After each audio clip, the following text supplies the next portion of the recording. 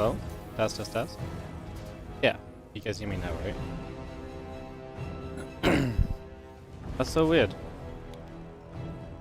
That was, yeah,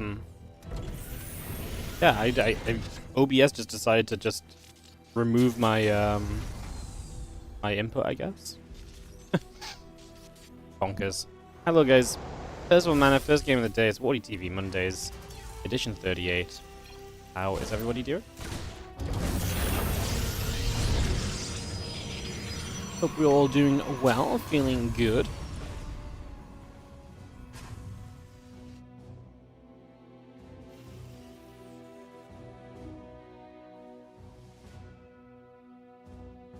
Hope everyone is excited for some StarCraft. We're back. Obviously, we've been gone about a week or so. But yes, we are indeed back and ready to play some games and enjoy some StarCraft and all that goodness. So, Gross Papa, thank you so much for the 33-month resub. Sinister on the 9-month resub as well. Thank you so much. Appreciate it. Thank you. As we take a few moments. My sound is not working there either. Hang on, give me a second.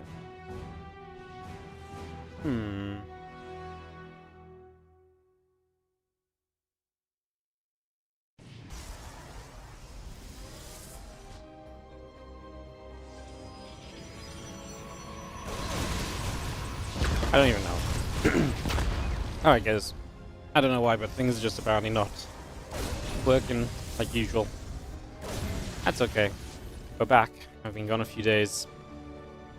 I was in Krakow. We were at Kalaris' wedding over the weekend, so, you know, blame Kalaris killing StarCraft 2 by making us go and celebrate him rather than casting more games.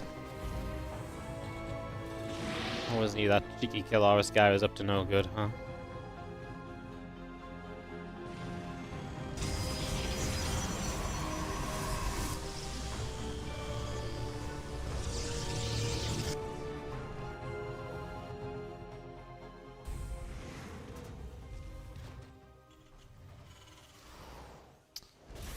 FPS is low. That's just because I'm tabbed out. Because I'm pretty sure my my subscription dings just aren't dinging, but I don't know why. I've got absolutely no idea. So I was just tabbed out trying to figure things out. I actually have no idea though why they're not dinging. So yeah, what's a new one? I'll have to figure that out at some point. It's up to BF4. Thank you so much for the 28-month resub. How are you feeling today about Jimmy and Motorsports? I hear that pretty great. Yeah. Is this just a EWC meme that I'm missing out on from not being here this weekend? I guess so. Couple probes going down, some damage being dealt. And let's just have ourselves the Stalkers holding our position. I'm going to turn those few units away the other direction.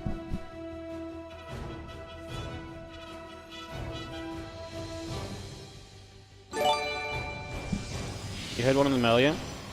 So you guys are hearing it, but I'm not. I see.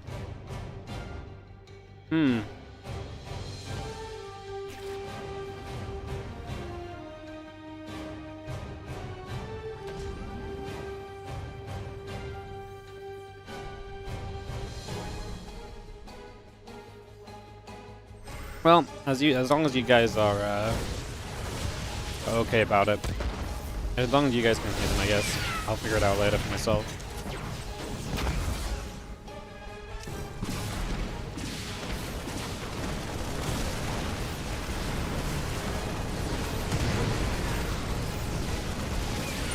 As you can see, Festival is setting up quite nicely across the map, and man, it's kind of in some trouble. Plain and simple.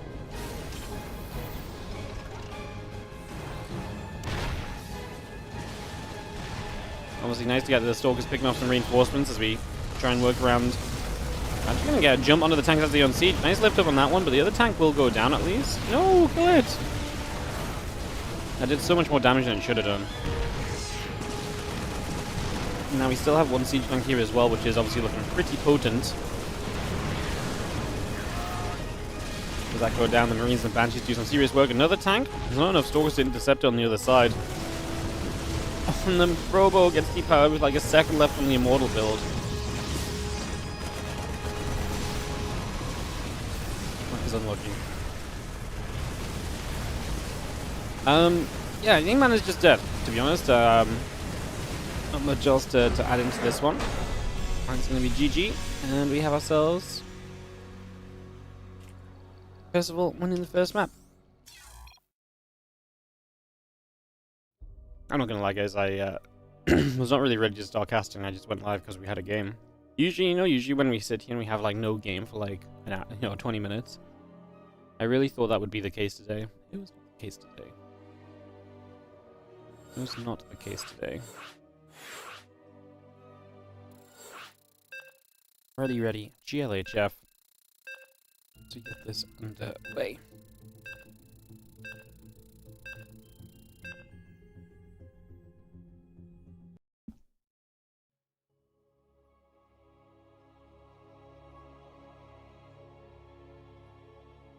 How's everyone doing in the chat? Hello, hello, hello. Sorry, I am a little bit all over. Kind of started. Didn't help that we went live and there was no audio. That's a classic.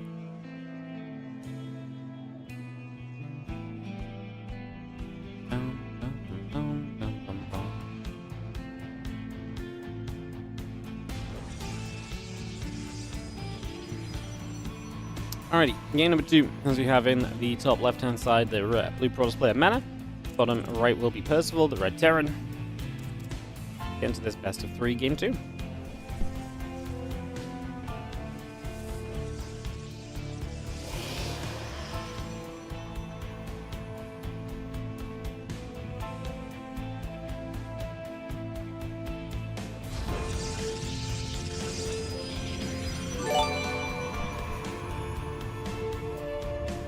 It's definitely dinging, it's just not dinging for me. That's so weird.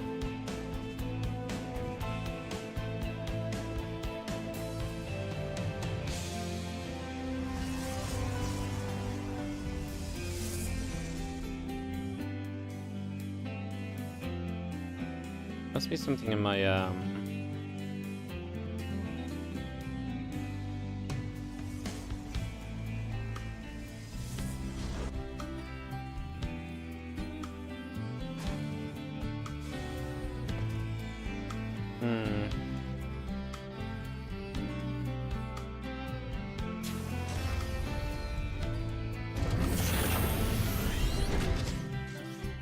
Oh, whatever. Alright, guys. Taking chest for the 65-month resub, and yeah, we are back at it with a game 2. WardiTV Mondays 38. That next Cybercore come up. The assimilator's finished. Factory on the way. Tech lab coming through. SCV heading out down the bottom left side. Those are just going to be a little cheeky and sneaky. There's a Reaper moving on the map as well.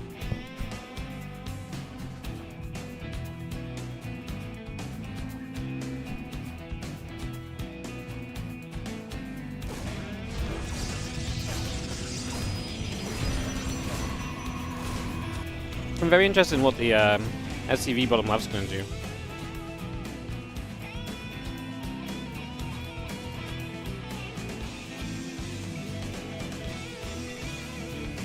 There was no need for it to be moving back out onto the map, so yeah, I'm kind of curious. Armory. That's definitely unexpected. What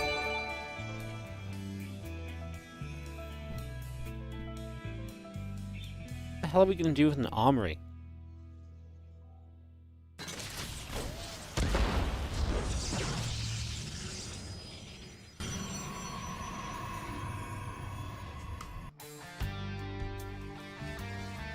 I actually have no idea.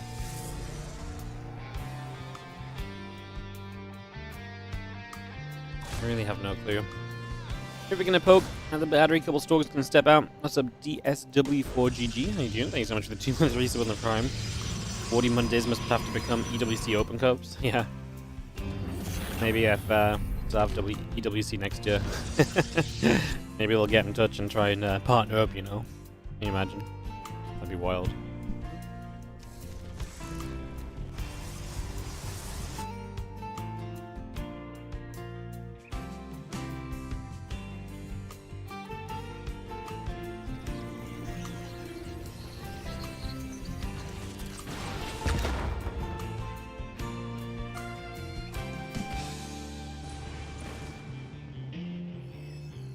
Maybe not really doing much. Blink on the way. Obviously, that drill close coming up is going to be the kind of plan right here.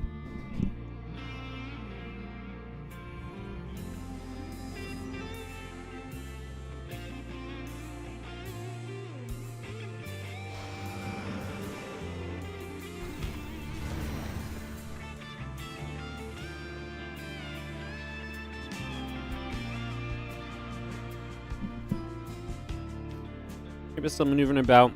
Drilling close on the way up. I say we'll see what this drilling close can get done in the next few moments.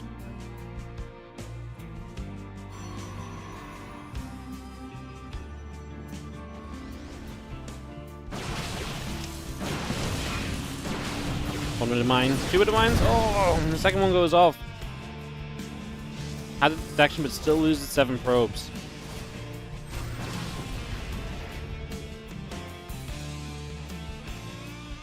I think that's just a timing thing for mana because the drilling claws obviously fires sooner from dropping out the medevac because it burrows faster. And so I think mana just thought he could get them both, but obviously not actually the case. Maybe lose a chunk of probes right there. The only good thing for mana is that obviously Widow Mine Drilling Claw investment is not something that helps you defend here right now, so opportunity to get some good damage done. Medevac will go down, Stalk's pulling back nicely.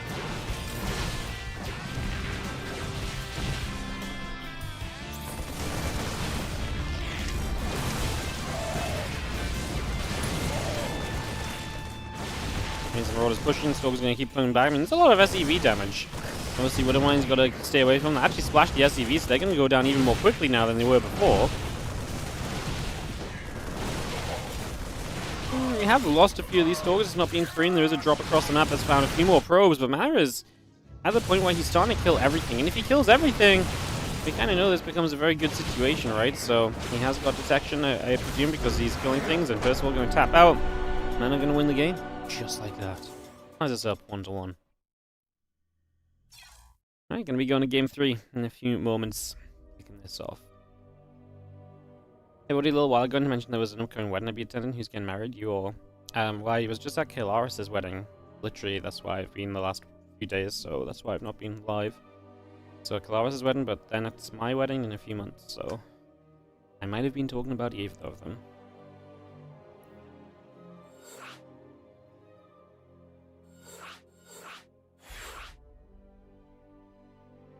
I was going to say, what is the... There's a community leaderboard in YouTube chat. I have no idea what this is.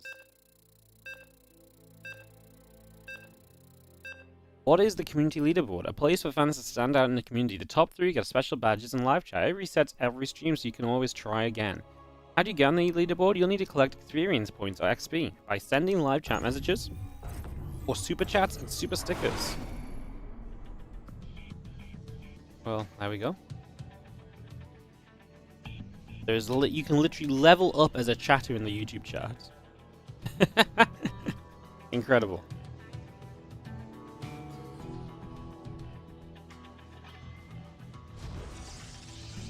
Incredible. Alright, game number 3 of this best of 3. As I kick this off, and in the top right side it's Mana, in the bottom left is Percival. Opening match. A little bit of back and forth, although pretty speedy games overall.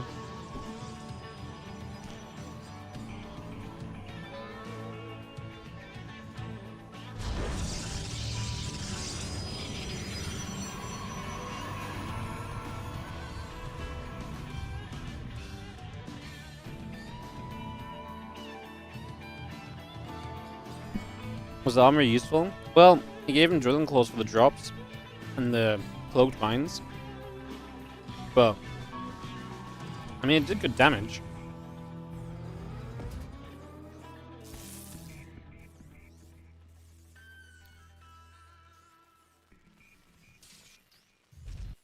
One question: if Summertime wins Bellum, for example, does the global qualifying invite another player from you? I have no idea, but I would presume so. Yes, I would guess it just goes to the loser of the tiebreaker.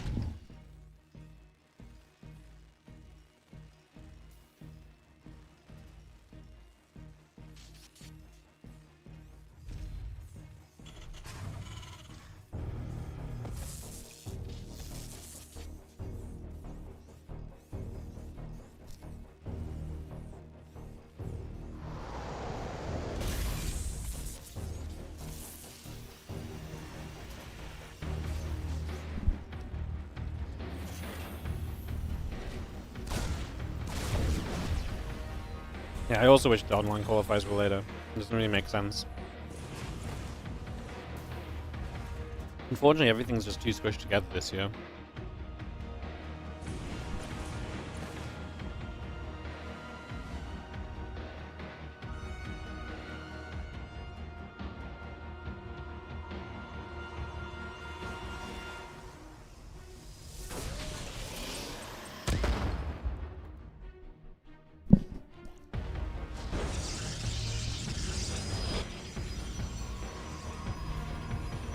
What's really good for Showtime and the other guys at ByuN Guns is that so many of the top players are already qualified now.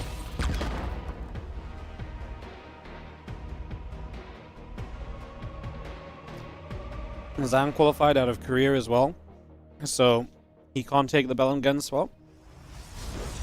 So it's like Clem, Cyril, Reynor, Zaun already qualified. I think there's a pretty good shot that Showtime potentially gets his EWC seed from that tournament.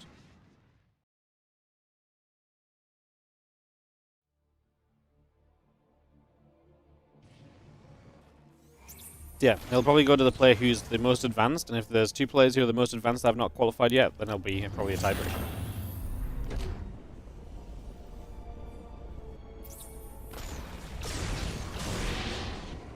Hallucination goes down. Continue moving on through as we settle into play.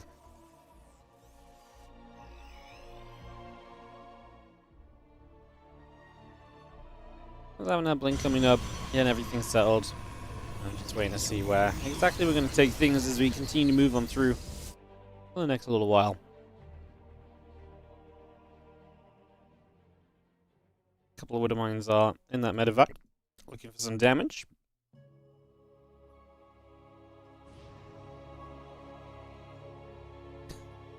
I love how we have the most active YouTube chat of all time because because there is a community leaderboard. The battle for number one. A couple of pros go down, by the way, as medevac gets through. 3xP's capped at 75. Oof.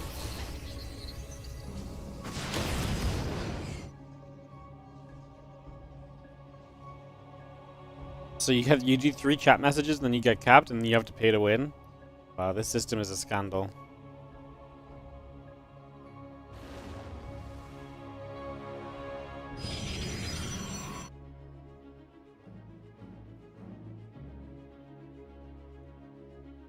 Stalkers heading down the map. We do have ourselves the lib and the stim coming through, so we are seeing some future plans already starting to develop right there. Temple Archives coming up as well from Man as he gets that ready. Charge coming up, the Stalker being added on. We have ourselves the rest of the Marine Marauder. Continue to come through, Tank and the Liberator continue to come about. Stalker's going to fire, hit the bunker a little bit. See our blink backs pretty reasonable across the board. And Stim still coming through. Got a Storm Chrono boosting as well right now on the Temple Archives.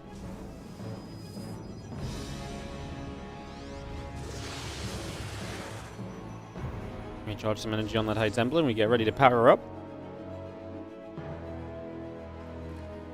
And Stim about to finish, +1 attack on the way. The Liberator comes through and toward the main base. I'm gonna get that Liberator sieging already and hitting the mineral line here. So a bunch of probes. Now the High Templar going down would have been nice.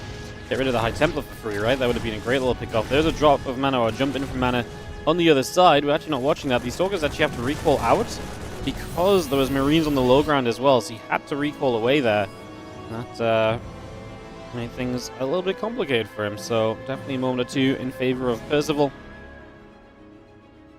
Let's just have the Medevacs, the Marines, the Marauders, Combat Shield, Concussive Shells, and +1. Bit of everything really just continue to come on through at the moment.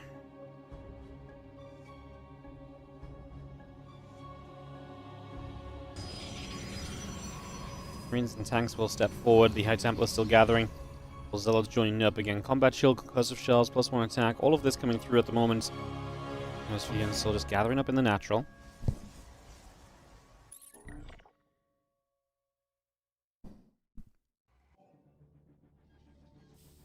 Have that concussive shell is finishing very shortly as well, so get that finished up. The Stalker's going to threaten the idea of coming forward there, and a couple of tanks get sieged. The Cyclone, low HP. Percival threatening with this main army. Can Mana hold this off? Can Mana deal with this attempt to be aggressive? As the Liberator going to siege onto the natural. Has Storm. Those two units, though, are just wandering forward. The Immortal gives itself up for no reason. Just an accidental kind of move forward there. Just didn't realize it was still chasing. They are going to lose the Pylon, the Cybercore, and Gateway. That seems like it's all very much so guaranteed to go down.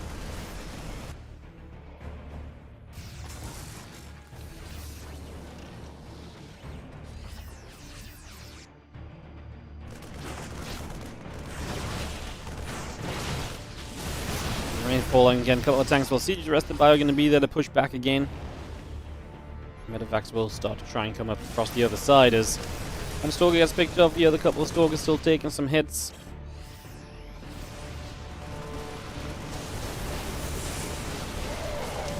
Nice storms across those couple of Medivacs. We will see the rest of the Bio still coming through. Another couple of storms coming straight down. It's actually really good storms. We're going to blink forward with these Stalkers. The only problem is the tanks are actually in pretty good coverage, so the Stalkers blinking forward gave themselves up, and now the High Templar need to be careful not to wander into tank range. We lose a Stalker and a Sentry. And his mana just a little messy around the edges, right? Rough around the edges, definitely costing him a little bit right now. Just a few things to be cautious of as these Fusiliers unload. Gonna go straight after the Siege Tank. Just loading back up, recollecting, regathering, getting set to go again.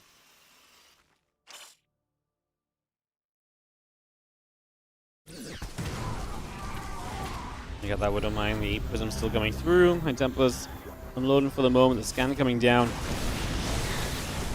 He stepped forward and a couple of storms come straight down. That Bioforce taking some pretty hefty damage. The Prism going to come over, and what are we going to do here? These few Marines getting underneath said Prism and absolutely pushing it back. The High Templars have to morph into an Archon, attempt to recall. The Archon will get away, but the Prism going down is just not fun. And Mana has very little supply in comparison to his opponent. His army supply is struggling, his economy is not where it wants to be. Mana is in trouble this game as Percival sets up into the Ghost and gets set for the next stage of this game already. Prepping with those Ghosts and everything else coming online here as we speak.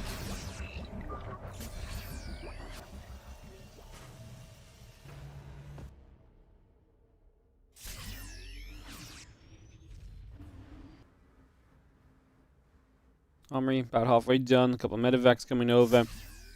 Ghost, the +1 armor coming up as well. We'll continue to bring that online.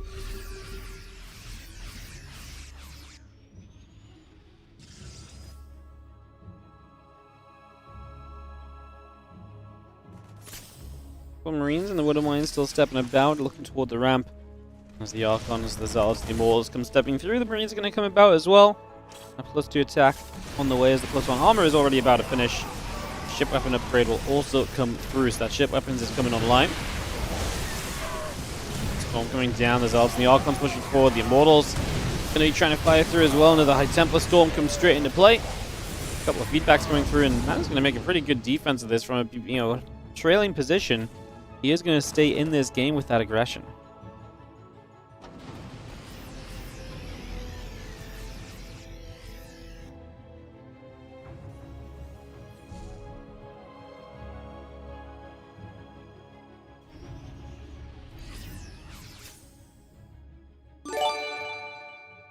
GG upgrades. Something that will help Percival out. He's down in an attack upgrade right now, but has the armor upgrade, so there's a little bit of this, there's a little bit of not that. So a bit of give and take on either side. What's up, Parabytes? Thank you so much for the 74-month resub. Hello, how are you doing? Thank you so much for the resub. Appreciate it. Thank you so much.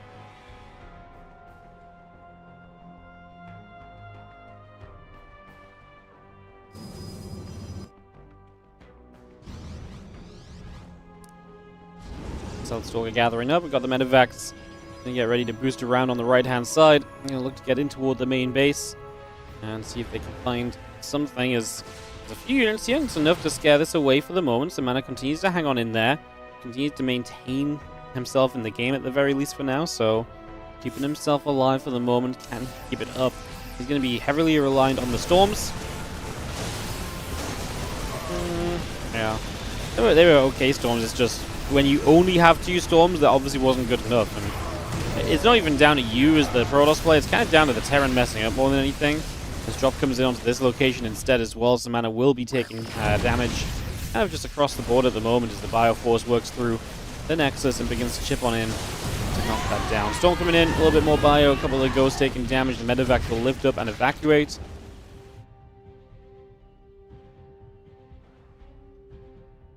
And 2-2 coming about, the Marine Marauder Medevac all coming in.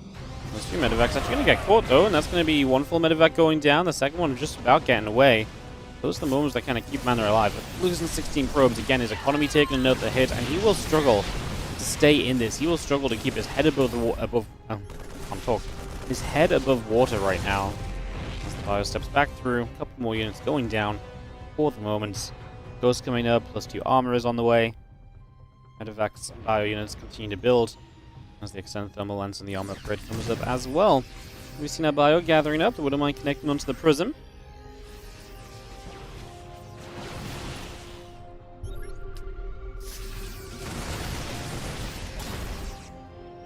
Bio will come together to get 1 Stalker. There's the High Templar unloading. There's another nice storm toward the Marine Marauder already.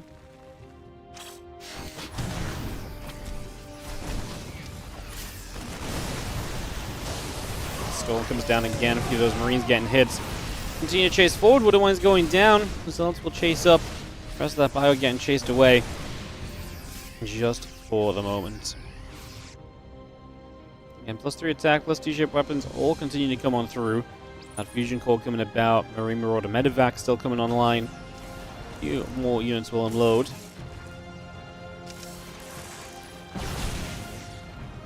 Bang bang, Widowmine still doing very well for themselves there as continue to set up. Percival's still comfortably ahead in supply. Again, it's felt like Percival's been in a comfortable position pretty much throughout this entire game, just had a lot of moments where he's not really moved in to take full advantage of the position he's been having, so he's taking some bad fights, unfortunately. This one's going to be a nice jump. Does need a bit of a storm, but Colossus, High Templar all going down easily. If Fusels are coming across here, that's not going to do too much. But the Widowmine shot going for an Archon.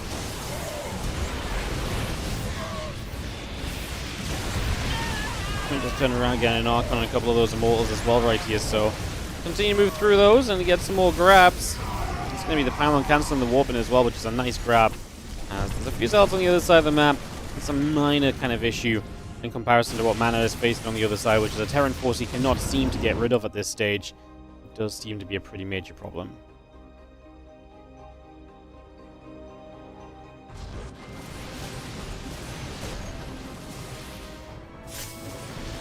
I'm going to recall into the main, which, I mean, definitely helps because you need something there.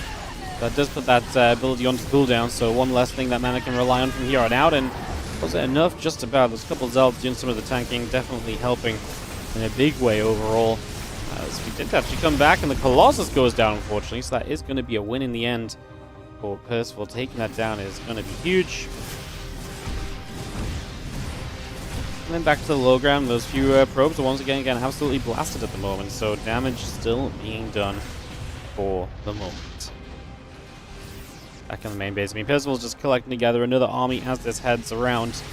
And just be coming up towards the 12 o'clock with that. The +2 armor coming in. It's going to start making a dive on toward this Nexus, so Nexus will take some damage. Taking some shots.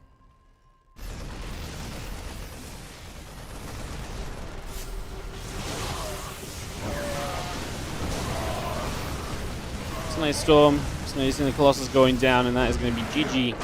Percival is going to take 2-1 victory in this best-of-3 series. GG's, well played. And does take himself through to the next round.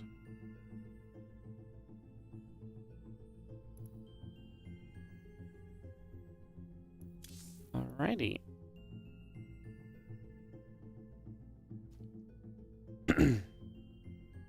Let me run some meds, guys. We will resume. What's going on in the bracket? Percival will play Hero. ByuN will play Creator or Eba. Rogue is playing for Classic or Rebellion. I feel like we can do better than Percival Hero. I think we should go for like Rogue Classic or something, maybe. I think that'd be kind of nice. Rogue's like our only Zerg in the bracket today unless Eba upsets Creator, so maybe we just raid for like a Rogue Classic matchup. That might not be so bad. That might not be so bad. The ZVP action for us, perhaps. Way for us to go today.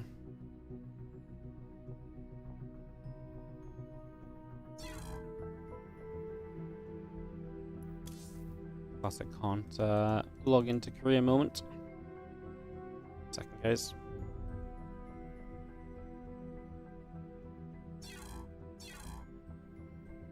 Double check there's no admin issues. There are not. What's up, Andy Figueroa? Thank you so much for the 10-month resub. It's really bugging me that I can't hear my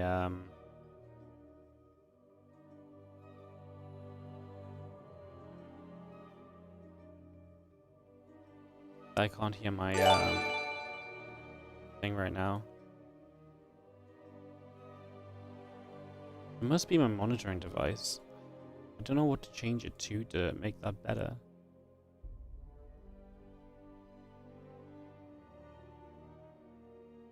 I'll try that. I'll see if that's any better next time someone subs. Thank you so much, Andy, for 10 months, and thank you, Ian, for the 51 months. Appreciate it, guys. Thank you for support. I hopped over to Korea. I mean, Classic just went in-game, not with Rogue, but with Rebellion. Maybe we should just go and go Hero Percival, just because it'll give us a game ready to go right now. Maybe we could do one game, then maybe we could catch Classic Rogue starting up or something. Definitely some options for us to see. Because, like I say, Classic just went in-game, so we're guaranteeing ourselves at least a certain amount of time we'd have to wait. I believe he's only playing PvP, but yeah, you know, it should be fast, but then I say it should be fast and it takes like an hour and it's like, cool story. So yeah, maybe we just go Hero versus Percival.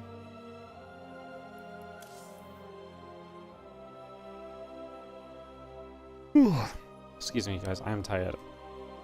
I actually slept good last night, I'm just so tired off the last few days. This little trip away has been, I haven't slept well. So I'm freaking tired.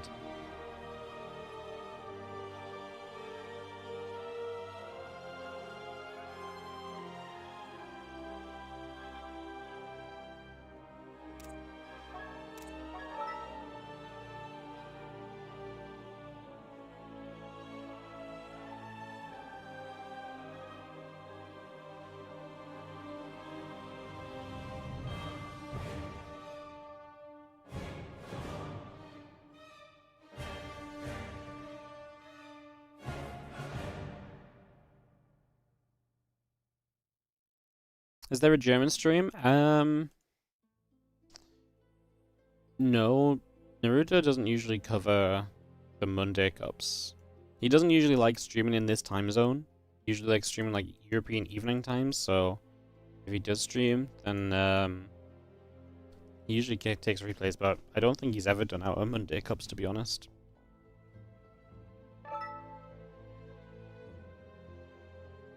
So yeah. Why isn't Max Pax in this one? Yeah, I just doesn't want to play today, I guess. Just doesn't want to play today. Are we gonna go Hero Percival? I had to invite them in so they could see each other for videos, so we'll just do Hero Percival. Why not? It's gonna be ready to go in a couple of moments, which is the main thing. Means that we have a little downtime. We just get straight back into it.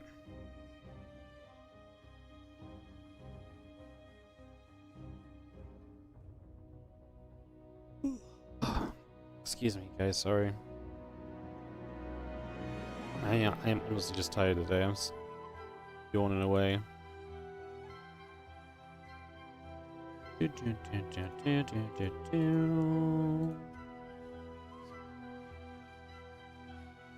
Who is Celcidus? I have no idea.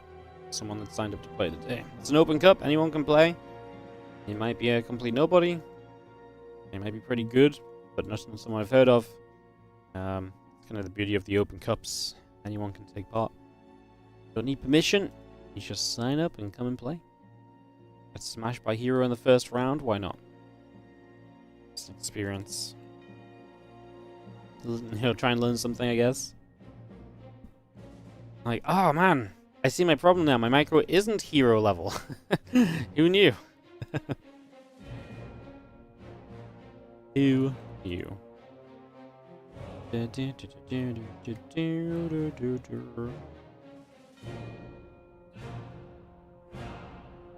bum, bum. Is there a reason they changed the names from minor to B tier? On Wikipedia? I have no idea.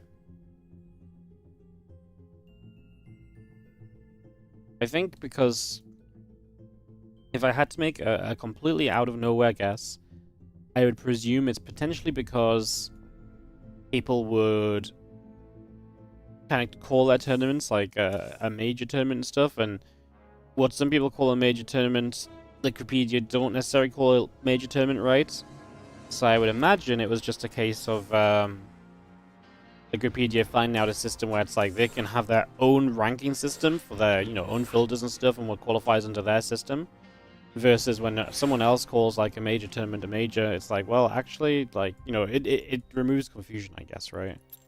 Using a system now which doesn't cross over with how people will kind of typically explain things or describe things, so yeah.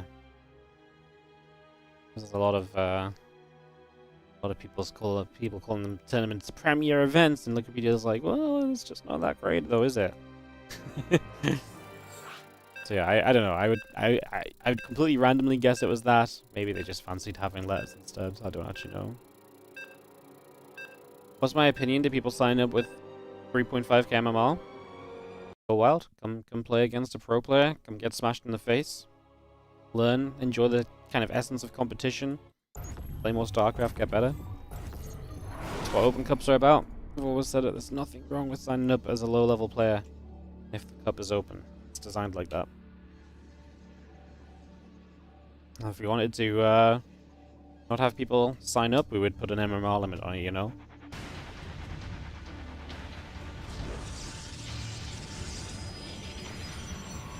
At the end of the day, 99% of the time, if you sign up as a low MMR player, you do not hold up the bracket because, quite frankly, usually you get paired up against someone pretty good and you get kind of smashed in the face.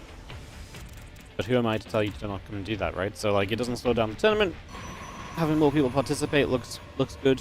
I don't know who to. No one actually really cares how many people play, I guess, but I guess in a way it looks good to somebody out there. Yeah, I don't know.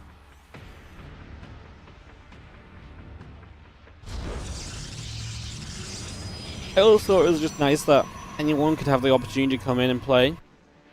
And potentially play against their favorite player. Get tournament experience, get the kind of feel for competition, and then use that as motivation to get back out on the ladder and play some more and try to improve and come back again next week, Like, yes, are you the complete underdog? 100%. Does that mean you can't come and have some fun and kind of play in the competitive setting? Absolutely. Like, I played some DreamHack. I had no freaking chance of doing anything significant. Should I have just not played? No, it was a fun opportunity, So, yeah. It's just, like I said, it's absolutely fine. I personally only think it's a problem when there's so many lower level players signing up that, like, maybe say for example 2 lower level players play in the first round. They play like a 1.5 hour epic series. They play like a 45-minute game 1, a 45-minute game 2. Maybe then it's a little bit like, that had no effect on the tournament apart from slowing it down. But like I say, that's the essence of an open cup, right? So if it happens like that, it happens like that. That's still you getting a chance to win your first round. So ain't nothing wrong with signing up as a low-level player. Ain't nothing wrong. Stalker and Adept on the way out. We do have a proxy gateway here from Hero looking to apply a good amount of pressure super early in this game.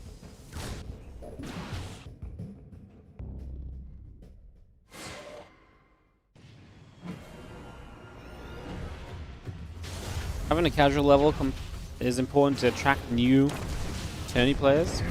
Yeah, I guess that's true. No, I honestly, there's just zero reason not to allow it, right? Like I say, it's not like this is the longest tournament of all time. It's not like, having an extra kind of series here and there from some people signing up is going to make this last all day or something out of nowhere, so yeah. This is pretty brutal for Percival as the bunker went down. SCV's taking damage. Adept going to try and shade up. Tank shot firing from afar. Nexus still coming through. Mirage going to be using the SCV.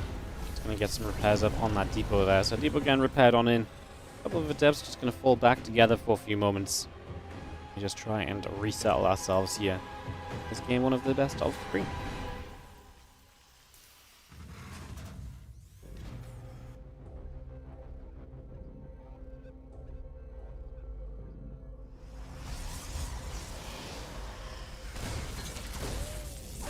They're going to fire a couple probes, taking damage, starting to go down. Seeing the shots coming about, and those probes taking some hits already.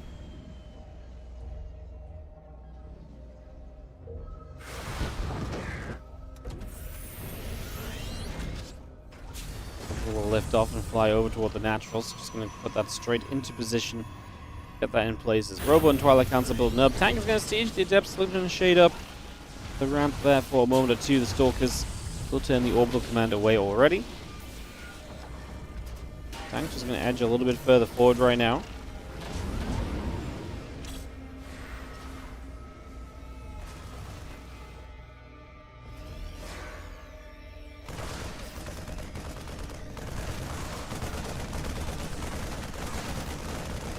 It's going to be a dead Adept, so it's a nice little grab of Percival, but Hero still has plenty on the low ground, still applying pressure.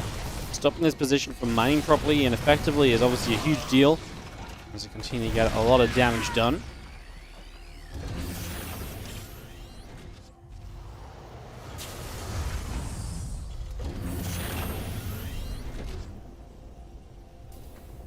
Charge coming about, Prism on the way.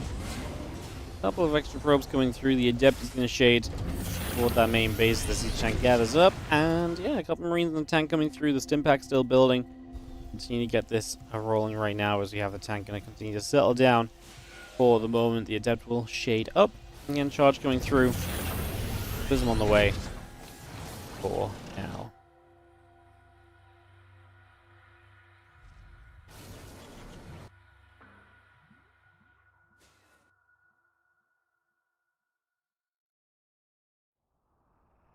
Temple Archives is on its way up, so again the Temple Archives on the way in, add that charge on as well. Medevac will come boosting through. The couple of Widow Mines will unload one, will unload two. Probes just going to pull away immediately. Bang, bang, and a couple of probes go down with immediate effect. The Stim Pack and the +1 still coming online. And again, the Racks, the Marines, the SCVs, the Reactor continue to come through as the Adept will settle up a shade, head through toward the natural.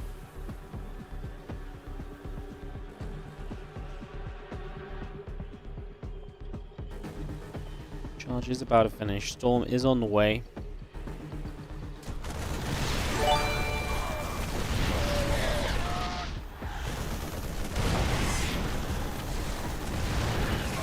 I was going to get straight towards the siege tank there. The few Marines coming across and chasing the Prism back out the right-hand side.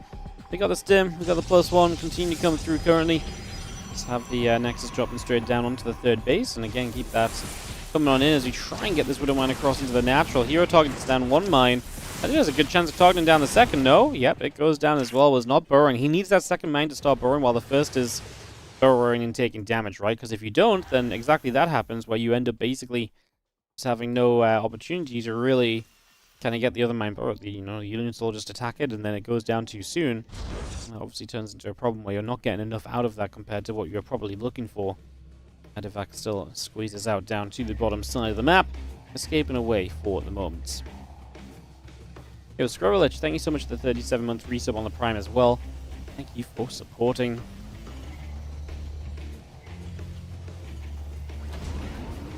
Water Mine loads up. Medevac going to boost over to the side.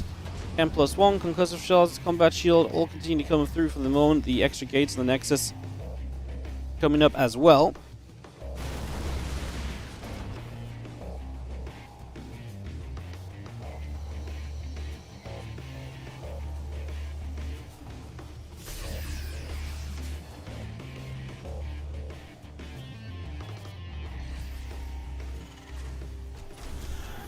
Prism unloads. Zell's going to go after the SCVs.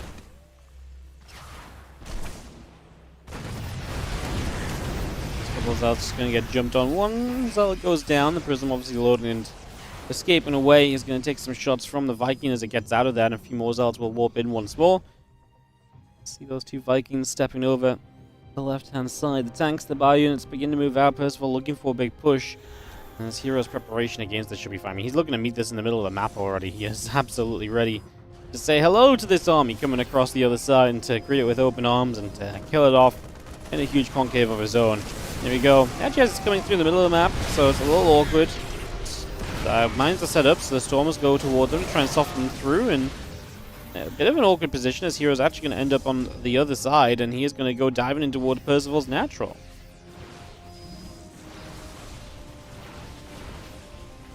A couple of Automine shots coming through. Going to see the Immortals and so continue to come about. Storm coming down on a few more units. Storm going down. High Templar still going off over to that right-hand side. Another couple of Vikings coming about for the moment. High Templars unloading. We just have a little bit more Marine Marauders stepping about. Tank Mortal going down. The Sentry going down.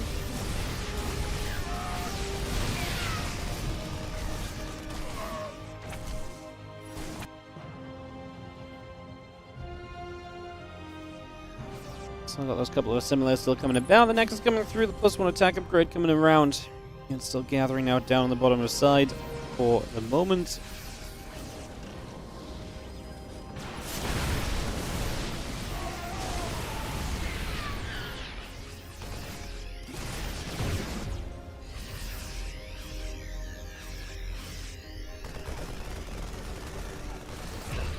If it gets knocked down, just going to be seeing Hero still pressuring and threatening for now.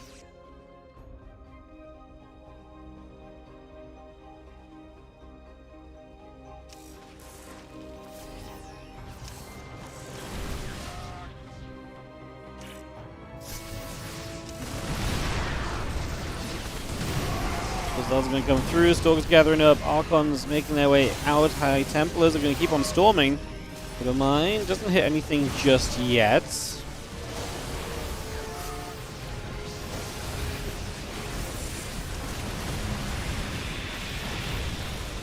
I mean, Percival is doing what he can. I mean, there's a couple more from Archons, obviously just kind of tanking shots at the moment and starting to go down.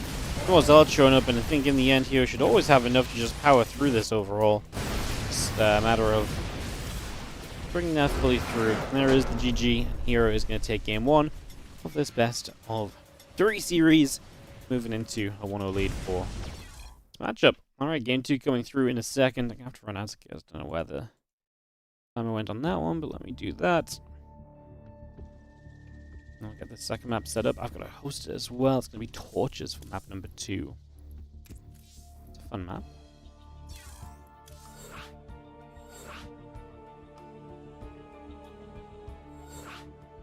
Also, that did not fix my problem that I had. I did not hear the ding from the last sub still, so I don't know what's going on. And if you just turn it back and just leave it, and it'll just fix itself tomorrow.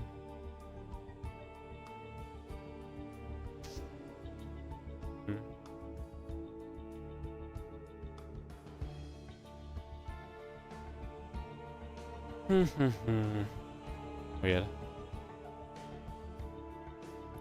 Players are ready. Let's get into game number 2. With this best of 3, Hero leading 1-0. Full round of 8 set up, by the way. Goblin versus Cure, ByuN versus Creator, and Rogue versus Classic all happening. So all of our round of 8's taking place right now. Just to keep you all updated. We'll kind of be speeding through today. I guess we're going to be heading into semis probably after this already. So maybe we'll catch the other half of a round of 8 matchup somewhere. But that's where we're kind of looking to be right now.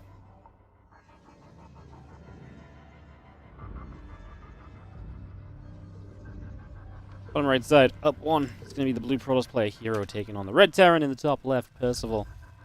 Get this underway.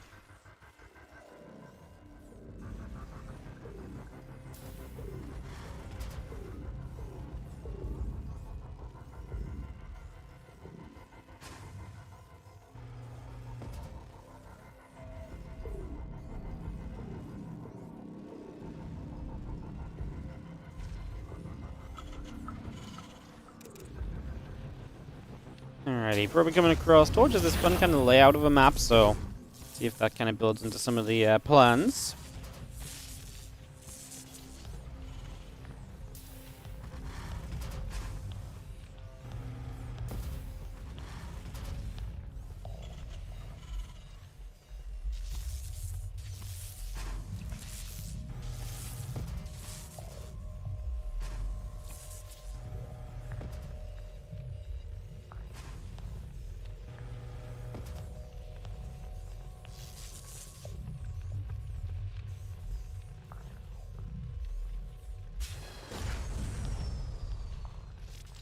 SCVs really won that probe. It's a bunch of SCVs pulled to get it. We get the kill! Yes, we do get the kill, so probe goes down. Not the end of the world or anything from Hero, but fun little start. And Reaper and the Orbital coming up, the next and the Cybercore coming in. We got that probe on as well.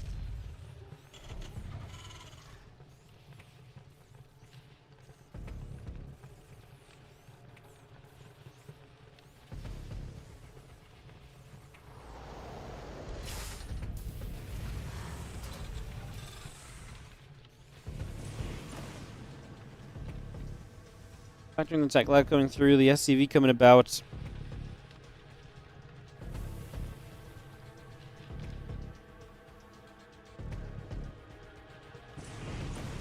Triple hop sub just heading toward the natural already. The Adept gonna step over as well. We'll just see the Adept gonna fire and the Reaper gonna take a few shots.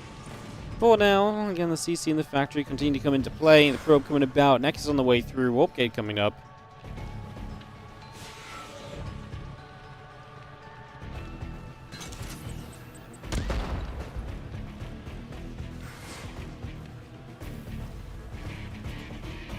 Cyclone building, the Starport and the command center building in as well. We continue to get that going. There's the robot facility and the probes coming up also.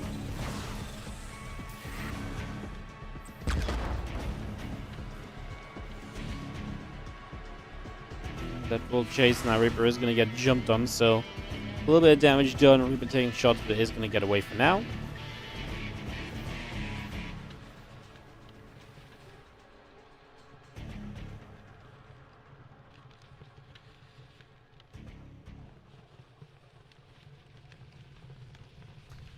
Back down the bottom, again centering the warp gate coming through, the observer coming up. We had a gateway into place. Continue in with that just for the moment. So again, a little bit of preparations here. We're going to get the mortal out nice and quickly, so we'll put that to work.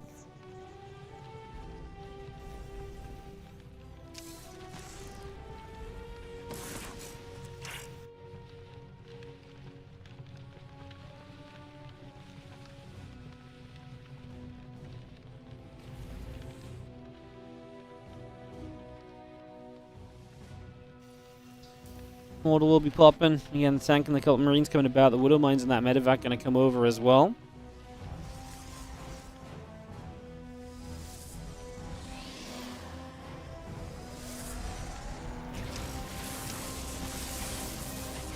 Mine going to fire. Just going to get a probe. Going to get another probe. So a couple of workers going down already. And Raven, the Marines continue to come about for the moment. Seeing the army starting to get out into the middle of the map, so Hero going to go the other way, and with that Immortal mixed in.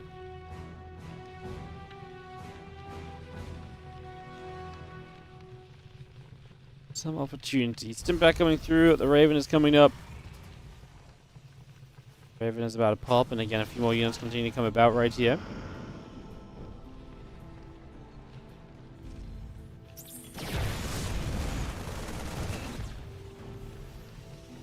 Get rid of the gobs, so it's a nice little starting point as medevac continues to come across.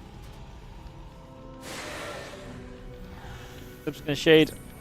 See the Cyclone. Focus on the fake Immortal. That's actually huge. He's actually fully killed a Hallucinate Immortal. That's so much wasted damage output. As Hero gets into this natural and is looking A-okay to knock through for a Game 2 victory. 11 SCVs already go down. The Widow Mine drop has responded to. Hero dealing with that well. As he continues to step up, he is going to play cleanup. He's going to get rid of everything. That will be GG. Hero goes through to the semis. So, semifinals for Hero today. Really too surprising. see him move on through there, as he'll be taking on the winner of ByuN and Creator.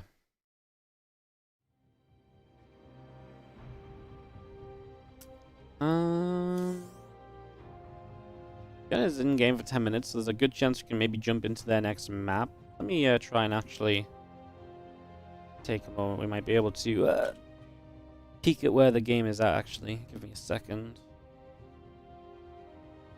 They're in game 1. Oh, it's looking very good for ByuN. In fact, ByuN might win in the next couple of moments, so if that's the case, we'll jump into game 2 of that, and I'm going to take a break. Well, I'm just going to run downstairs and grab a drink. So, yeah, I'm just waiting for this to end, because ByuN is literally... Well, I felt like he was pushing for the win, but he's going to stop. Typical.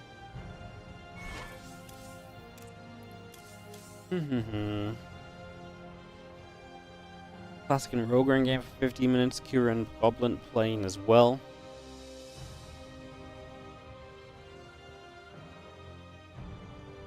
I'm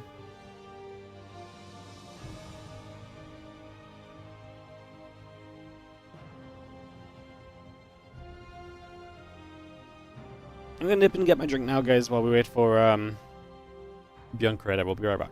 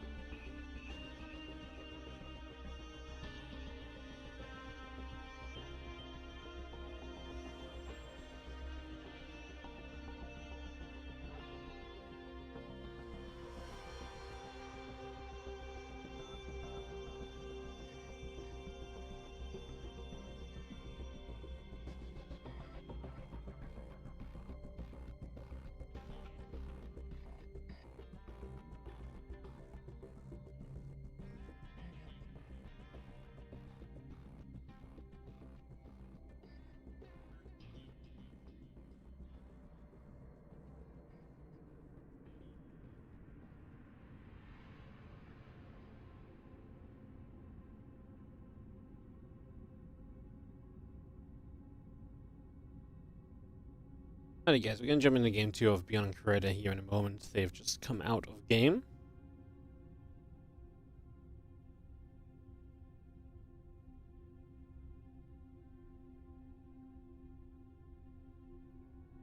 Just waiting for them to host up and we'll join game number 2 of their series. As ByuN is leading 1-0. Alrighty. Yeah, I wanted to catch Rogue Classic as well guys, but they're in the 20-minute game. I don't know if it's game 1 or 2, so I'd rather just jump into ByuN Creator because we know for a fact it's going to be happening now, and yeah. It's probably going to give us a smoother day of games in the end, so we'll jump in here. And yeah, apologies. I also wanted to kind of catch Classic Rogue from the start, just wasn't lining up, so some days it be a little bit like that.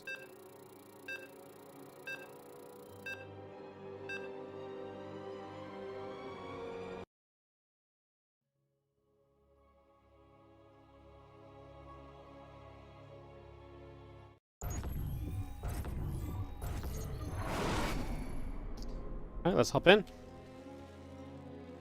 Bottom left-hand side. Taking a win in game 1. It looked like he was kind of leading the entire way through that. I saw he's just playing it very safely toward the end. It's going to be our red Terran player ByuN, taking on the blue Protoss in the top left of Persephone in this game 2. It is Creator. But ended up losing by making a last-ditched all-in effort, but into a position that ByuN was just always going to win out in, and was able to succeed. So ByuN gets that 1-0 lead for himself heading into this game 2 now. Getting this up and rolling. People are going to be finishing Gateway and the probe on the way out. And the barracks coming down as we get ourselves settled and sorted for the first few moments here. Get that all underway.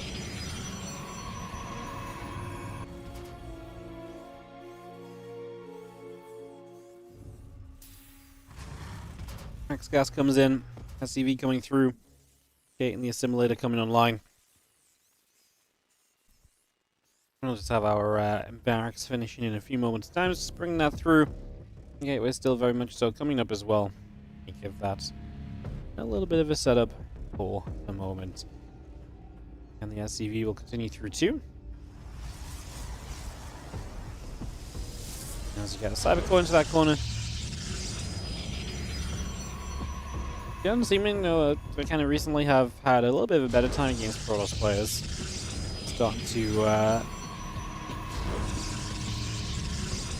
see that he's been able to kind of get some more consistent wins in this matchup again. There's definitely a while where he was not having a great time across the board, to be honest. So yeah, definitely something to think on.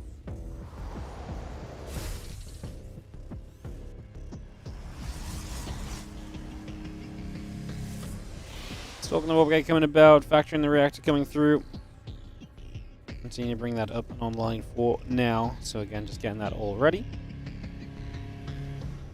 Stalker Corona boost on the gateway. Cybercore coming by. Factoring the CC coming up. Add an SCV on as well. Need to get that rolling.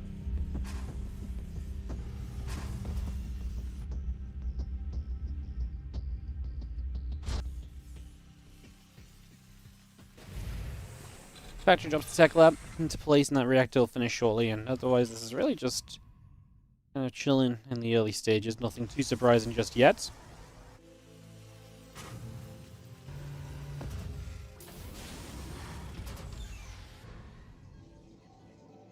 And Chrono Boost on that probe, so continue to bump that out. Twilight Council coming along, Hallucination still moving across. Again, the warp gate is coming about. Continue to get settled in. Just for the moment.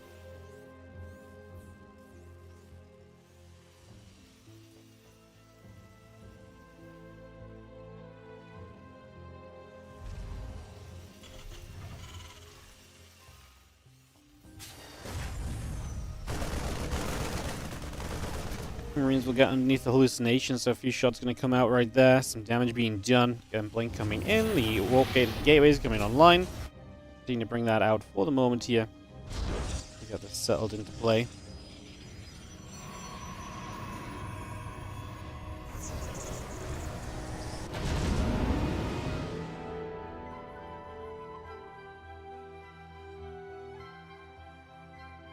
Medevac loads up. I'm gonna go straight across. So ByuN looking for some damage already. If he can get the medevac in, wouldn't mind a few Marines. Gonna be seeing the medevac unloading, and a couple of those probes obviously in danger, but with the Stalkers here, it's enough Stalkers to really scare this off. So I'm not gonna really stick around for it that much. I'm just gonna pull back, and for the moment it seems that will be that. Hallucination fades. A few more Marines gonna drop out at the moment. Wouldn't mind burrowing up, and the few sentries taking some damage as well.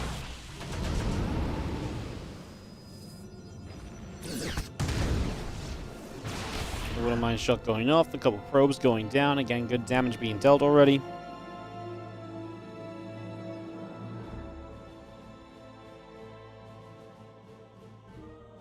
We're really going to come up that left-hand side.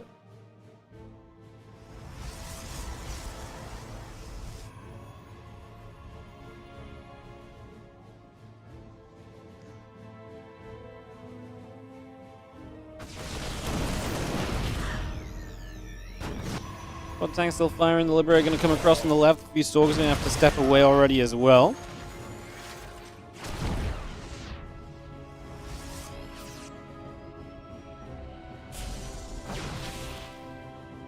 Stalkers will just continue to chase that Liberator over to the side for the moment. So again, coming out, coming across. Oh, a few moments. Marines, the tank's going to come showing up, and we are going to be seeing the Stalkers just leaping on top of them. ByuN's army is going to get taken out. How many Stalkers can he get? Can he make this a worthwhile commitment? Not really, because now Blink's off cooldown. And so any Stalker he gets low is just blinking away. He does kill one there, as Creator just is probably looking elsewhere and focusing on other things, maybe the warping across the map, as he preps himself to go counterattack following the losses of ByuN. So he's going to look to try and capitalize here in the next few moments.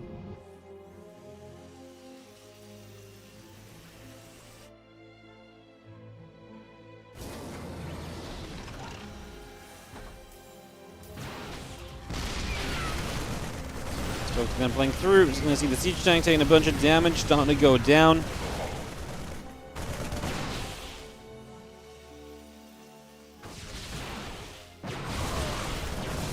ByuN still gathering together. Stalker's going to get pushed the other way. SCV's pulling out, obviously realizing here that we're definitely in a state of needing to play a bit of defense, to put it simply.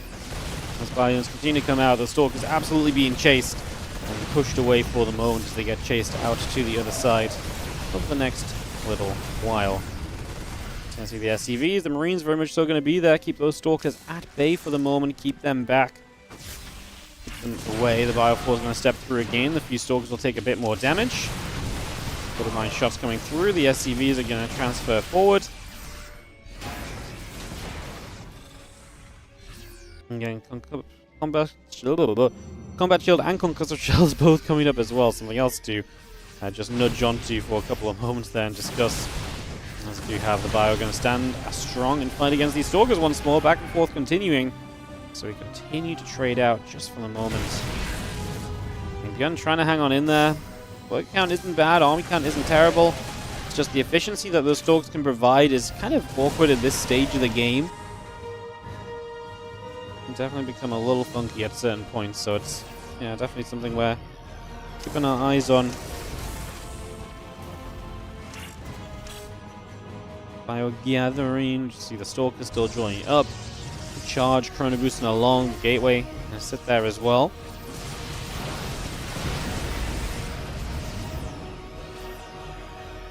ByuN still gathering around also, again trying to see what exactly they can get up to for now. As we get another couple of warp-ins still coming through, the ByuN's here going to spread out. I mean, there's a lot of units being warped in there, just being kept back for now as Creator as he tries to come in with these Stalkers. As charge finishes, I imagine we're going to see this commitment collapse in onto ByuN's position. And we'll see if this is something which, you can utilize here as Creator to kind of step through, get onto that base, get onto this army, and really make a difference here. So, ByuN will step back. A couple of the Zealots already taking some damage. We do have the Stalkers coming through, a Storm coming down. ByuN is having to split away already. A couple of other Zealots coming in. Another Storm coming straight into place as well.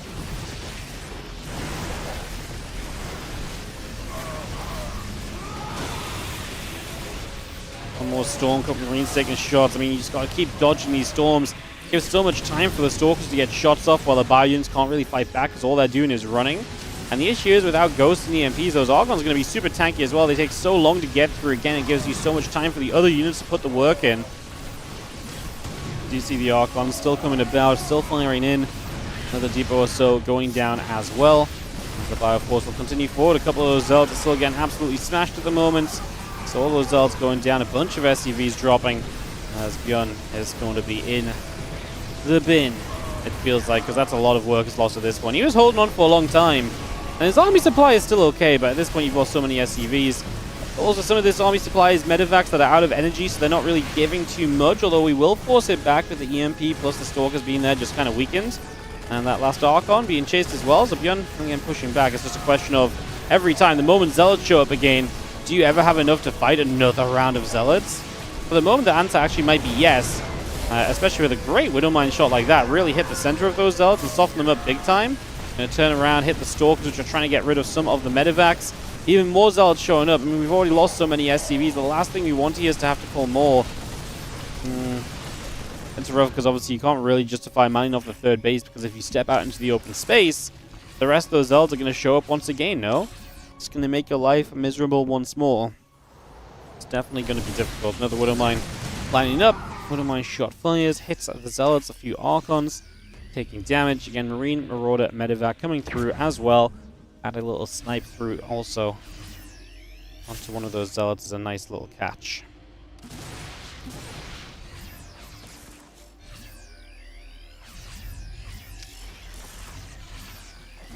Burrows up, so just going to get chased away.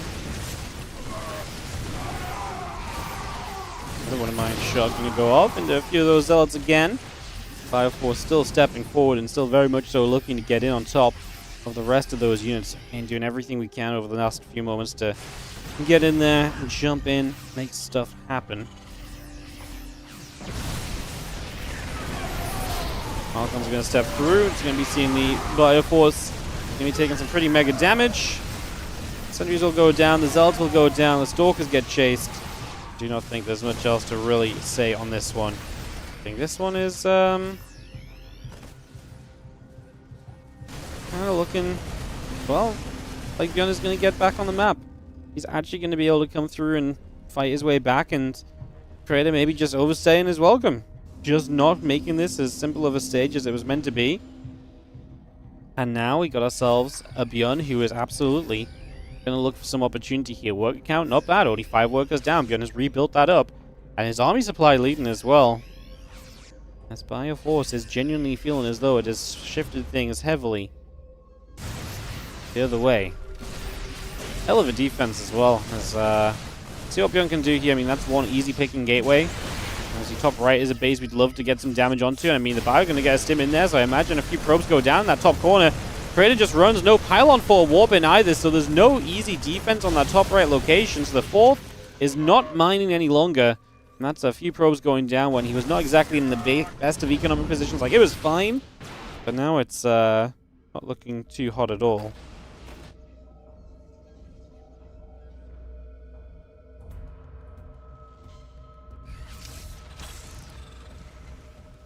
Bio gathers back over. Medevacs will be healing. And some work being done there. 2-2 upgrades coming about. Stalkers and Sentries getting warped in still as we get ready to push down the left-hand side.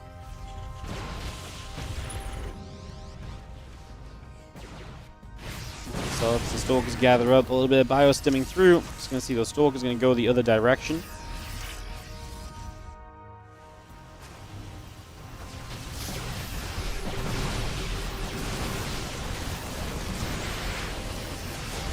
See, if these storms can be good, then that is still the kind of the hope for Creator that you can get some good storms and take some good fights. EMP is obviously available. We've got the Bio, a little drop on the other side, getting some work done as well. Still ByuN dancing back and forth, figuring out where he can commit to, what he can get done. We have another few Zealots just warping in for the moment. So again, a few more warp-ins. Stalker still trying to step up. SCV taking damage.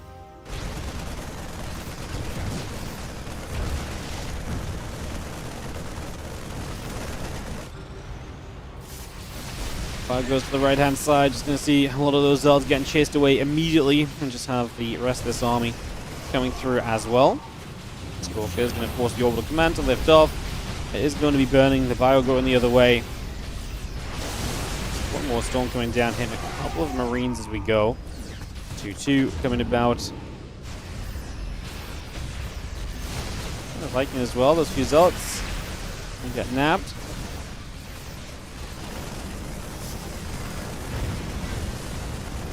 These probes are getting absolutely blasted, by the way. They are getting destroyed.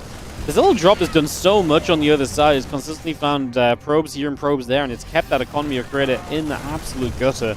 A total of 35 probes left right now. Creator does not have any workers in production. He's committing to units, and he is just going to have to send it on one large attack to try and end this. Yeah, there's base lifted of ByuN, sure, but I don't know, man. Like, the armies are pretty similar. Yes, you probably can do well here as Creator in a big fight.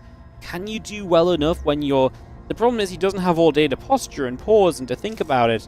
He's kind of just got to take whatever position he gets here and just go with it. So it's not like he's going to have multiple attempts to set up the correct fight, because every second that passes is a very bad second numbers-wise for Creator, and is definitely going to take a lot of the opportunities kind of continuously away from you here, so...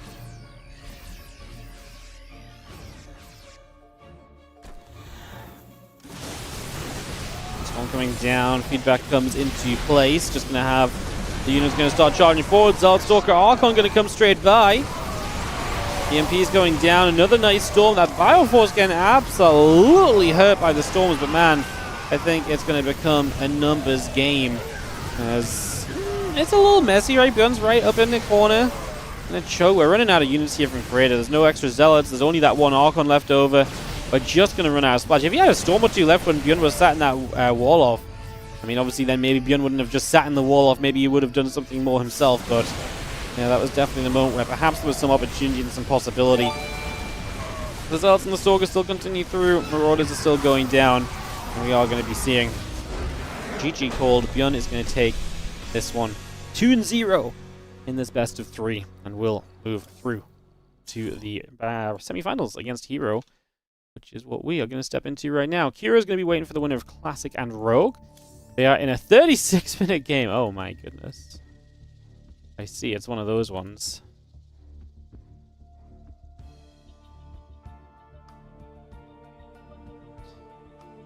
It is one of those ones. All right.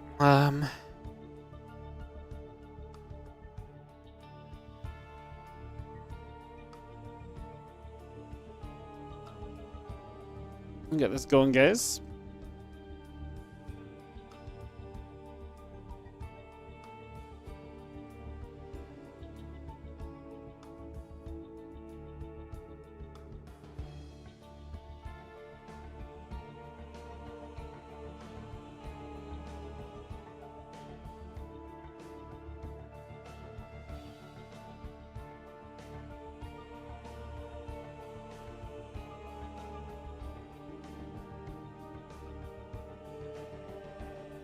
That guy's just gonna sort out.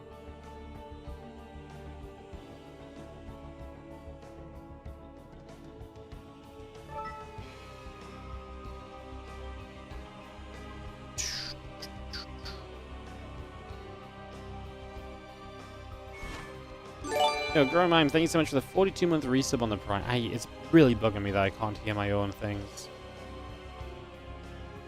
Really don't know why. As well. I have to reset things. Apparently Classic is just going into Game 2. And yeah, Gromine, thank you so much for the 42-month resub on the Prime. Appreciate it.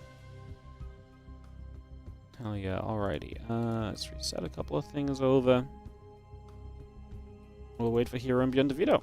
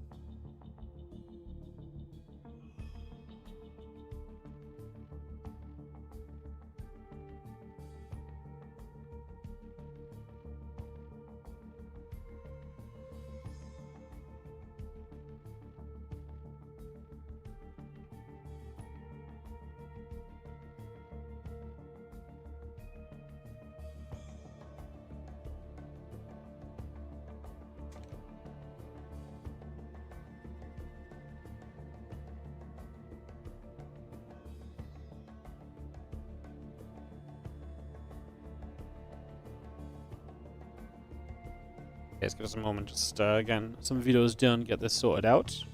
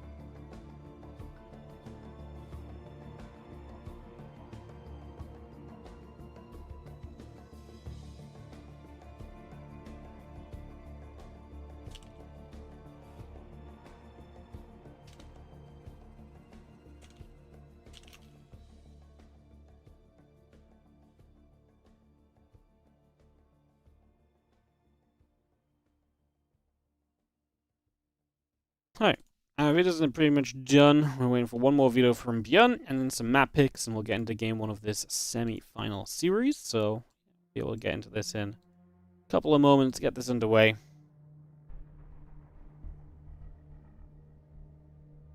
Get this started up.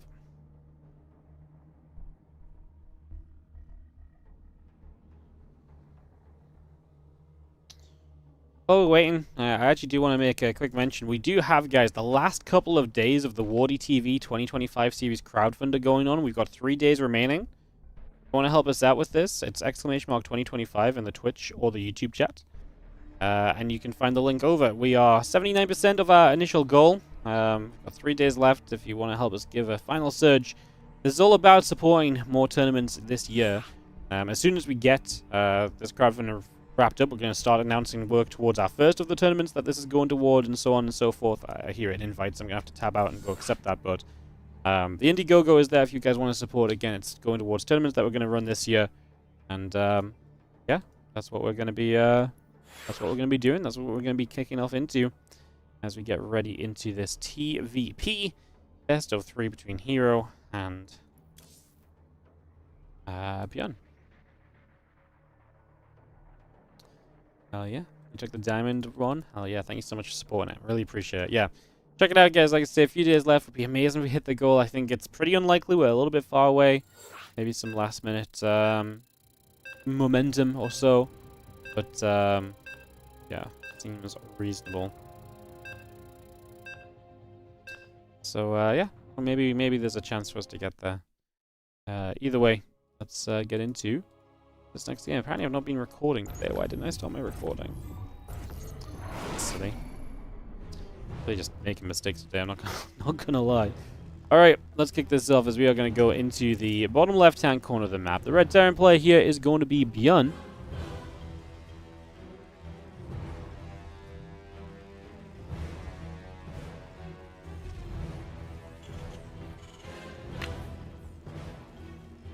And his opponent in the top right-hand corner of the map will be the blue Protoss player, Hero. Can ByuN get some TVP in his favor against Hero? That will be tough, but maybe not impossible.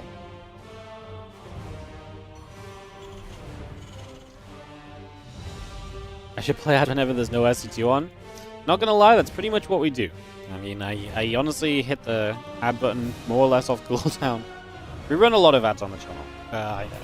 Full transparency, we need to. It makes up so much of our revenue. Ads really do just help so much and kind of keep StarCraft going. Like, it's as simple as that. It's not a lie. It's not some kind of fancy charade. Like, we run a lot of ads because it makes us a lot of money relative to the support we get from subs, etc. You know, if ads were making up like 10% of our income, then sure. You know, I may not run as many, but they make up a significant portion of what we make, and that money is needed to keep on running events, funding prize pools. You know, we're already guaranteeing $25,000 of prize money in the 2025 series. That doesn't account for what will be close to, you know,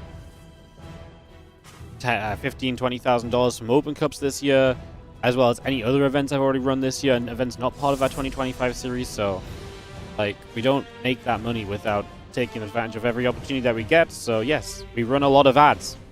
I know it's not ideal. I know not a lot of people like it, but at the end of the day, At the end of the day, if everyone who watched subscribed, we could completely cut the ads. But that's not realistic. It's much more sustainable to run ads than to expect everyone that wanders into the stream to give us $5. So, unfortunately, ads are a necessary evil. Same with all the sponsors that we do and so on as well. Just know that it goes in the right place. It helps us to run a lot more StarCraft 2 and helps us to keep on cranking out the games. But yeah. I run a lot of ads. I know. I run a lot more than pretty much any other channel I know of on Twitch. But like I say, it just works for us, so that's what we gotta do. Well, Marauders coming up. Hero was laughing when he saw the scout. I think because he was thinking, I remember the last time I played against this on Ley Lines. The proxy Marauders coming about, and yes, of course, that was against Maru in the Dallas quarterfinals game 5. This game very different because Hero's got a robo facility instead of adding an extra gateway. He did not expand as well or anything, right? So this is really looking as though this should not do that much for ByuN. But obviously, because there's no expansion here from Hero, you could argue that ByuN is in a place where he might be able to justify this. He is not going to get that Stalker. Both of those are low. That force field was actually very well placed, really cutting the Marauders in half and limiting what they can do. Battery out of energy. Hero's supply block, by the way, as well, but he is about to have an Immortal, and that Immortal is going to be huge. And Hero is going to Hero's going to laugh as ByuN is sad. And this is going to be Hero showing that he's definitely learned his lesson. That's the STV pull, but yeah, Hero is definitely showing us that the lesson was learned in Dallas, and that he is not going to make the same mistakes again, or at least he's going to adjust his approach to defending against this. He is not the kind of player to fall for the same thing twice, apparently. So there you go.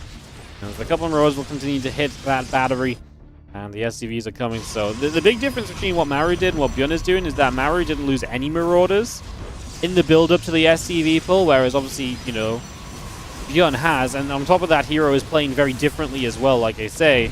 ByuN's going to go right now. He pretty much just has to. He could get that pylon, though, stop the next Robo coming up, or the next Immortal coming up. That gives us a chance, right? He's going to let the SCVs keep the Immortal busy. He's going to go for the Robo facility. Oh, the Immortal comes out. Honestly, pretty close. But he could have maybe stopped that Immortal coming out. Maybe there's half of a chance. I wonder if he could have just gone for the pylon instead, because... yeah, I mean, if he gets the pylon, maybe another battery or so, the batteries would have been depowered. Maybe then there's still some hope. A different adjustment and different response from Hero is going to get the job done. As, yeah, don't try and trick Hero twice. He will not fall for it. Thank you, Elbrox, for that Prime sub as well, mate. Appreciate it. If you are sitting on a Prime sub, guys, it's an amazingly free way to support the stream if you've already got that Prime. Just give it a click. Use it on the stream. Obviously, the sub count's suffering right now because we've been not on as much lately with Dallas, and then I was at James's wedding, and then this week is obviously Bulgaria, so even this week is going to be a bit weird, although I am going to try and run a tournament, actually, because I feel like we can probably run something. There's a lot of players not traveling from Bulgaria. So I think we should be able to get a little tournament going Wednesday, Thursday, Friday. I'm going to do GSL replays tomorrow, so we should be live most of this week still. So yeah. Lovely stuff. Yeah, what's up, Zale saying, thank you so much for the 25-month resub on the Prime. And that's what I was talking about. Yes, sorry, I'm tired today. I'm losing track of my thought completely. But yes, obviously, if you've got a Prime sub, use it. It helps us out a bunch. And it helps us to keep on running consistent StarCraft 2 for you guys. Yeah, European League announcement is coming soon. Once the 2025 series crowdfunding ends, we'll launch the European League. As we have got in the top right-hand corner, the red Terran player, this is going to be Shopify Rebellion's ByuN. And in the bottom left, our Blue Protoss taking the defense and the game one. It is going to be Hero.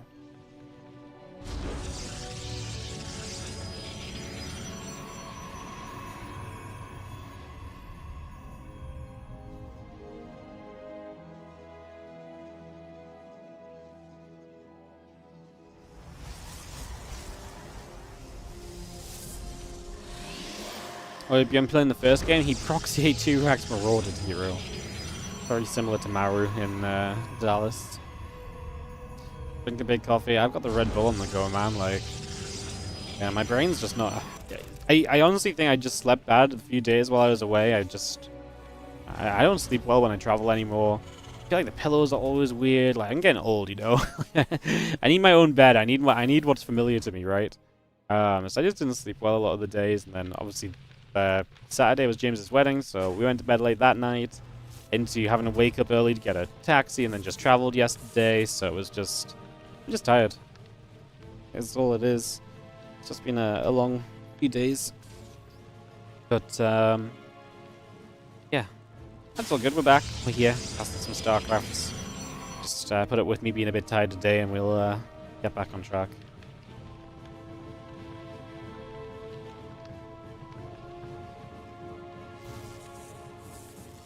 Never slept well while traveling. Hey, I don't even know when this started for me. Probably a while back.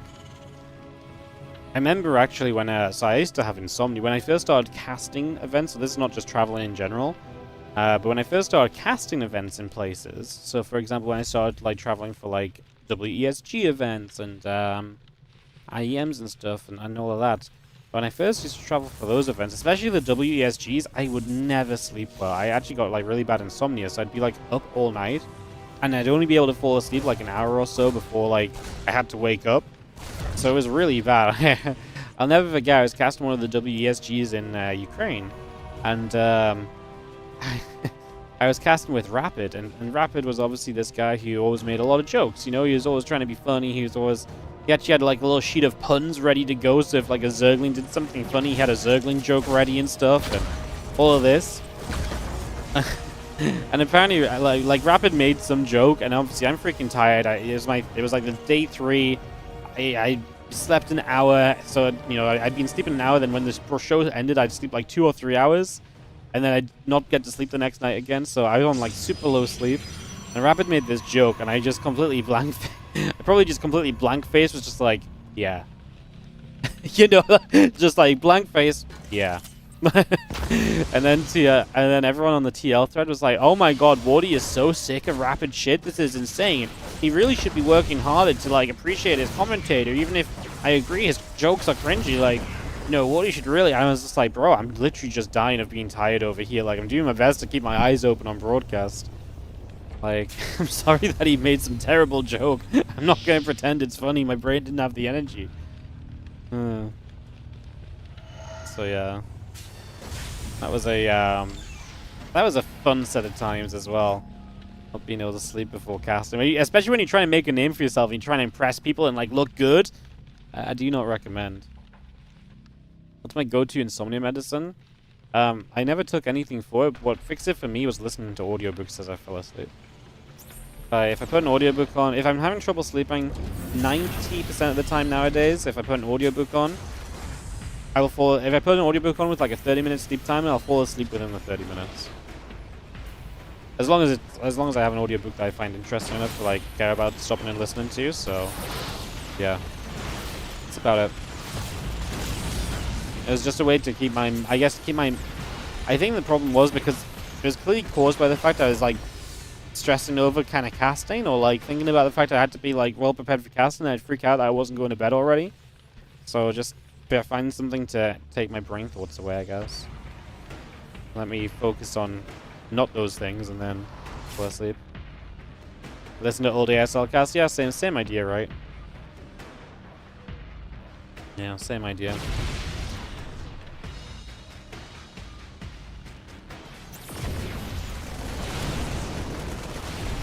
Hero is, I'm being very aggressive here with this Immortal showing up. Cyclone goes down.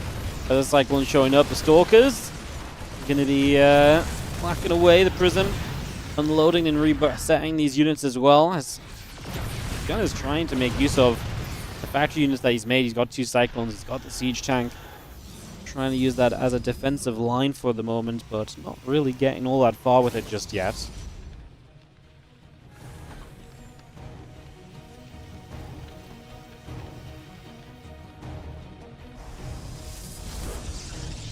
Crane's tank.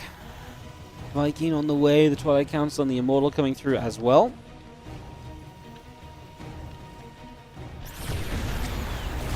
Then comes through. Let's be careful. Cyclone and the Viking together. Very nearly get the Prism.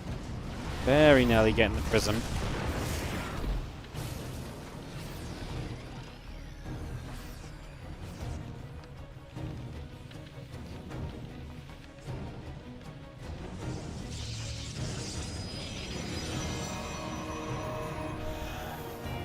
Prism setting up, the Immortals still coming through. There's going to be seeing the Prism loading as the Marines and the tanks will continue to gather together. We'll drop a Nexus down here. The Pylon going down also.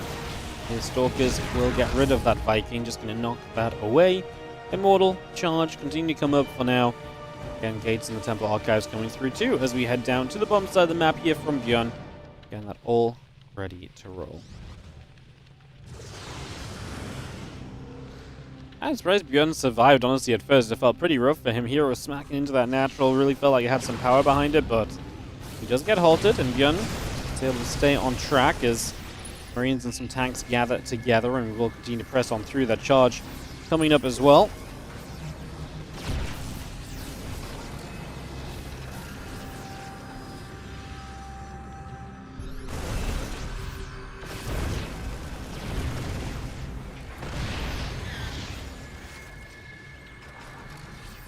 Big push from ByuN is definitely going to be a bit scary, right? Getting sieged up definitely has some potential to get something done right now.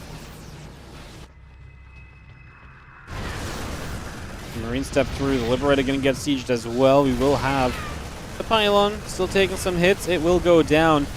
We have ourselves the rest of the Zealots, the Stalkers gathering up. Immortals gathering around too. Bunker's going to try and come into place. Both of those are going to fall. Feedback comes down onto the medevac. Marines, tanks, the medevac going through, the siege tanks and cleaned up. Those 4 Immortals are powerful, but the Marines are pretty darn powerful too, and these Immortals are now getting out DPS. We pulled back, the battery doing some work, and an Archon morphing, and I think we are going to see the end of these Marines as the Liberator sets up. There's just so many Marines at first there.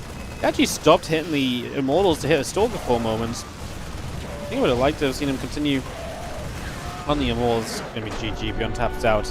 Here we'll move to the finals of today's Monday Cup. To play against Cure, Classic, or Rogue. Let's have a look to see where the bracket is at. Yeah, Classic and Rogue are still in game. Looks like they started game 3 because they're 6 minutes in game. So I think... Well, actually, no, was it game 2 they were just going into, and that was just a 6-minute game that we've casted? It might be game 2 still, actually. Let me check Indy's stream. He's in game with them.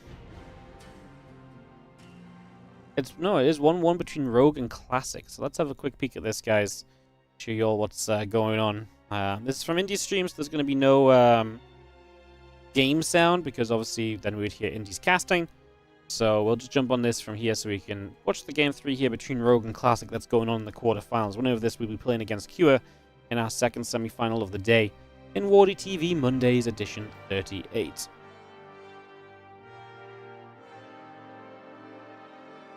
Hey, by the way, 321 Dash for the Prime sub. Welcome back for the 5 months. Appreciate it. Let's get on track with where this game is at. So 8 minutes in on Maganatha.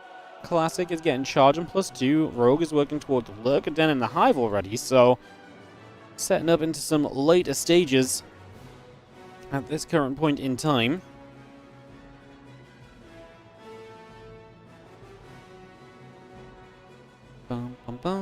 I mean, those Hydras are just feeling slow, man. Just trying to run away, and yeah, Muscle Organ's just finished. I'm gonna say, slow Hydras ain't fun to have, as they're off creep as well, so they were absolutely giving themselves up to be chased. Now Classic chases quite far forward, and the Lings show up. First Storm pretty good on a good group of those Zerglings, though, so that's gonna be a little bit painful already.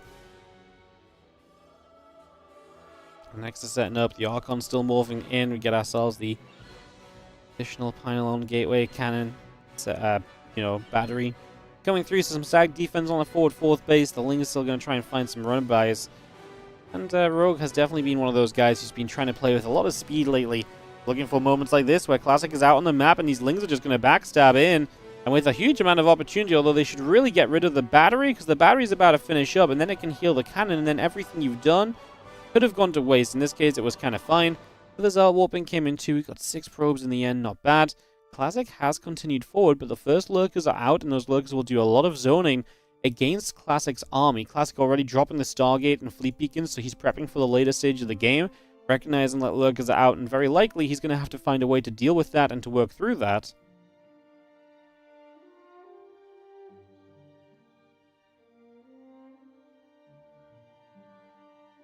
Storm comes in, Hydra's taking some shots, the Oracle will take some damage again, it is going to go down. A couple of these Lurkers are falling. Like, Rogue is having some issues. He's got some of his Lurkers across into the center of the map, dealing with Zealot reinforcements.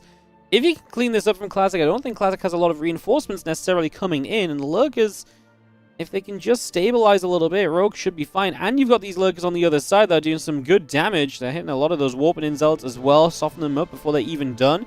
And no detection here either, so those Lurkers are pretty okay, and this 4th base is in trouble, especially now as Rogue sends more units across the map, so you can see that Classic is definitely in some trouble at the moment. The Lings get there, the next are taking damage, and again, just a reminder, yes guys, this is no game sound because we're casting from the Polish stream, just while we were obviously in the semi-final this game's been playing, so game sounds will resume once we get back live into the games after this one. Just, instead of just waiting, I may as well show you guys the game from the Polish stream. Good counterattack, gets a good amount of drones. Ling's going to show up to play cleanup.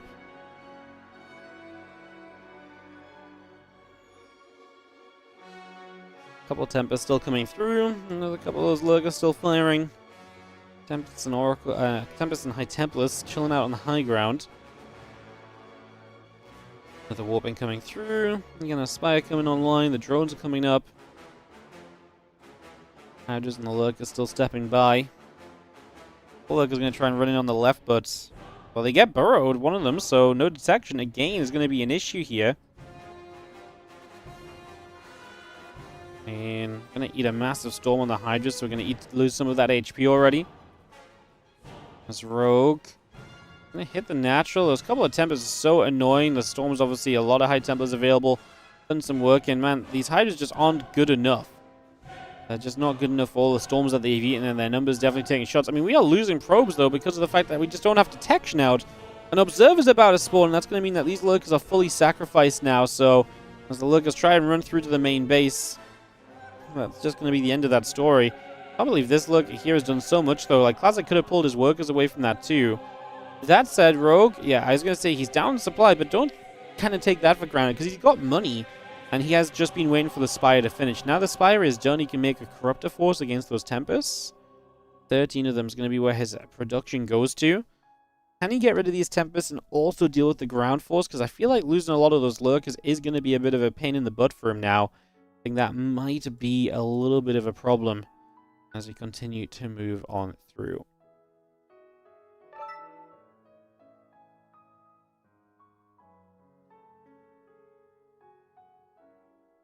Tempest up in the sky. Army coming around the left-hand side. Just going to see the Lurker taking some shots off the Tempest already. The High Templar's coming up behind. And Classic is going to push. This is the moment we've been kind of questioning. Can we kind of deal with Classic coming, kind of, you know, can we kind of deal with that ground army? You actually got a surround on the High Templar with the Lings, but the Lings do not succeed in getting rid of them, so every storm will go off. The Corruptors get rid of the Tempest. Now do we have enough to get rid of the few Lurkers that are showing up? There's not a lot on the ground left over for Classic. It's a handful of High Templar, it's a couple of Archons, a few Zealots. The Lurker's going to force this army away into the corner. It's actually going to be trapped in here, so a recall or nothing for the rest of these units as the Lurkers push them further into the corner. There is the recall. All the High Templar will actually get away, so the HTs get out of there for Classic, but overall, not looking pretty. A 4th base that's not mining for him has just come up and online, and Rogue is coming across the map, having reset the Tempest count to 0, is really ready to fight a ground army with these Lurkers again. A ground army that's still respectable. High Templar's count is still good because we did not manage to kill those off over in the corner.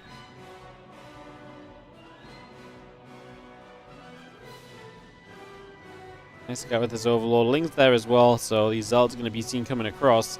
Those Lings can't deal with it, but obviously you do now get an idea of what is happening or what the setup is looking to be or what Classic is trying to do, which is great.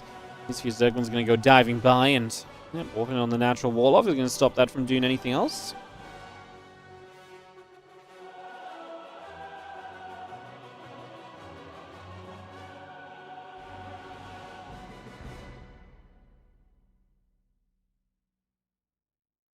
Hydras and the Zealots gather together still.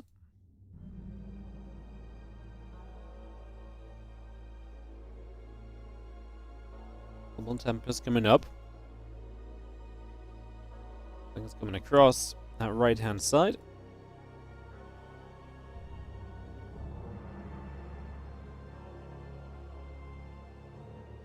And Rogue is closing on being maxed out. We are going to need more Corruptors because new Tempests are being built, and this time there's going to be a Mothership involved as well, so a little bit of a combination of things right there.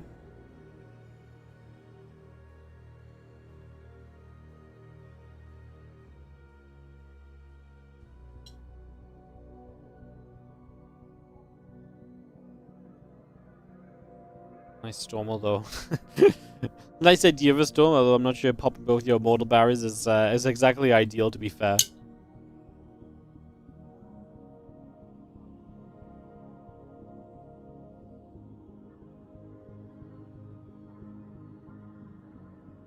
Those 6 lurkers in production definitely going to be the real backbone of this Zerg army with the Corruptors to knock away at those Tempests. If you can kind of find that combination, that's great. Wonder if you need some spellcasters as Rogue already. Like, his setup and situation is pretty darn good. The map is pretty controlled by him. He's got a good amount of bases coming online. The crew spread is very good, and Classic was very late to a 4th base. So like I said, I'm just wondering if he needs to go into that that kind of spellcaster group just yet, or if his army size is just good enough. The Nidus attempt is going to be shut down. I think we might... Oh, this is interesting. The Corruptors are going to ambush these Tempests here. Just unfortunately, 1 or 2 Corruptors shy of just being able to one-shot those down. But now we're going to make a play for the Mothership. Well, we won't get it, but we do force the Time Warp. We actually hit the mineral line over here at the same time for 15 probes. What a move by Rogue. And now, Caustic Spear on the Fleet Beacon and the Stargate. Another Nidus coming in. A couple of Zealots will go after the Nidus, sure, but we're getting rid of key structures here. As okay, we're just going to go across the map as Classic. He's like, okay, if you're messing around on my side, I'm not messing around. I'm going straight over to your side. We're going to do something about this. And these Lurkers right now are unprotected because the Corruptors, as we saw, were mostly across the map Caustic Spray. And they're coming over now. The low HP Tempest already, one of those got targeted. We're going to go for the second one here. The Mothership coming in. Storms, obviously hugely impactful as we do catch some of the Corruptors again, but... And there's a lot of Corruptors, and they are putting in work right now. And we are going to successfully defend here as Classic, who does find himself Zealot on the top right side to work through that hatchery of Rogue. A few more Lurkers popping out. He'll jump onto this Nexus as well, working through that forward position and just trying to chip our way into a little bit of a better place. Okay, let's get rid of that Nexus. We do have the rest of this army still gathering up. Another Nidus network going down. Archons, Tempests coming across here. The fueling still gathering as well. Get rid of that Overseer. Nice storm coming down on top of a lot of these Lurkers. There's a lot of Lurkers taking damage. A lot of Lurkers taking hits. Corruptors and the Overseers still gathering around. A couple of Lings are going to come through. They're going to get some damage done.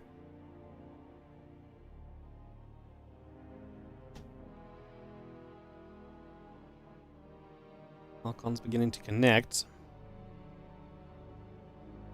Again, guys, no sound because we're watching the Polish stream. This game was in-game when we came out of our last series. He'll be back after this game. As the Lurkers will just be firing. We'll see a few more Stalkers coming through. Another storm. Corruptors obviously still accompanying these Lurkers across the map. I mean, this is not really much of an air army anymore. It's a couple of Tempests only. The Lurkers are just going to go dive bomb forward. There's a couple of Storms remaining. The Lings are going to start coming by as well. These Archons and Immortals, are they tanky enough to survive through this? I'm not really convinced. This forward base looks like it's an absolute goner. The probes are pulling away from it. And this army of Classic is just not getting anywhere. Less than 100 supply. And he's been kind of getting bullied by Rogue for the last little while. Every time he tries to counterattack, Rogue has a defense. Rogue is in position to kind of snag some damage on the other side of the map as well. He's kept the expansions up. He's denied the expansions of Classic. Rogue has ticked a lot of the boxes in this game and made it very comfortable for him. I mean, Classic threatened the counter then. Rogue respected it, pulling back in full to be able to defend. He still is a little afraid of what Classic can maybe come up with right now as these Lurkers are on their own. No supporting units, and that just means that these Lurkers do get smashed. You see Hydra's showing up after this. Honestly, there's no Storm available. Hydras right now are probably very potent in this game. And they just kind of fight on through on their own accord. They're getting rid of a lot of tech units right now. They are going to finish the game up, and Rogue is going to take Game 3 of this series. They've played an excellent best of 3 there, honestly. That was a really cool... I mean, we didn't see Games 1 and 2, but Game 1 was like a 40-minute game as well. So that was apparently an absolutely epic best of 3. Classic and Rogue. We should have really jumped in on that one, shouldn't we?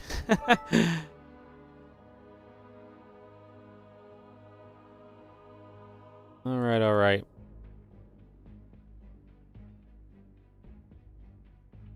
Let's get ourselves ready for Rogue versus Q then, guys. That's going to be coming up next. Let me run some ads. As you know, I literally cannot breathe if I don't run ads between every game, as we discussed earlier. It's a necessity in my life. And then, you know, I see dollar signs, I just can't help but click. can't help it. Alright, we'll run those and, yeah, get Cure Rogue vetoed up and ready to go, go, go. It's gonna be our plan. Beautiful.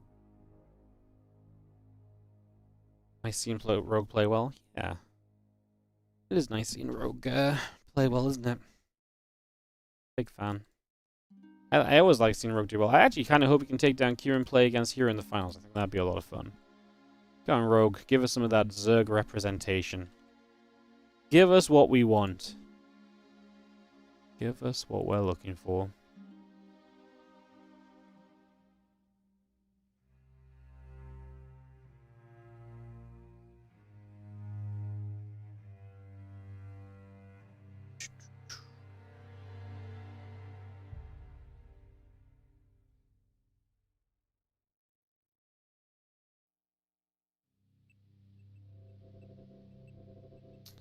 Ultra Love. I'm going to be vetoed up first.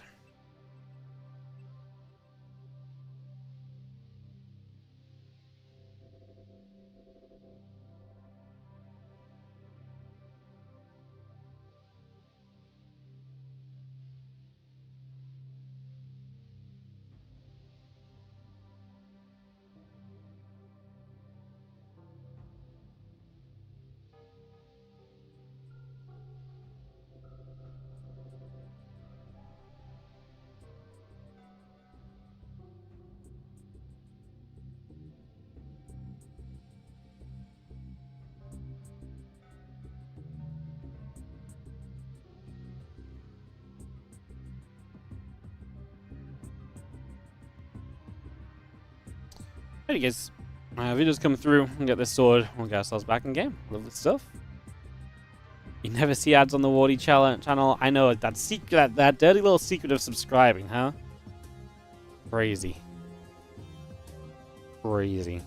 Who knew? By directly supporting the StarCraft, you can skip over them ads. It's a crazy statistic.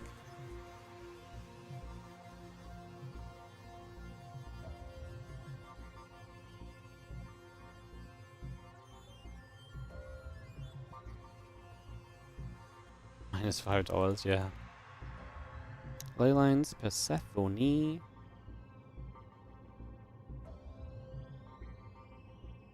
And Tokamak. Gonna be our maps.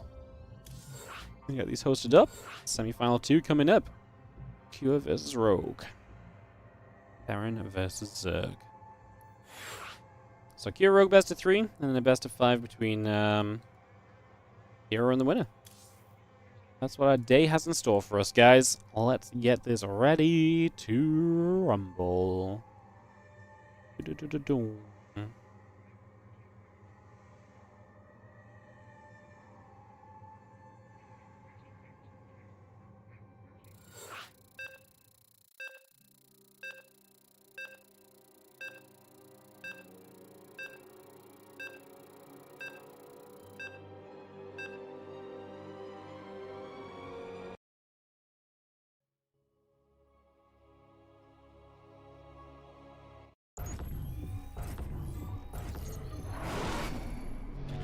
Alright, let's get this in game.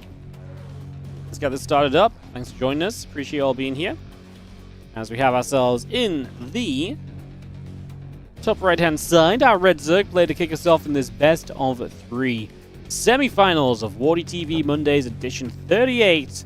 We have ourselves Rogue in the top right-hand corner. Bottom left, the blue Terran player representing Team Liquid. We have got Cure. In number 1 of this best of 3, as we get this up, running, and ready to party. Again, thank you everyone for joining us today. Hope you're all doing well, feeling good, and excited for some more StarCraft. As, yeah, we're kind of coming out of like this kind of weird spell where it's been a little bit busy here and there, and there's been stuff going on. We'll have ourselves the conclusion shortly of kind of crazy other events going on, and we can get back to some WardiTV stuff coming up. One thing I was just wondering, when is the global qualifiers? I completely forgot. The 21st and 22nd. I need to take note of that before I try and stream over it accidentally. Yeah, ideally we try and avoid that as best as we can. Alrighty, as we get this up and running, bottom left-hand side is our command center belonging to Cure. Like I said, Rogue's in the top right. He's at Zerg. Let's see if we can get ourselves a ZVP final today. As, yeah, this WardiTV Mondays. Has Cure ever won one of these? I want to say he hasn't, which is kind of bonkers. Cure's a very good player. He's very competent online. Again, not a lot of people have won these tournaments. Just Clem, 16 wins. Max Pax and Hero tied at 7 wins each. Hey, that's actually could be the first time ever Hero breaks into the top 2 of WardiTV Monday wins, because Max Pax has always been in that second place position pretty much.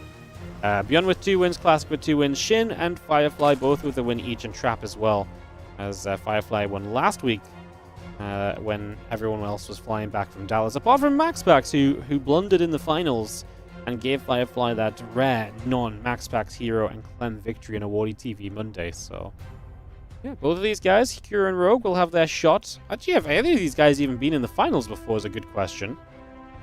Yeah, Cure's been in the finals once.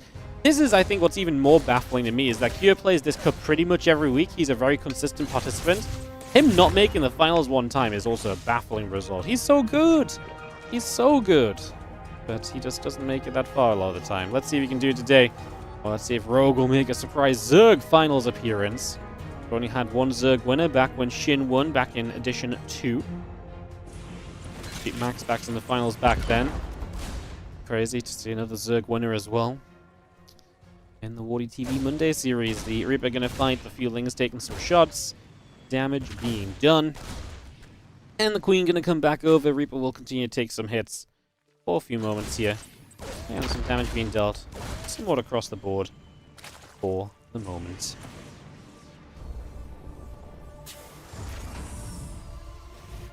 Couple Hellions coming online.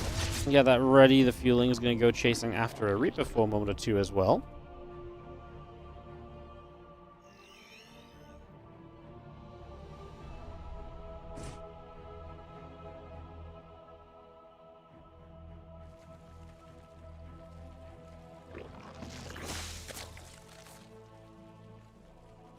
Chilling out overhead. A couple of Hellions and the Banshee coming through.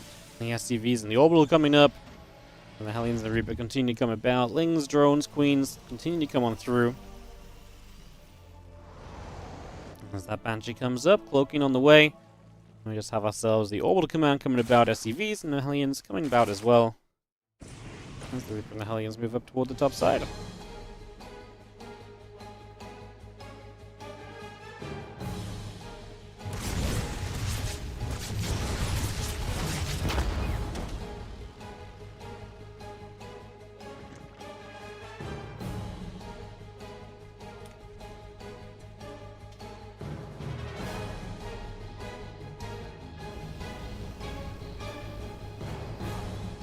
Let's see the factory moving over to the side. Just going to be seeing the Hellions and the Reaper still moving across for a couple of seconds.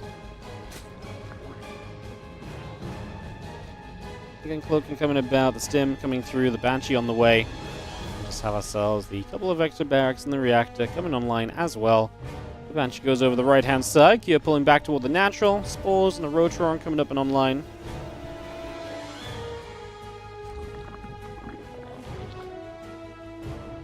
That Banshee and that Cloak still very much still coming through. Get ourselves a couple of Evo Chambers coming up. The Spores coming in.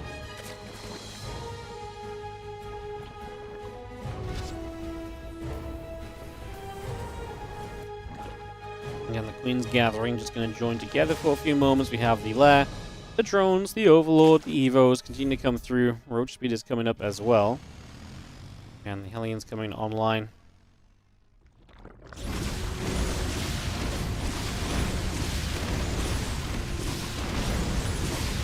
We've seen the Queens and the Lings coming across. Just going to be seeing the Hellions can push back a little bit as well. Banshee's still firing onto the hatch.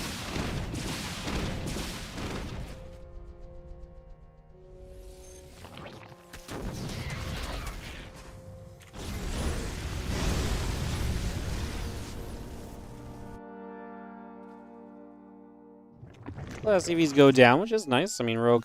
Well, I'm actually surprised Rogue did not do very well in the EWC qualifiers. Losing to Ryong was really a shocker. I felt like Rogue had been kind of blasting off in this matchup, especially lately. Melee upgrades coming through. Roach speed finishing shortly. Infestation pit will be coming online. The Baneling nest still coming up and through as well. So we get all of that going. Again, melee upgrades coming up. Roach speed building. And we just get a hive in the Bane nest. Very much so being brought in as well. Add a couple of infestors in onto that as well. We're going to be feeling good. As a couple of banshees make their way to the bottom left-hand side.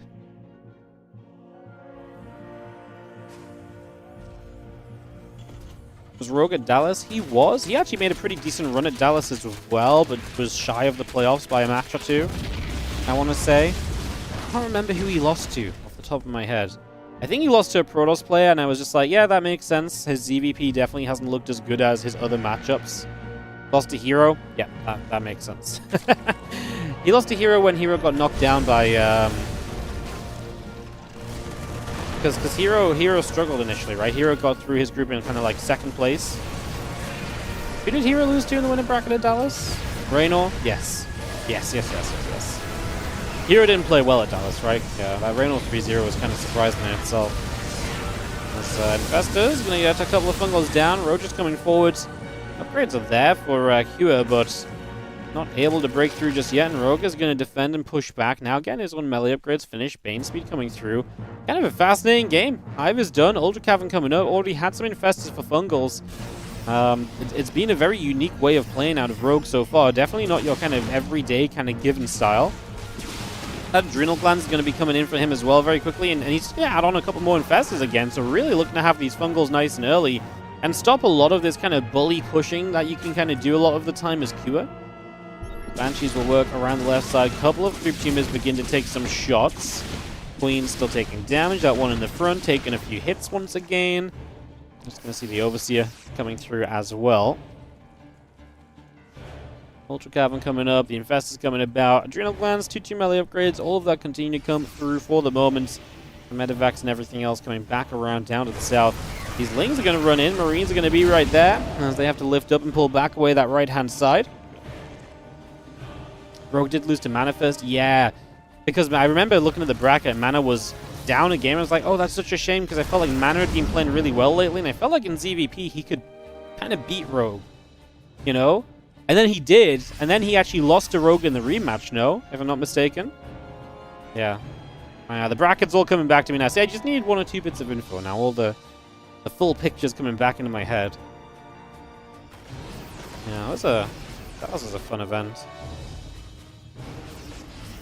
Marines and tanks continue to step forward. We will have the fungal is obviously very potent. If you just step in clumped up, you're going to be in some trouble. Banes are coming through as well. Chitin is playing for the ultras, especially fungals plus ultras. Yeah, what I love is that Rogue has gone to a super scary army composition. You know, like very easily.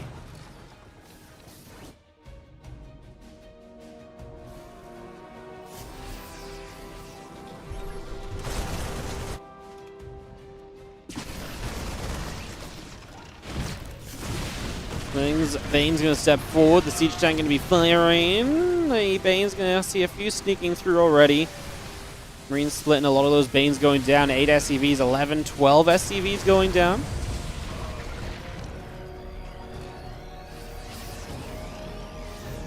Marine Marauder, Banshee continue to come across at the moment. Just going to see the 3-3 upgrades going through. Siege tank still building. The army setting up still.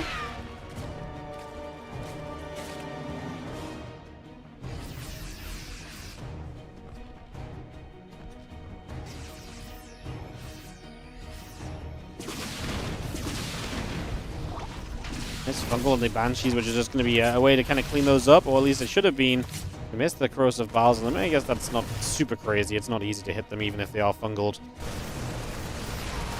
Got a Bio showing up. Rogue threatening the counterattack. It seems like Kira is going to be able to deal with that. The forward units here get caught in a fungal. Okay, the counterattack is actually pretty substantial. The Ultra especially makes this pretty tough. We do not chase into the natural wall-off, though.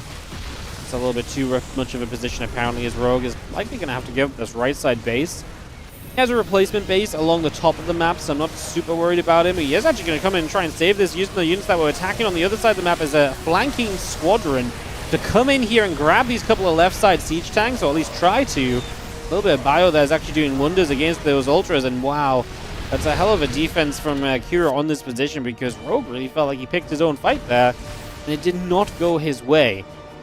Now our Bio of Army continues to surge forward. The creep teamers continue to go down, and as we get rid of that creep, we clean up some of this position on this map, we clean up some of the vision, it becomes a little bit tougher once again for Rogue to really kind of step up, stand up, and make something happen on this. So let's see what the plan kind of is from here. I mean, my concern is that these first few ultras have not hit as hard as you want them to hit. When you get those ultras so quickly with the support of Infestors, it's like, I really feel like they've got so much potential. But if they're not doing damage already, it's not exactly going to get better as a whole bunch of ghosts come onto the field. So now it feels like Rogue is on this army comp, which is going to be very soon outdated and outmatched. And then it's kind of down to him to kind of think, well, what do I do next to kind of keep switching it up to actually give my army a chance against you? I mean, maybe you can just stick with the ultras and take some good fights and, you know, engage and surround. Guess we shall see very shortly as a couple of Banes run in. Link Bane Ultra going to chase into this group of Bio as well. A couple of Ultras down to the south side going to get rid of a Plantry. That's nice, getting rid of a base. Slow some of that Cure money down, slow some of that Cure rebuild down. We actually are getting rid of a lot of the siege tanks as well, which is nice.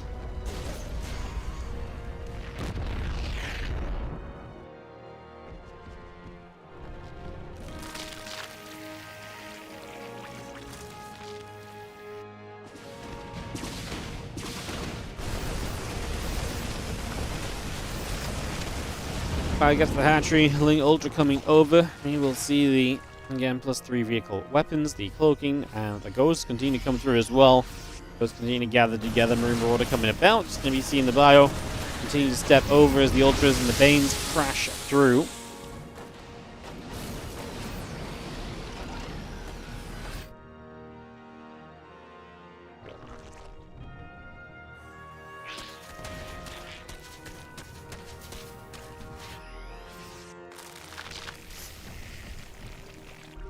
Bane's gathering, Queen joining. I'm just going to see the Overlord taking some shots. Drone going to get picked away at there. The few Lings coming forward. A couple creep teamers moving back, and the Ultras will continue to set up into the center for a couple of moments. And the +1 missiles, +1 flyer attack, all coming into play at the moment as the Nidus network continues through. The Lings get in. SCV is going to have to lift off, and CC's going to have to lift off into the S, and some SCVs jumping inside of it. Get my words out properly. That's about 20 words to explain that the SCV's hitting a CC. I like the Nidus though from Rogue, another way for him to kind of maneuver around the map and to keep himself busy and to keep Cure busy as well, right? It gives Cure a lot of extra things to worry about and a lot of extra positions that are now much more engageable. And you know, suddenly as Cure, you have to think about defending a lot of those positions that you didn't have to before. Definitely something to think on as the siege tank continues to gather, and the Nidus network still very much so setting up as well. 10 Overseers will morph in, so Rogue gonna have plenty of those, gonna have plenty of changelings, gonna cloud up the skies, and play into this later stage of the game. We're 15 minutes deep. It's the kind of game right now where if this hit 25, 30 minutes, I don't think anyone's gonna be too surprised from the position that we're in at the moment, so looking good right now. Bench cloaking, Bio gathering, Ghosts gathering, 3 more factories coming up from Kira. In fact, we've got an idea of what he's doing. The thing is, we're at the stage of the game where a Broodlord switch is somewhat possible as well. And if you are going to go up against Broodlords, then obviously, you know, it kind of comes down to like the Thors, I suppose. So yeah, we'll see. The Banshee going to be firing through. The Queen taking some damage. Queen actually going to take a lot of hits. It's going to go down.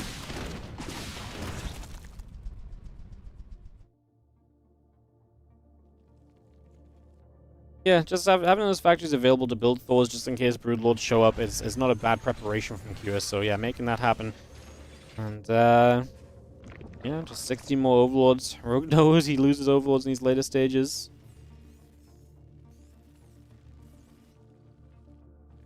CCs, the missile turret continue to come about. +1 vehicle playing. Steel frame coming up as well. The Broodlords on eventuality. Like I said, Great Spire coming in. We might not go into them straight away, but just as Q is prepping the factories in case he needs to deal with them, Rogue is prepping the Spire and Greater Spire in case he wants to switch into them as well. it's a lot of thinking into the future here rather than the here and the now. Like right now, you know, 10 Broodlords out of nowhere would be lovely, but I don't know if he's got the bank to also just kind of rebuild into Corruptors straight into Broods. That Broodlord switch is something you've got to really time out. Usually as a Zerg in a game, you get one Broodlord switch, and that's kind of it, because once the Thors are out, they stay in the army. So usually you get kind of one switch into Broodlords, and if it doesn't work out, then that's it. So yeah, there's a timing you want to try and figure out, and kind of hit it one of the better possible times if you can. I mean, obviously doing it off of a large bank helps as well, because it gives you a good reinforcement wave after the Broodlord fight, so yeah, a lot of things to kind of piece together as we enter the later stages of this game. The Lings turned around by a siege tank, and the Overseers are flying across the map as Ipzoom and join up with the rest of the squad here, and ready some of this potential continued aggression, and Exchange Lane providing the Nidus into the main. There's Marines and a medevac here to deal with it, but it's like 10 supply that's just being kept back. Defending Nidus is in the main base alone, so you are already seeing kind of the effects of the Nidus pressure coming into play already.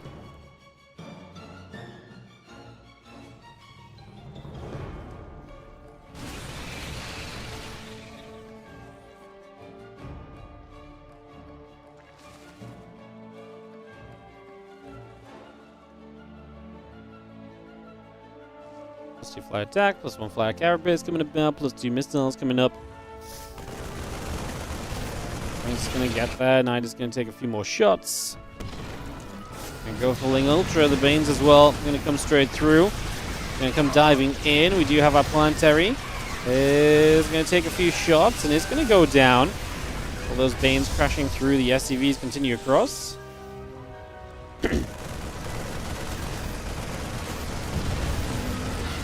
Nice dying again. We're just going to see these Ultras still crashing through. And a good little bit of a connection in there. The Overseers overhead. The Ultras are going to go moving away as well. Link Corruptor. It's going to fire. Nidus still taking some damage. We do have the Ghost obviously out and just finding snipes. Every snipe is value. Every time you hear that little ping, it's value. Even if it's just like a shot that doesn't kill anything, right? That's a time taken to come and regen energy, or a transfusion that then has to regen as well. Okay, maybe that's not the most value, but that's only costing you energy as well, right? So even energy for energy is fine. And a lot of the time when you hit that snipe, even if it doesn't kill right there, there's a chance it leads you to a kill later on. So, and that's what you're looking for, is Q, just as many of those pew-pews as you can get. Rogue attempting Nidus back of the natural. Q, credit to him, he's kept his eyes sharply on that mini-map.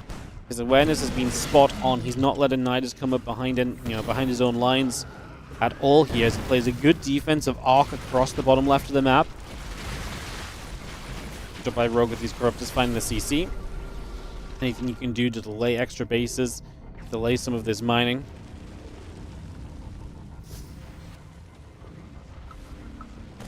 One step over. Now he's going to take some damage. The Thor will get a few shots off as well.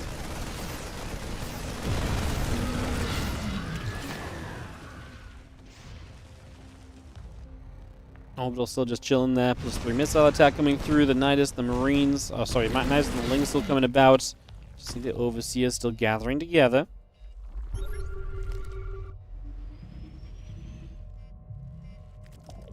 Infest is gathering up.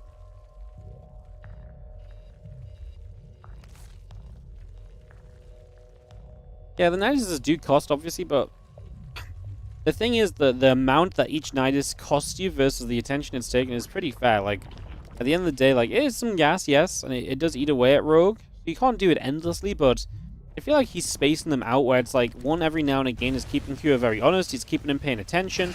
It's making him have to, like, always possibly have units nearby, and you only really need one successful Nidus to find a lot of that value back as well. It's a great jump on that forward base, and this time these Niduses are going to go off. There's one in the front here. Do we have anything actually inside of it? A couple of Lings and Ultras. Is that good enough against these few units that are over here? Ultra going to go snagging a few Marines. Obviously Nidus and the main base is going to come up as well, so we actually are taking some issues now. And as this Nidus comes up, we'll see if anything else pulls out of it. Catches a fungal, and the rest of the army in the middle of the map. Rogue getting a catch. And he's going to clean up a bunch of the medevacs. Ultra's is going to be left to chomp through a couple of siege tanks as well.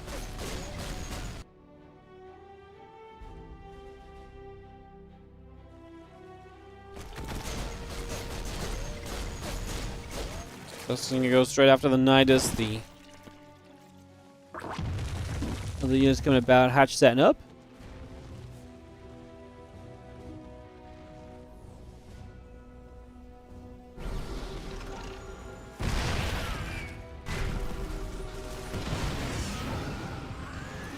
And Overseer flooding through the bottom side. I mean, Kira's going to lose another base down over here. Rogue continue to make impacts, chasing down a lot of this army. That's a lot of Banelings that are actually still heading in towards Kira's forces. What can he get done? He's going to finish off that planetary. There are other bases to replace it with, but that's 2 CCs going down. It's a good connection from Rogue. Obviously, a lot of rebuilding to be done here from Kira. A lot of setting back up. One of the building CCs. In fact, he's morphing that planetary in, right? Yeah, that's a planetary in front. He might want to cancel that and actually use that as a base. He's not going to notice it in time. Yeah, I mean, Kira is actually being put down into less mining than he would like, I'm sure of it. As we have a little bit of a step on the creep. Obviously, there's a lot of creep on this map. Changelings coming through. We've continued to see the Nidus attempts coming around as Rogue continues to try and make his way through his opponent.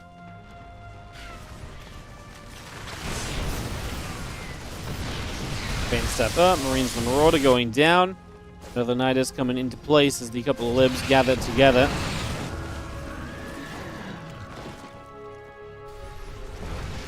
Going to be seeing those wow, Swarm Hosts coming through. There's something that we saw from Rogue first against Spirit in the TLMC, and this idea of kind of like a later game Swarm Host transition to find efficiency against a Terran is a pretty wild concept, but it actually can work pretty well. There's enough Corruptors right now and not enough Ghosts, so they are just going to go through and finish off a couple of these libs. Don't hate that, but we did lose a lot of Corruptors as well.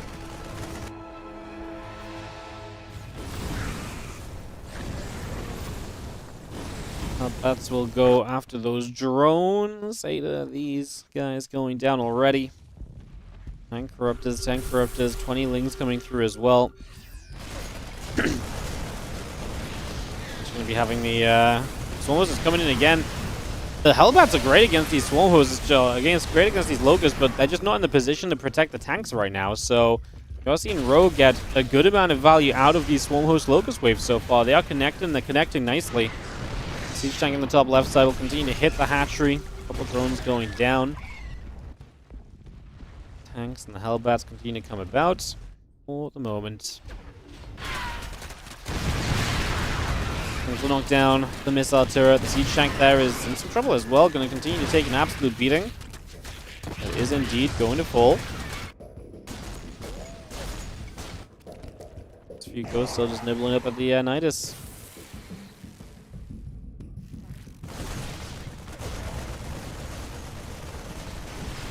I mean, again, these Locusts dropping in. This time the Hellbats are a little close to some of the tanks, but especially on that left side. In the center of the army, the Locusts don't do well. On the right side, they get a tank maybe.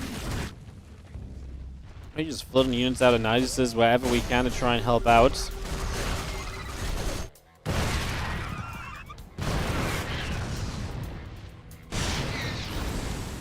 Hellbat's going to get rid of a few more Zerglings. The advanced ballistics coming through. Still siege tanks coming up. Refineries on the way. Orbital building. There's a couple of Marauders are going to stem forward. A few of those creep teamers beginning to drop.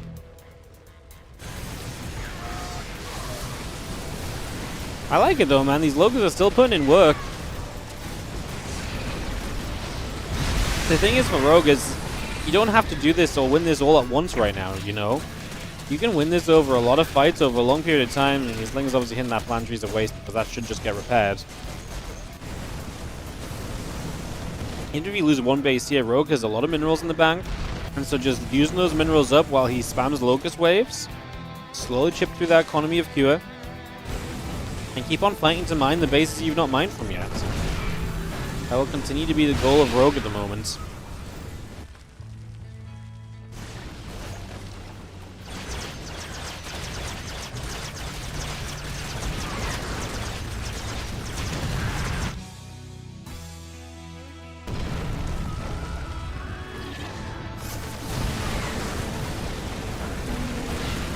Hatch going down. See the bio coming through. The planetary is going to go. Control those ultras as well. And we come with the Locust again. It's going to continue to come about. It's going to drop straight in here. Siege tank. Of course, not actually going to lose it. He is going to lose a tank. That's the thing with the Locusts. They're very slowly making progress. You really do have to keep on buying yourself time and making things happen here, otherwise the Locusts never have long enough.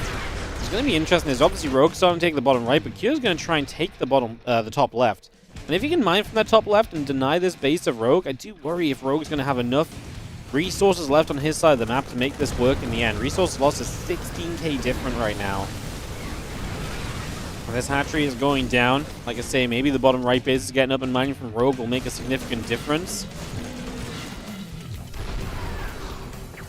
One of those moments where I really think the like a resources mined graph would be really cool, so you can see just how many resources are mined out from both players. Maybe get an idea of what's available from both players left as well.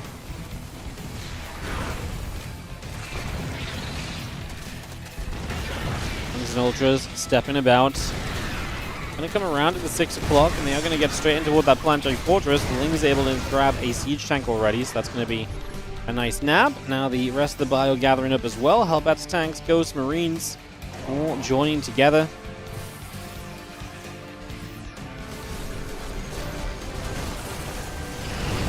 Honestly, these Locusts, they land and the Hellbats just go and they all burn to death.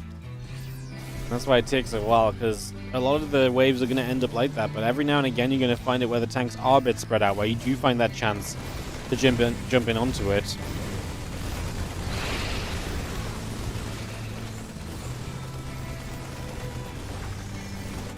And Rogue could really do with a bit more gas mining. That top left base going down. He needs the bottom right to start mining some gas.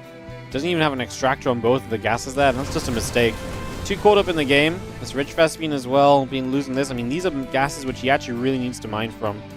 And Rogue needs more gas mining. He has been outmined gas-wise by Kua. I actually do think this is slipping into Kua's hands because Rogue is just not able to keep mining enough of what he needs. And his composition is based around the idea that he's going to keep outmining his opponent. Like, his composition isn't suddenly this super great, like, oh yeah, I can take a full-on one-on-one fight and this is going to go very well for me. And this fight was much better because he did find the army separated a little bit. There's quite a few Hellbats with the Locusts as well, which is nice. Hellbats ain't cheap, right? 100 minerals. Don't get me wrong, they're not the most expensive units out there, but 100 minerals, you kill a few of those, it adds up. And it's not like Hura's got an endless mineral bank himself either. It's going to be interesting. That kind of like kind of like the 530 base, I guess. The one next to kind of just east of Q is 6 o'clock. I wonder if Rogue could ever mine from that, because right now he's not mining the top left side anymore. So you'd wonder if like there's an opportunity for him to potentially mine from that at all, or what the deal is. If he can't mine from it at all, it does feel pretty rough. Rogue playing a lot of long games today. He played a long one against Classic we didn't get to see on stream, but we saw the timer of was at 40 minutes or so. And now here in this game 2 against Kua.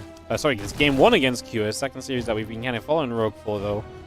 He's caught in a long game in the opening map.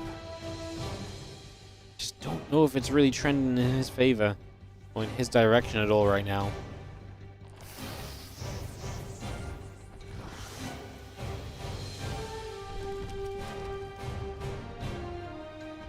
Maybe Broods. Broods might not be a terrible idea, but I think you're right in that he can't afford it. Like, the gas is just not there for him. Does have Corruptors up from dealing with Libs. Yeah, maybe some Broods would not be a terrible concept. The problem is, obviously, there's a lot of ghosts that are just waiting to snipe Broods. I think he would be absolutely fine if he came up against a round of Broodlords right now. It's tough, but I mean, that's kind of the situation we're in. It's going to be tough no matter what for Rogue. What about Ghost and tanks? Yeah, this was a bio game, guys. This was transitioning into this kind of mech force later on. And Rogue definitely just not having too many answers for it. I wonder how much Vipers would help. Like, if you had some Vipers abducting, I wonder how much you could do with that. Probably just super dangerous with the Ghosts out, but I'm trying to think of ideas right here as these all just trying to make something happen. Hey, this is a nice set of Locusts. Gonna succeed for a couple of siege tanks. That's definitely kind of the trades you're looking for as Rogue is. Oh no, 3 Ultras go down. A few Ghosts defensively save that forward planetary, and that was just a waste for Rogue. Gains really nothing from that, as we are going to go down this ramp and commit into this position. We do get rid of a lot of the tanks, but we're going to get sniped on the way out. So those Ultras taking damage. They do get to creep. They do slide away, but not easily.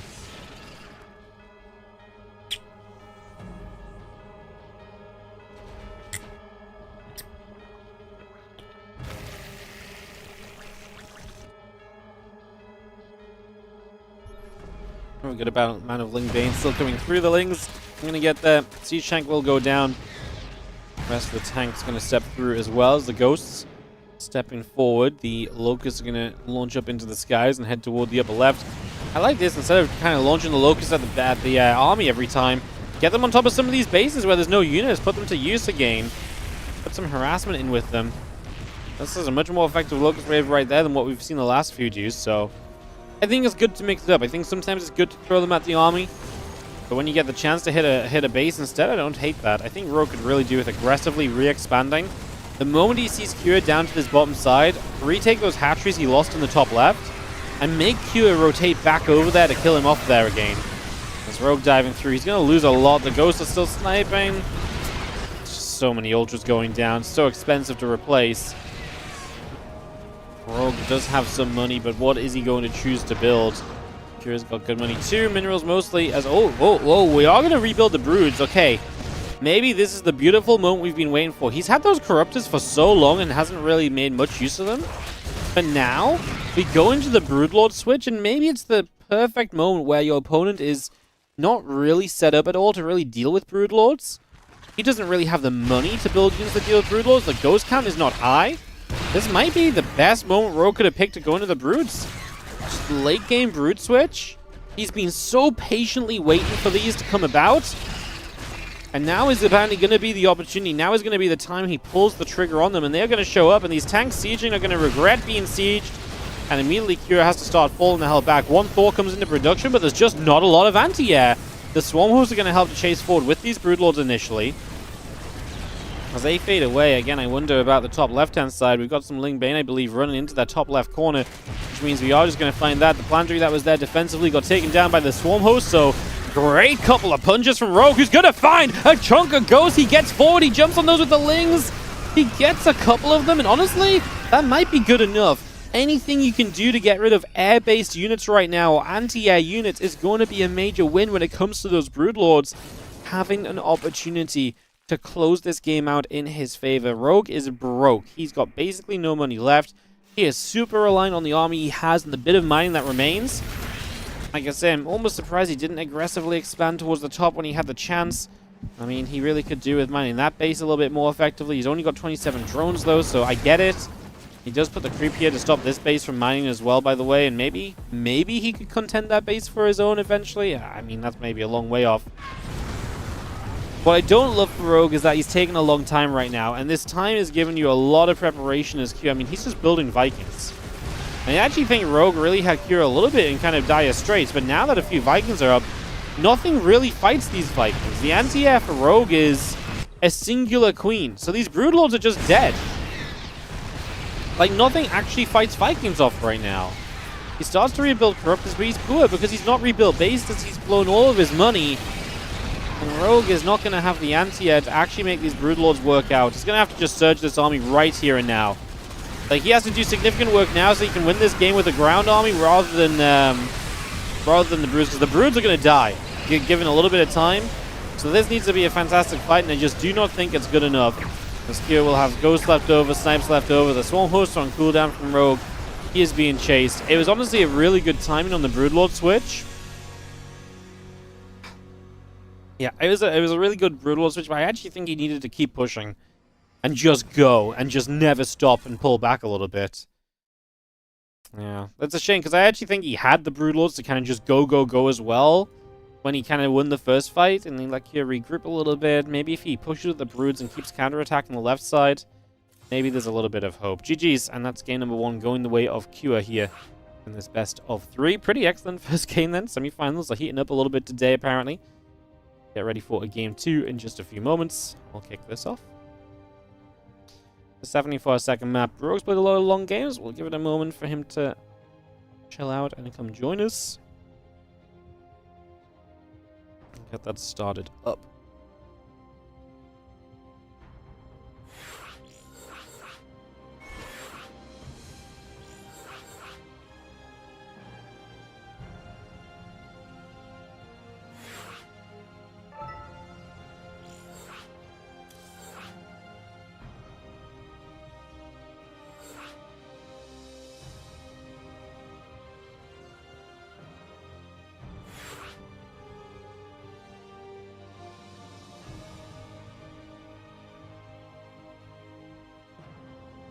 Alrighty, guys.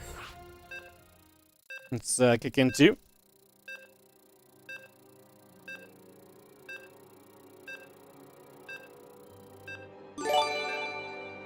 Looks like Sam.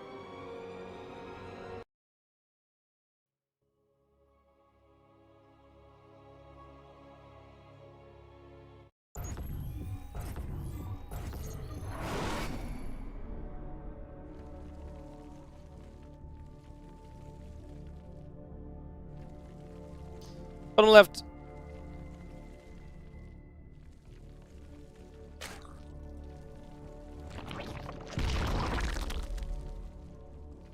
There's going to be our red Zerg player. This is a rogue.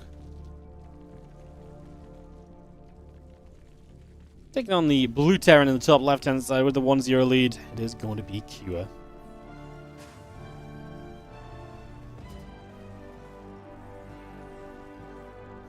So, Ed Banom, thank you so much for the 55-month resub.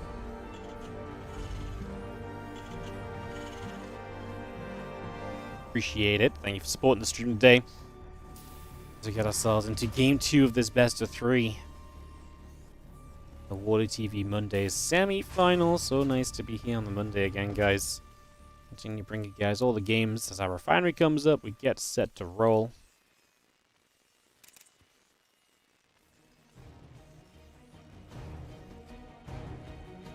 All coming down. Hatch, gas, and pool all coming up for the moment.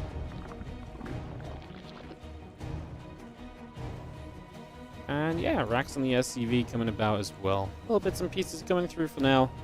Getting settled in these early stages.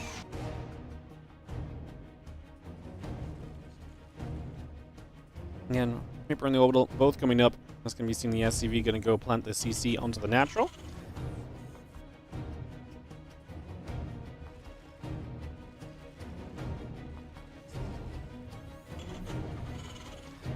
A lot moving through. Reaper comes over. I'm just going to be seeing the factory. Well, probably going to see a factory soon. I was going to say I was meant to say the hatchery, honestly, but there probably will be a factory here from a Terran place. Let's just roll with it. Obviously, Reaper first into the marine, and if there's not a factory, I mean, that'd be kind of wild. You know, some 2-1-1. Not impossible. You're obviously going to see the factory, though. I mean, even gets sped up a bit because you go factory before the reactor or anything, right? So, a little bit faster as we continue to settle to play.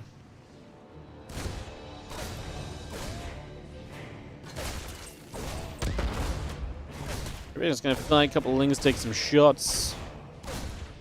We've seen the Ling speed still coming about, drones coming through, command centers on the way.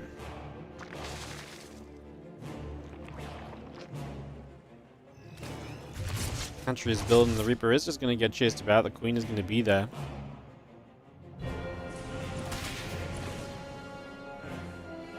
Next he gets turned around, continue to come through, the hatch coming up. Those drones continue to come into play. The starport coming about, the CC coming over. Continue to get that all a-rolling. Orbital command coming into play, SCV in production. And the factory ready to land down onto that reactor in the next few moments. And drone is Queen, Link speed. Continue to come about. Barracks going to float up in toward the main base for a little bit. Drop down, attack lab, and the Queen's going to be there to push the Reaper back the other way.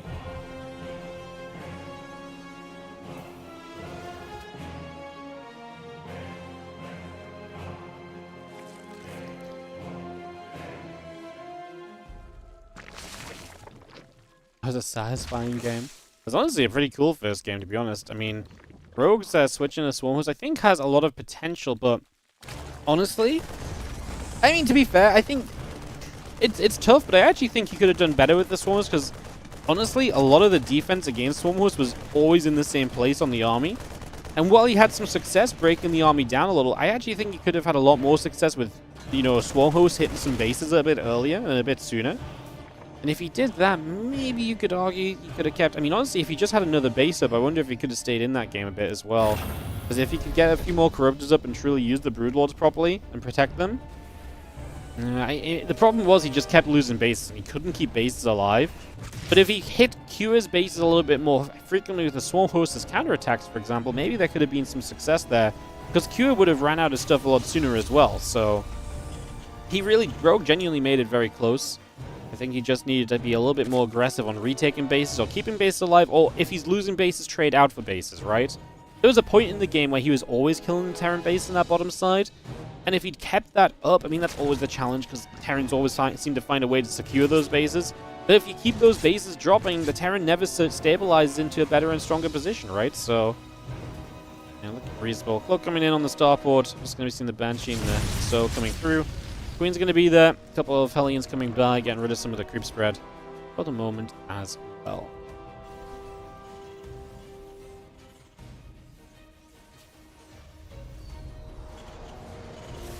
Couple of Ovies coming up. Queen is still coming through. Hatchery coming online. Gets settled into play here just for the moment as the starport goes to a reactor. Factory to a tech lab. And yeah, a couple of Evo chambers plus the infestation pit all building online at the moment. Those Banshees are still joined up together as well.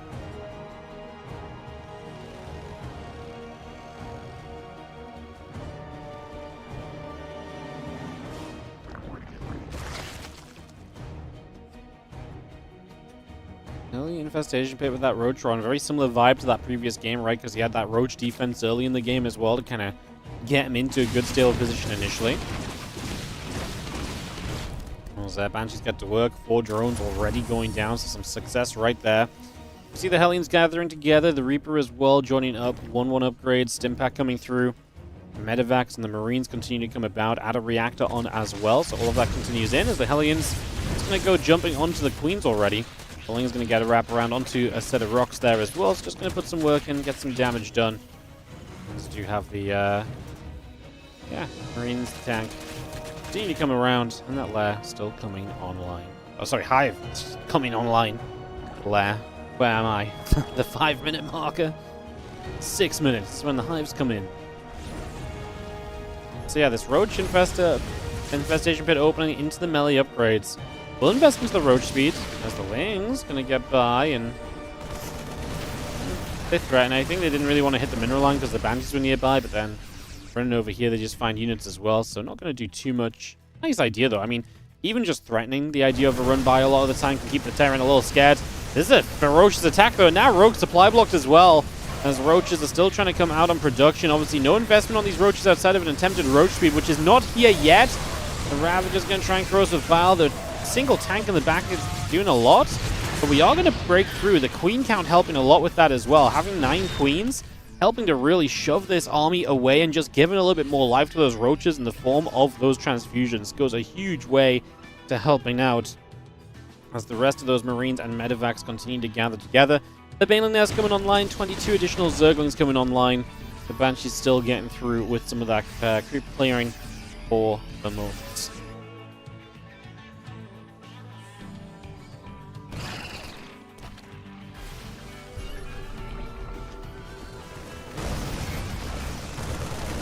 Step up, Queen goes down, a couple of creep teamers going with it. I'm going to see the Spore Crawler there is going to get rid of one of those Banshees, and still the Marines and the tank gathering together for the moment.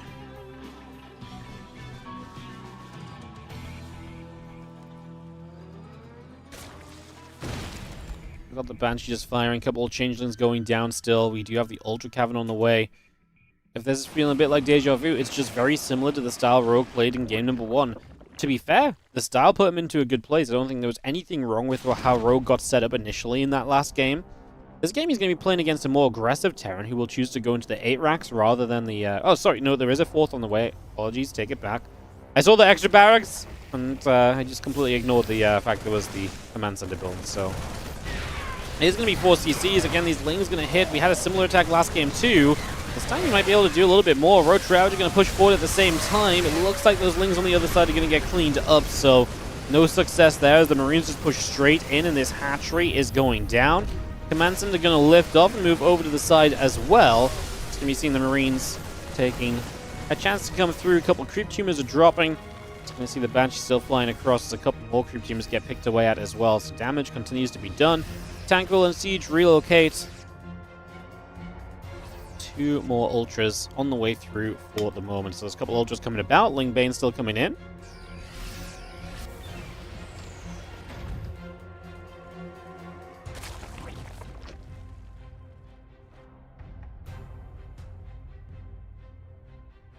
Marines and Tanks is going to get towards the upper right. We do have Zerglings. It's going to get jumped on.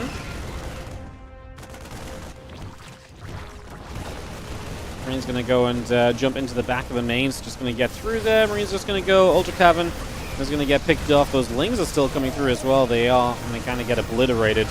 Spawn pool coming through. A couple of Vipers are going to drop the parasitic bombs onto all of those medevacs as well. That is going to be a clear-up. Wow, it was a pretty nasty clear-up, really, right? Everything ends up dying. Nothing... Okay, I was going to say, there's nothing in those two medevacs, but there's an army coming up behind it as well. But those Ultras here, and they're going to go chomp, chomp, chomping. The Marines are caught and we're slow to pick up. To be fair, I mean, the two medevacs couldn't fit everything, but they could have picked up sooner. Two tanks go down as well. Rogue is absolutely stomping on all of Q's attempted aggression. These Vipers are adding a lot. We didn't really see Vipers last game, right? He really focused on infestor production, but now the Vipers are actually adding a lot to this and getting a lot of work done. And Rogue bouncing back strong in this series as he challenges in this game 2 of the best of 3.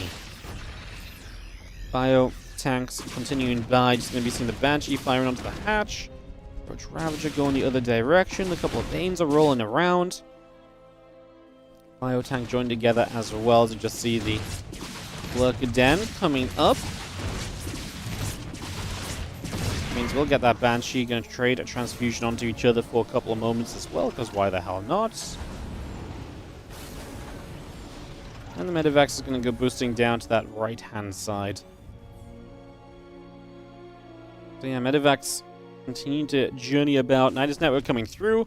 Lurker Den is coming up. Our hatchery continues to produce as the, again, +3 Carapace, +1 missiles continue to come into play. Drilling Claws is coming online. We have the additional Widow Mines in as well. Hydras, Vipers, Ravagers, and Banes continue to step across. Medivacs and ByuNs down the right. And again, abduct on the Medivac. That doesn't quite go down. The Ultralist will be there on the right side to play defense. I love what Rogue has done.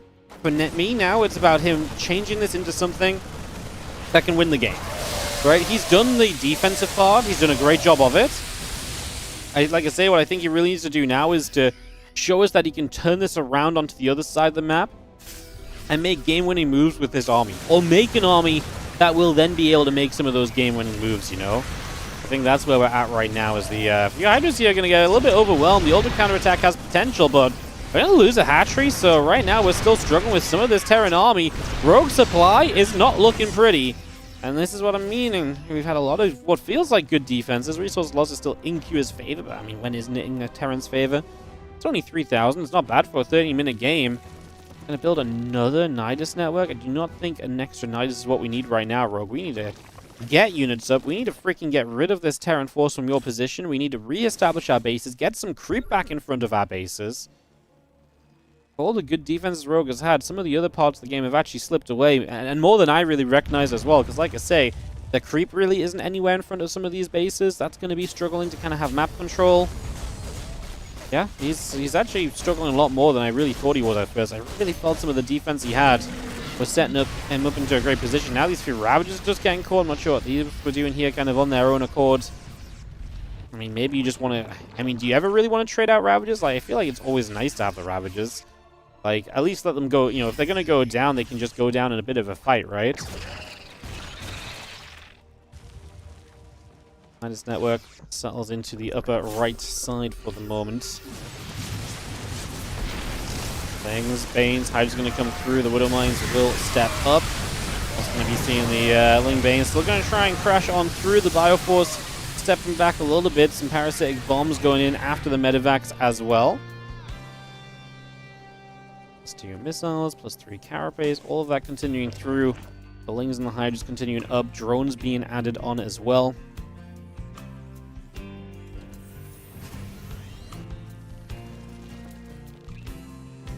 Lurker's Burrow. As the Bio joins up, Medivacs gather, and we figure out what our next stage of this is going to look like. Preparation from Q looks good though. Factory's coming up. His supply actually trails a little bit right now.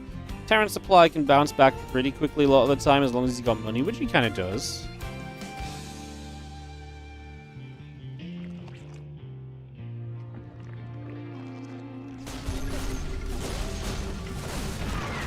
He's going to show up. Back, he's going to take some shots. Going to go jump on towards a couple of tanks here.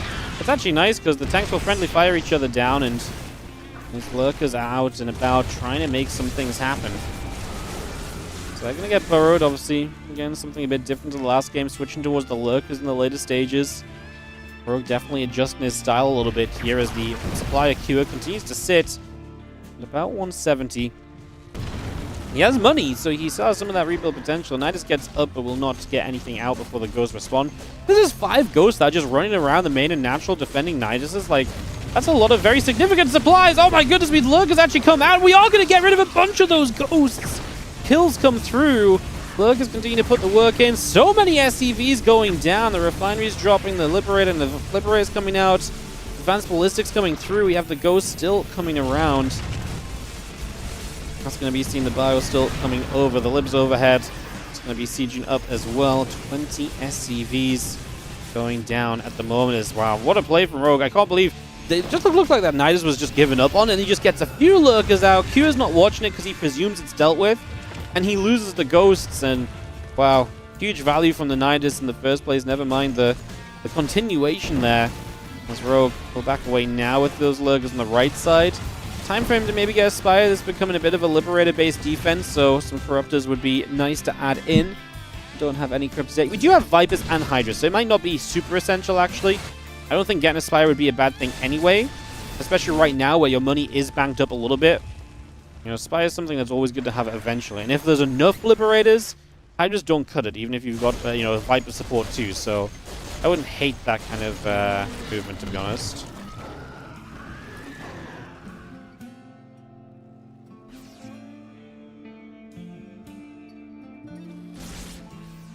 SCV's moving. Look, he's going to get some shots off. Hatchery to the left-hand side, settling down.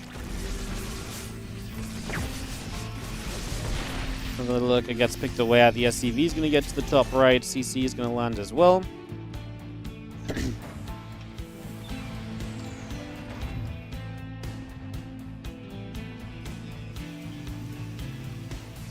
17 overlords just got made by Rogue as he preps to fly masses of overseers around the map and lose a bunch of them, presumably 2 snipes.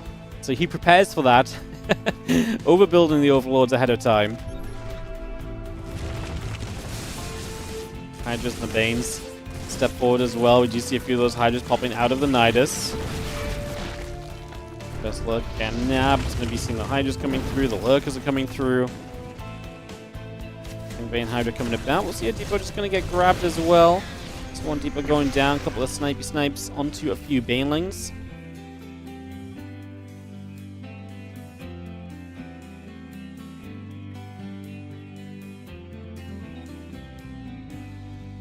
Drone's coming about. We are going to see a Command Center coming in. +3 missiles, +3 melee. Continue to come on through. The Overseers are coming over.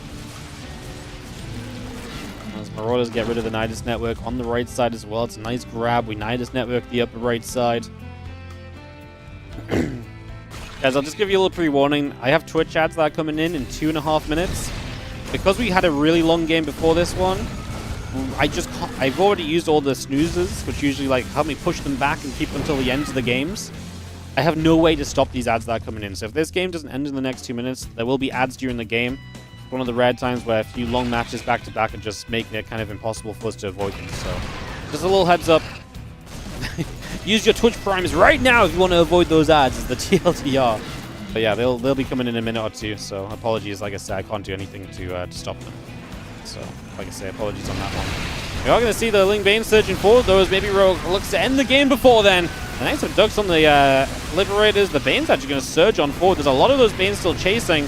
We got rid of a lot of the tanks, but there's still a few throwing that splash damage in there and knocking that Baneling count down a little bit.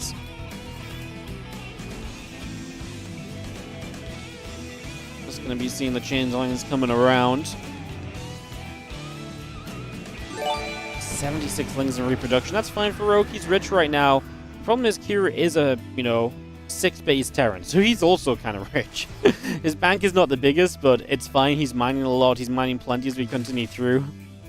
So yeah, I think we are in a good position at the moment to... I think we're in a good position to see Rogue kind of still be fine, but Q is also fine. Like, they're both playing this game. There's a game that is likely not going to end over one fight. Probably going to take a couple of engagements here and there, most likely. For this kind of stage, Fire comes through, Knight is going down. The rest of this army still gathering up together. We will see the Knight's attempt still coming through. Can we get forward there? The scan already came into place.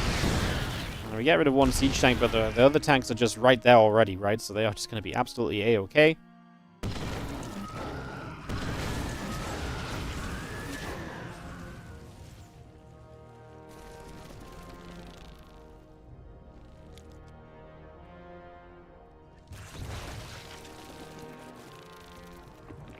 Factory's going to come in once again right there, so factory coming through, just going to have, again, the Thor production starting. Again, Thor's a good thing to kind of buff up the army a little bit. It's going to be a bit of preemptive work against the Broodlord switch as well, which is one of the dangerous moments Rogue had in a previous game too. Kind of goes in with a few lings, the Blue Flame Hellbats, kind of get rid of those. Main army still posturing though, looking for the larger fight potentially. There we go, Viper's going to be right there, the Bane's going to connect, Parasitic Bombs as well. A large fight, but like I say, this is really not looking to be decided over one engagement. This is going to be backing away, rebuilding. Going again, but we do get the Nidus in the top right at the same time, and the Lurkers are going to get there. Rogue loses the gold base, loses a lot of Overseers to Snipes, but the Lurkers are going to get rid of the upper right-hand command center. Or not? No, they're going to get away before the Ghosts show up. And so Cure is going to get a cleanup there, and Rogue just respects that units were showing up, so he just goes and respects that in a big way.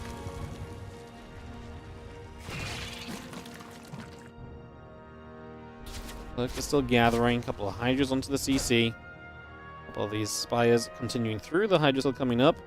Hydras network is building.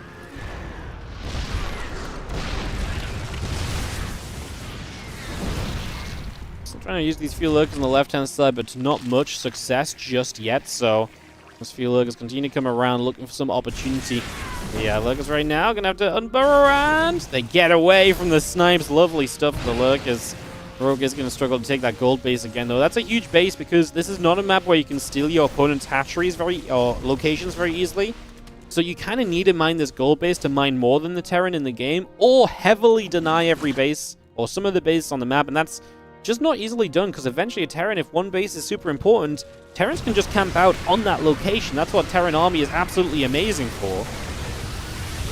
Lurker's going to dive forward there. The Thor's going down. See the masses of Overseer sieging up overhead, make it difficult to snipe those Lurkers. As we have got the Lurkers going to hold their ground at the moment here in this game too. It felt like it was all about Rogue earlier on, but Kura is once again doing a fantastic job of slowing the game down and bring it to a point which we're at now that is very potent. The Liberator's siege again. The Liberators don't care about Overseers in the sky, so Lurkers will just have to get out of there. 24 new Hydras made by Rogue. Kura is kind of sitting at 160 supply, has some money to spend, but is not yet spending it. Looks like he's mostly focused on the factory units, and I wonder if he could just do with a couple more factories. If he's going to produce only Hellbats and tanks at this stage, it might just be worth 2 more factories so you can continue that production a bit more quickly. The last thing you want is to die because you didn't have all the production you could have afforded to have built from. Just kind of ready to go. A couple snipes there, Lurker's getting cleaned up. As Q, I mean, it's wild if Q gets the gold base, but he's absolutely right to contest it because if Rogue can't stop that, then eventually Q mines the top left, that base there with that Nidus on it. Rogue will really struggle to win this game in that scenario. We're going to dive through, the Overseer setup, the Hydras are going to fight. We're going to see a couple of snipes coming down at the same time, so a few shots coming through already. Hydra's going to continue to dart over to that right-hand side where Liberator goes down, Planetary Fortress going to shoot a few shots, the Hellbats are going to take some damage. We'll see the SCVs wrapping around the Planetary Fortress as... for the Hydra's got the numbers, I actually think they do, and we are going to see the Planetary going down. Huge denial, as I was saying, that gold base is super important. And if you mine that as Kira, I actually think that wins you a lot of games no matter what. So, yeah, I think that's huge, but right now we're actually going to get rid of so much. We continue to dive forward. These tanks are not set up just yet. Are we just going to lurch forward with the Hydras? We might. There's a lot of tanks, but they get blinding clouded. That's going to give Rogue the chance to keep on going through, and he is going to be able to take on those tanks much better than we initially thought he would. And now Q's bank is at zeros on the minerals pretty much, so he does not have consistent reproduction, while Rogue is more or less maxed out again and money still to spend. He's missing about 15 supply, but he's got 4k, 2k banked up, so Rogue should be okay to fully remax here in the next few moments.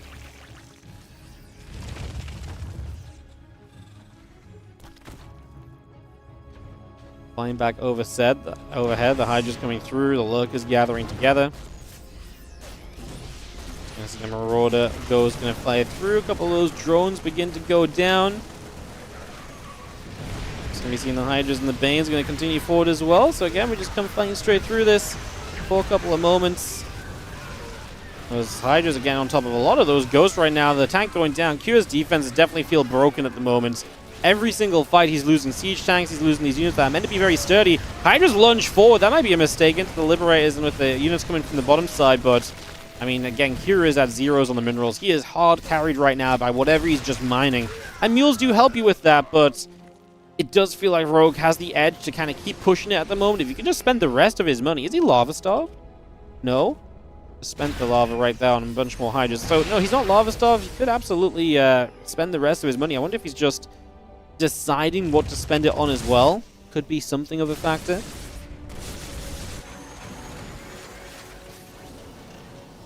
A couple Liberators get sieged up. Changeling's been targeted down.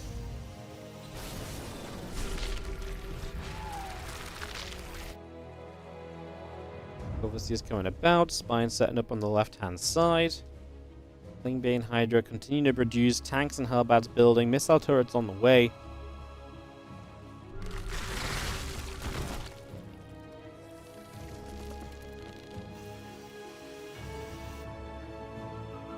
Those Lurkers set on the right side. Again, the Libs and the tanks continue to come through. +3 vehicle plating coming about. We still see the Banes gathering. Everything joining in.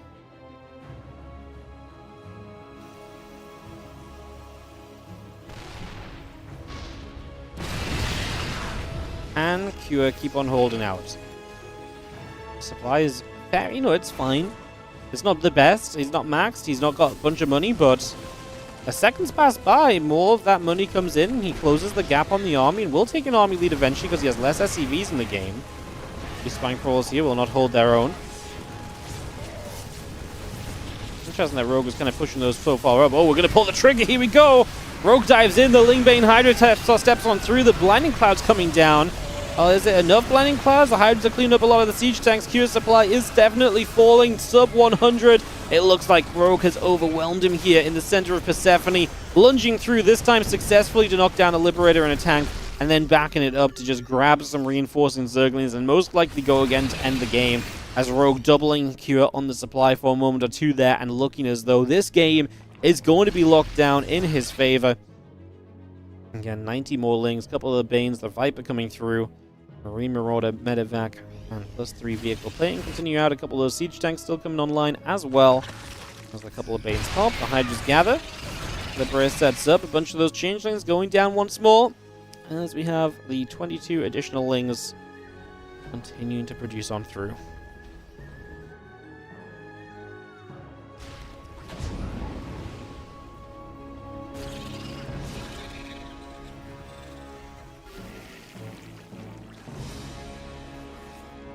Van Hydra sets up. We will just see the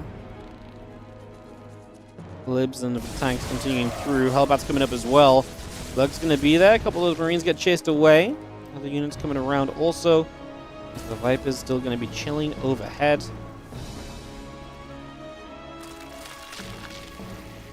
What does the green force field do? That's an acceleration zone. So units move faster on the ground and in the skies through it. So anything in there just has a movement speed increase. So it makes the right side of the map very quick to run up and down. It's very fun.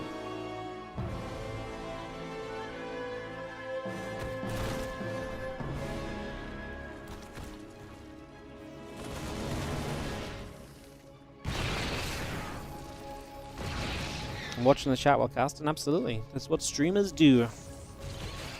And so our Vipers are looking once again for the potential to maybe get something done here. The Lingbane going to go diving in. Here we go. Ling's going to go jumping onto these siege tanks. Man, a bunch of the tanks topside took a bunch of damage straight away. I think that was friendly fire from the first Lings getting to them and tanks hitting those Lings. Rogue still has a bit more money in the bank to rebuild with, so he doesn't have to win right here and now.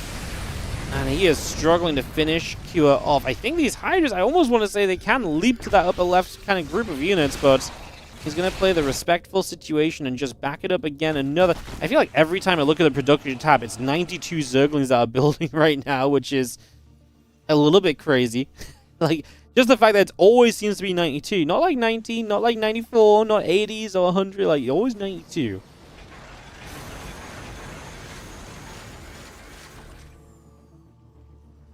Kira's just a little bit too far back. I mean, at this point, Rogue's basically building mid-tier units to just overwhelm Kira. And it's just a question of, can Kira get enough up to sustain himself against that? The big win for Rogue taking these fights is that he's established the gold base on the right. But now Kira's going to try and establish this base on the left. A fully fresh base that Kira could mine from. I actually think Rogue really wants to get there and fight this and not let that mine. Because if Kira mines from that, it could make a big difference. This is a 14,000 resource lost game. If Kira mines that location, it makes it that much tougher for Rogue to truly end this.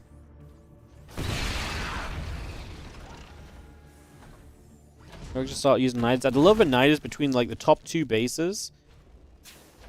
And just kind of have the choice of where you hit. I feel like that would be huge, but I think he's just putting everything into breaking Kira because he feels like he doesn't need to split Kira up. I think he knows he's got the better, larger army right now. Attacking into the defensive Terran, though, is always risky. We are going to get rid of a lot of the tanks. The Vipers are going to try and make their getaway. Man, the army supplies are so close coming out of this. The problem is going to be, do we have the numbers just on the ground against the low-tech units that still remain here from Rogue? There's no spellcasters left. There's a couple of ghosts. There is a single siege tank we chase. We actually get a ghost kill because of the friendly fire from the siege tank there. The SCVs are going to turn and fight a couple of those Lings coming through. As we are going to be seeing the Lings continue to try and fight at the moment. Overseers are chilling. A couple of Hydras and the Lurk are coming around.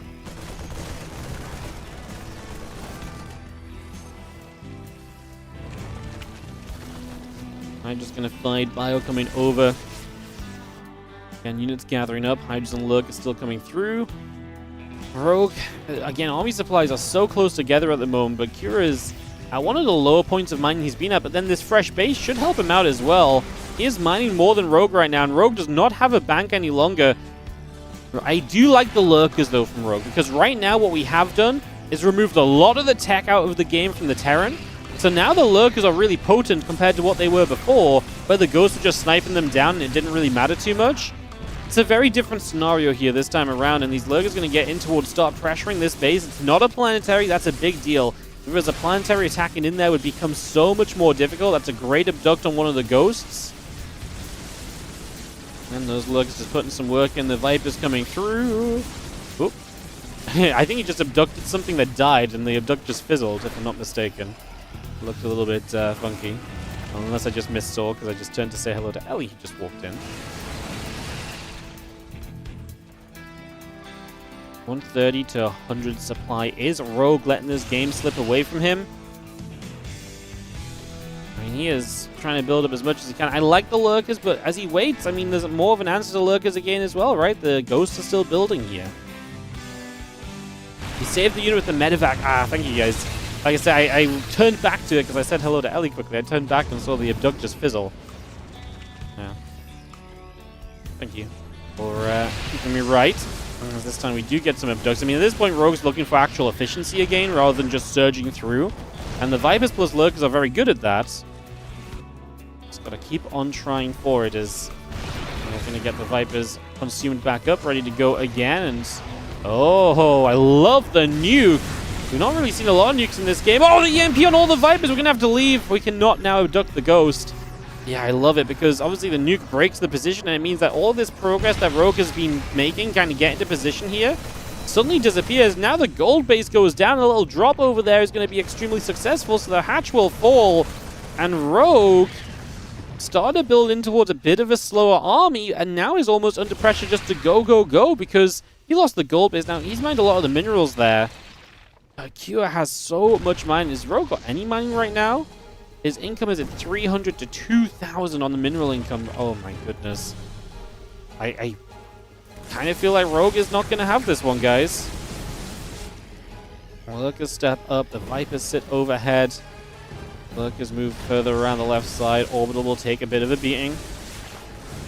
SCVs begin to drop. The Viper's going to abduct, but they do get EMP. Do we at least kill the Ghost? We only kill them because Kira walked the Ghost back in. Now we're going to get snipes off. The lurkers are going down. I do not think Rogue has this game, guys. I think he's struggled to close it out. And Cure has held on long enough to grab victory in this best of 3. Crazy. I just don't... I think it's obviously not completely over yet, and I would hate to stir up our StarCraft comment threads about how I call the games too soon, but I think at this point, it's safe to say Cure is favored in the game again. Like, obviously it's not over, but I would say that the odds have flipped back into Cure's favor at this stage.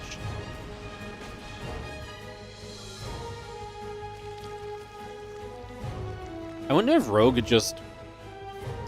It's really tough to say. I mean, I think there's moments in this game where he could have Broodlord switched. He was rich enough and Cure was poor enough, it would have just worked and killed him. That is the difficulty of ZVT, where it's like, it's so hard to make the judgment call of, hey, I can just blast through with Lingbane and Hydra, versus actually, I need to get like Lurkers and Vipers and trade a bit more efficiency, versus I need to, you know, I could make like a big tech switch and actually win the game because he's not prepared for it. Like, those decisions are so difficult to make, but they are what win and lose you these ZVTs in the late game, even from strong positions, because each position is so delicate and unique, and each one definitely has a better answer or a different way to kind of approach it. Abduct, Siege Tank going down, the Lurkers continue to put some work in. Hellbats and Ghosts continue to come through for the moment. The drones long distancing as Rogue just tries to scrap together any sort of income. The deal breaker is really being Cure just taking this base. It's kind of funny because the moment that Rogue denied the gold and took it for himself, Cure went up here, and this has been the tougher position for for Rogue to deal with. At this point, Cure is attacking into Lurkers. That's never a good sign for the Zerg when the Terran feels like they can attack into the Lurkers. I mean, it was not terrible for Cure. Like, it wasn't terrible for Rogue, but he just doesn't have enough in the end. GG's get called. Cure takes it 2-0. A fantastic best of 3 that does end in Cure's favor. GG, Cure goes to the finals today against Hero. Hello, Ellie. Do you want to say hi to the stream? Hi. You looking for attention? You gonna jump up? Been looking for attention, and now you're gonna hide away. Now that I'm giving you attention. Okay. You gonna say hi to the stream? Come on, say hi to the stream. How about we do an Ellie sellout segment? If you think this doggo looks cute, subscribe right now.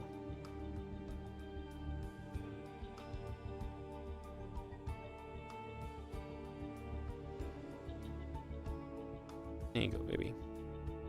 That you wanted, some loves. There you go. Alright, Hero Q at Best of 5 is coming up, guys. He's gonna take her leave. Thank you so much, Rick Plays Game, for the Prime sub. We also had Sazon on the 7-month resub on the Prime just at the end of the game as well. Thank you so much. Oh, the dog cam. The problem with the dog cam is every time I put her on camera, she leaves. Literally every time she goes on camera, she doesn't like it and she walks away. No winning. Yo, Zergberger, the 5 gifted memberships on the YouTube go now to PT, Wusa, Petco, Squall, and Death Before Dishonor. Thank you so much for the generosity, mate. I appreciate the YouTube love. Super appreciate. Thank you so much. We're going to get Hero Cure on the way in a few moments, guys. Yo, Pixels, thank you so much for the 3-month resub on the Prime. That was so weird, no? My YouTube just worked. My YouTube sound just worked, but not my,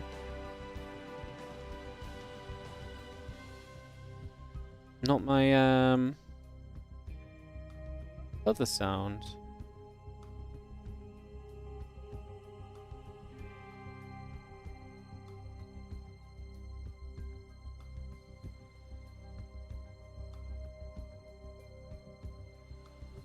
I'm so confused why my sounds aren't working today.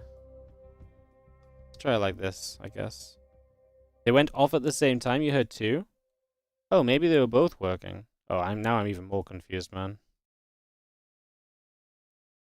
Oh, no. That makes sense, because the problem is I can't hear one of them. No, you guys are hearing them correctly. I can't hear my Twitch sounds is the problem.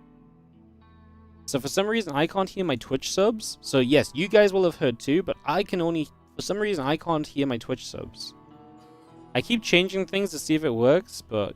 Yeah, I don't know. I might just need to reset my OBS, to be honest.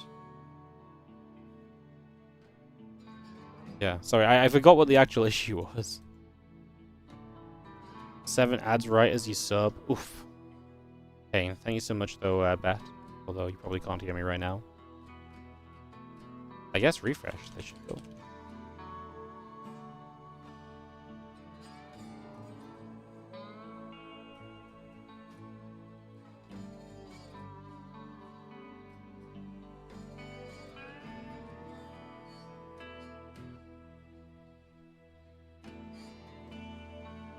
I really don't know why it's not working.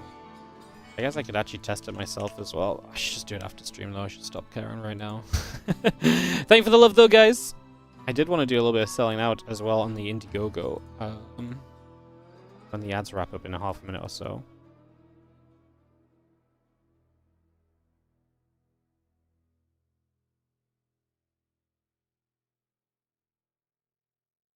All right.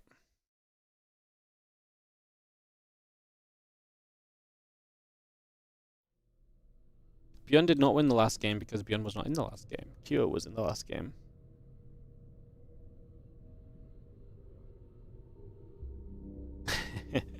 Videos are coming through, guys. All right, we'll just take a quick moment. Again, I just want to, really make a push for this. It is the last few days of our Indiegogo crowdfunding for the WardiTV 2025 series. TLDR, I'm going to keep this short because I don't want to talk your ears off about it, but this is super important. This is basically our crowdfunder for the rest of this year. Like, this is our push to make the rest of our tournaments this year, so obviously once EWC ends, we don't know what's going to happen with StarCraft 2. And so we're going to have a very big role, I would imagine, in kind of keeping the, the players playing and so on once again. So if you'd like to support that and you'd like to help us, help the players, 100% of pledges on this Indiegogo crowdfunder will go directly into tournament prize pools and directly into the pockets of players. I will even be 100% covering any transaction fees that take place. So if you pledge $20, $20 will go to the pockets of a player. One sec, let me go and accept the game invite. Which means that you guys are, just like I say, directly supporting the players, which is the most important thing for StarCraft 2. If the players can't justify continuing to play, we will not have more StarCraft. It's really as simple as that. So, !2025 in the Twitch or the YouTube chat will give you the link to this. Like I say, we've got 3 days left on this crowdfunder. I'm going to talk your ears off about it as much as I can over the next few days. If you want to hear more about it, or where the money's going, or the tournaments that are going to be taking place, it's on this Indiegogo page, or you can check out the video that's linked there as well. Anything helps. We've had a lot of generous people. We only have 97 supporters, which is about a third as many as when we've crowdfunded in the past. But there has been some extremely generous support, which means that the average donation or support has been pretty crazy. So yeah, if you guys want to help us out, get involved on the Indiegogo. Like I say, the most important thing is giving the players StarCraft to play in, and this is exactly what you would be helping. The more prize money we can raise, the more kind of higher tier events we can run, the more we can keep the players involved and all the rest. So do check that out over on the again, !2025 command to get to the Indiegogo page.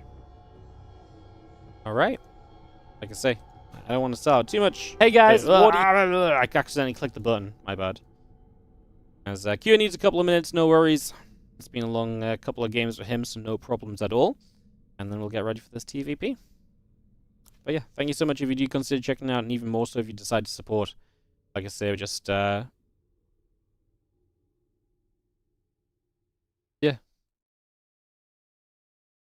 Excuse me, sorry. Yeah, obviously the more you guys support, the more we can do. As long as it's just as simple as that. Like, ain't rocket science. Give us money. Put money in the pocket of the players. It's the cycle we live in.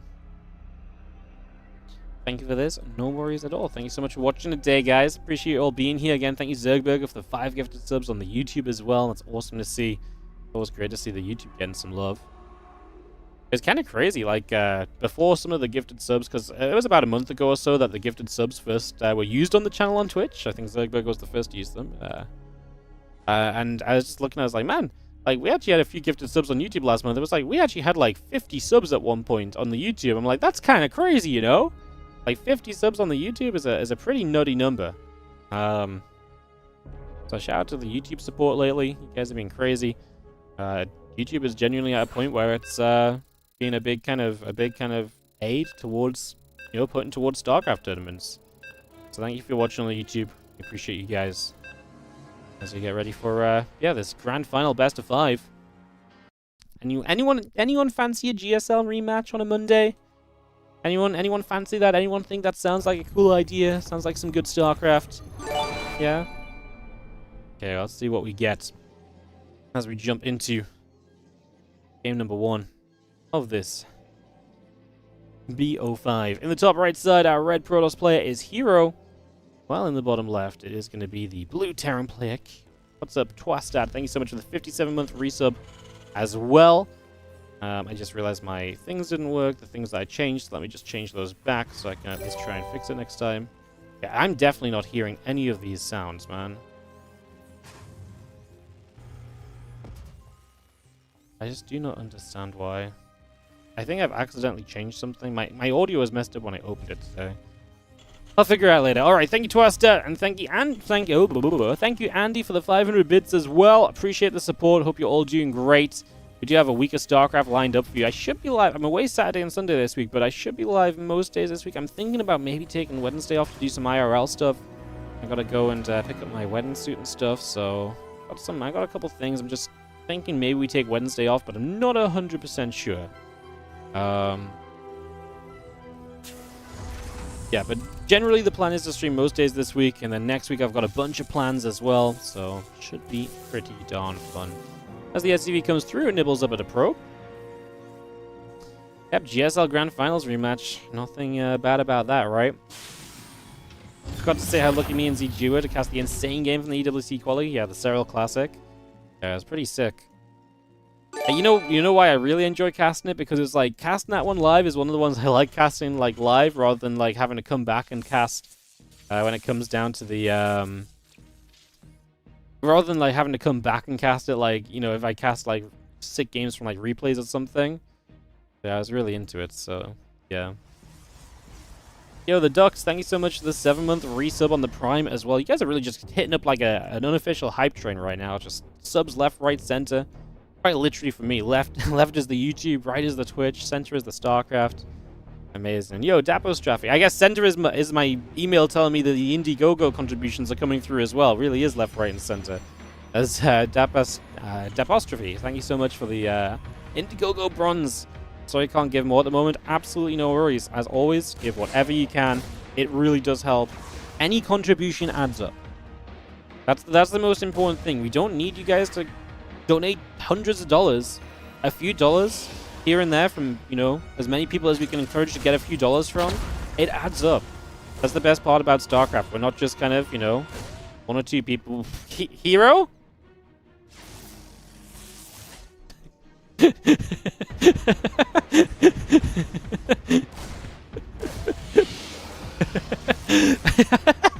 What the hell was that? He just pulled everything. I don't think I've ever pulled as many workers to try and stop a Reaper. Oh my god. I was about to make a really nice point about how, you know, as StarCraft, we're not just one or two people, we're a community, right? Yeah, blah, blah, blah. Together we can make it awesome. And he was like, we are a community. Look, my community of probes can help each other out together. It's not just about one probe, guys. It's about all of the boys, all at once, at any moment of the game. As the Stalker comes through with the Sentry, still doesn't get the Reaper. And that's the worst part. It's like he didn't even get the Reaper for pulling pretty much every single probe off the line. Jesus, that was kind of crazy. Considering the Reaper was already like in the base and seeing everything anyway, right? Like that was really wild. Unless that was just a complete some mind game to a level I don't understand, beyond my understanding or my guesswork. Jeez, crazy stuff. Crazy stuff. It sends the I'm hiding something signal. I guess it does, man. Yeah, I guess it really, really does. Actually crazy. Alright, a couple of Marines coming through, and a barracks coming up, the Cyclone coming in. We had the Marine on as well.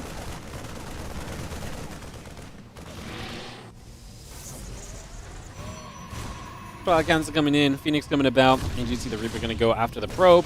Sentry and the Stalker coming through as well. Continue work on that as the Reaper goes the other direction, and we'll just see again a couple of barracks coming through, the Cyclone and the Marines coming up.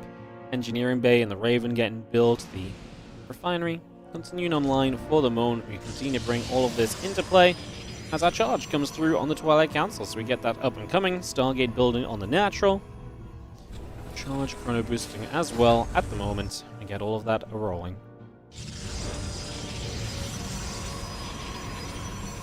Again, Stim +1, both building up right now. We do have our Marines and our barracks coming up as well. Over, under, hero blinks into Kira's main. Pretty under right now, because he's going charge. I think through the series, pretty good chances to him playing, but this is Phoenix charge at the moment, and definitely something a little bit different, I guess. Obviously, Phoenix very good defensively, charge very good at dealing with a lot of those early aggressive plays. But what's interesting is that we don't have a lot of the super aggressive first kind of like push of the game kind of plays coming up, because this is 3 barracks just pumping away. It's been a Raven, a Cyclone, a Medevac. This is not some big tank push. This is going to be a bio shove. And that is something I'm not as convinced about, because the Phoenix are going to struggle for damage. I think the Zealots are going to struggle as well against enough bio units. The Zealots may just get caught off guard, not being good enough numbers. We're going to dive for the Raven. I think that's...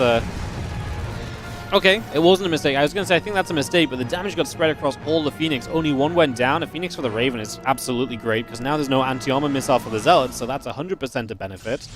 That's 100% a positive in the end. I was pretty convinced that was not going to be a good idea, but yeah, Hero makes it work. So is Phoenix getting some value. Cyclone and a Widow Mine. Oh my goodness, the Widow Mine did not get to fire. Hero had to go back into the Cyclone attack to dodge away from that as the charge odds do start to come through. Phoenix with a little bit of lifting being done. The Marines putting some work in. Medevac's going to lift up and peel away to the sides.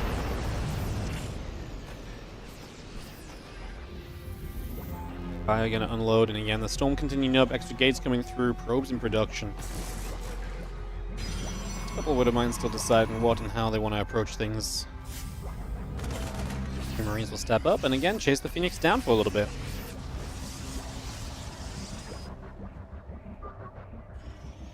Storm building as well, so we continue through with that. Extra gates, Forge coming through. Marauders +1 armor, concussive shells. I love that we've already got Zealots poised to kind of counterattack. That might be the better way of this from Hero. Cause chaos kind of back at home for Q, force him to have to do a lot with that army. Then maybe he takes a bad fight into Zealots. Maybe he pulls back and you buy time for Storm and more High Templar energy. There's a lot of benefits from kind of buying yourself some time here, as we are going to come stimming through. That's the signal for those Zealots to commit toward the natural. Storm is done in a moment. It's going to be right on time, isn't it, as the first Widow Mines help with those first few Zealots. I like the Unburrow and Reburrow, but they're all stacked, and those mines are going to get stormed. A few of the mines into the mineral line. A few probes going down. The Zealots are hitting the front. I believe they've been busy killing the bunker, so that's what's going on the other side of the map as one Stalker takes a hit. Obviously, Stalkers do not have Blink right now. There's still a Widow Mine left, and I don't think we realized it's the Phoenix eat that shot. Yeah, we did not kill any SCVs, by the way, so the defense at home from Kira has been good. Those Zealots have died.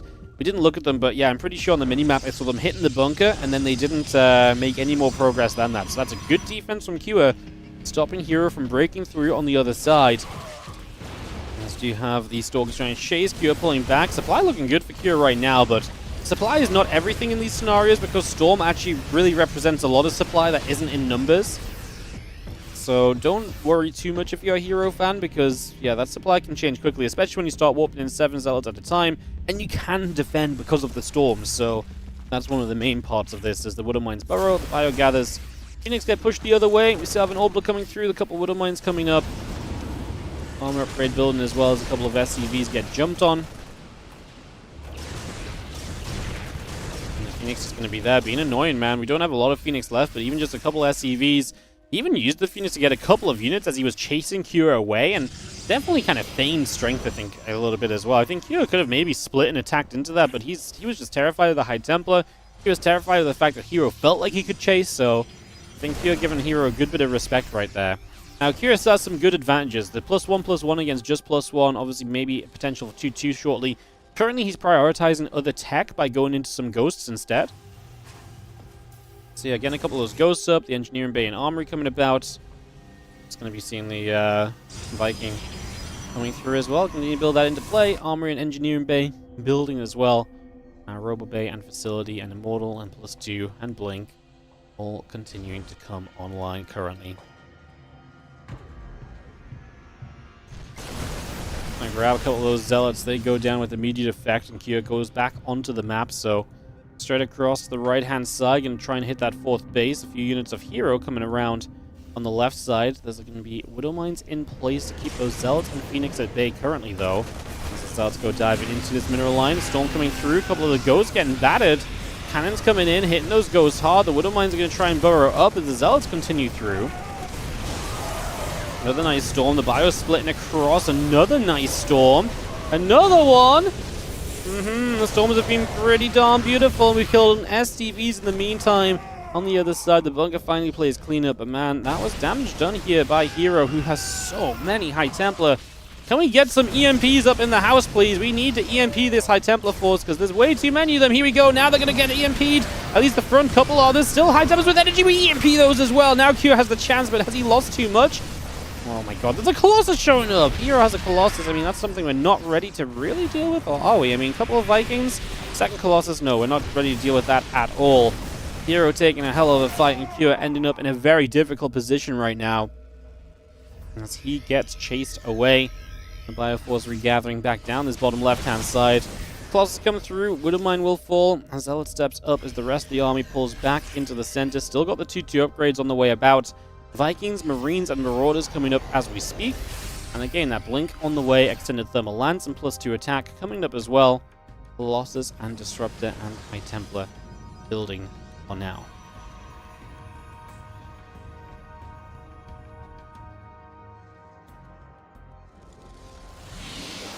Colossus Chrono boosting, Disruptor Chrono boosting, couple of Ghosts and the rest of the ByuNs gathering together. Disruptor and the Colossus step out onto the map.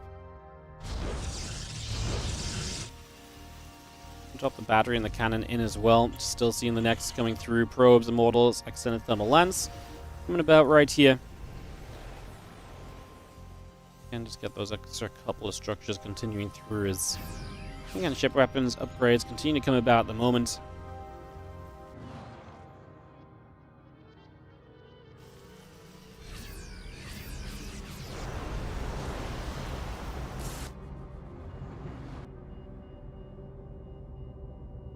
Game yourselves. We can take a moment or two to breathe. These 2 Widowmines get burrowed up. Widowmine connects. A few Zealots take shots.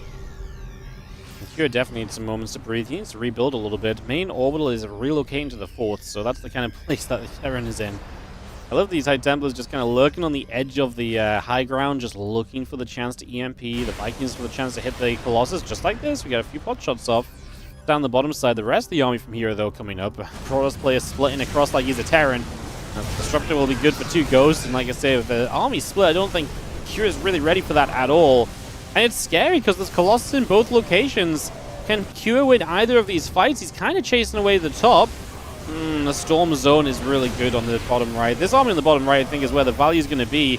I think Q is actually doing very well chasing on the other side. I think he forced a recall even. But he's just got absolutely decimated on this bottom side fight. This was too much from Hero. And with a lot of Stalkers still remaining, we can finish off this orbital if we want to. There's no way we don't let that get killed. Yeah, GG's, and that is going to be Hero taking a Game 1 victory in this best of 5 finals as he looks to become the 2nd most winning player of WardiTV Mondays, looking to overtake MaxPax if he can win today's event, while Kira's looking to be a first-time champion of this Monday Cup in his 2nd final in 38 editions. Crazy, crazy stuff. Alright, we'll throw some ads in. And we'll get ready to go into game number 2 on Tokamak.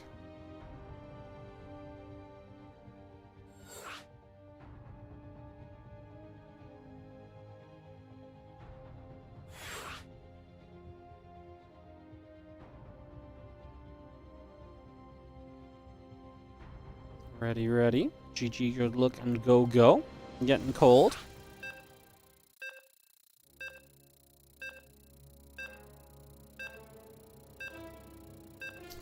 Getting to game number 2, guys. Ooh. Game number 2 coming up. Coming at you. Ready to go in a moment as we load on in. Get ready to rumble. In the bottom left-hand side, our red Protoss player is going to be Hero.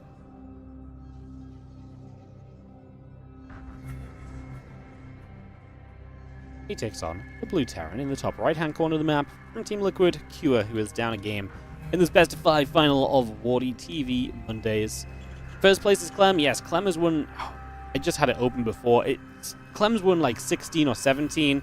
Hero and Max. I think Clem's won 16, and Max Pax and Hero have both won 7 of these events. Does that add up? 16 plus 14 is 30, and then we had Classic and ByuN win 2, 34. Trap, Shin, 35, 36. Firefly 1, 37. I think that's exactly how it is. I think that's exactly how it is. I think it's 16, 7, 7, 2, 2, 1, 1, 1 in terms of amounts won. Maybe I'm forgetting someone slightly different, but I'm pretty sure that's what it is. Off the top of my head. People math, yeah.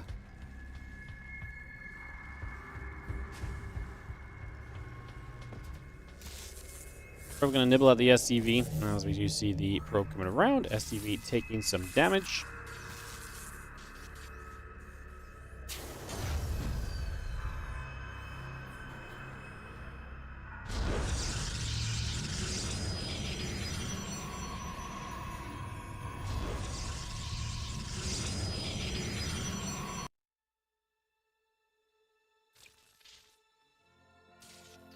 SCV is just going to chase the probe.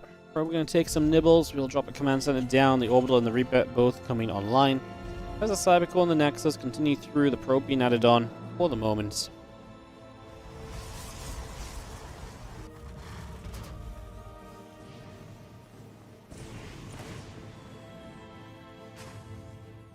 We'll head down to the bottom left-hand side. It's just going to go journeying down to the bottom. A couple of assimilators coming up. Do have the warp gate and the stalker coming in, the Nexus being built as well.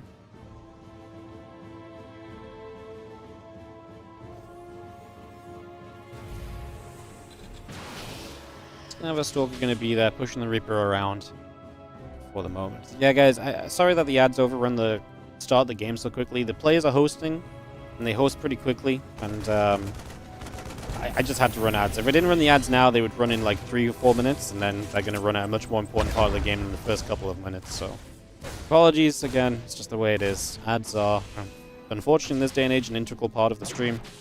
We can't run the amount of StarCraft that we run without them. So, it's just the way it is. Unfortunately, I try and do my best to run them at the best times. Still going to hit the Reaper, and we do have the SCV there going to take some nibbles as well. The SCV is going to pull the other side, as the Stalker will step away. Forces the recall. Love it.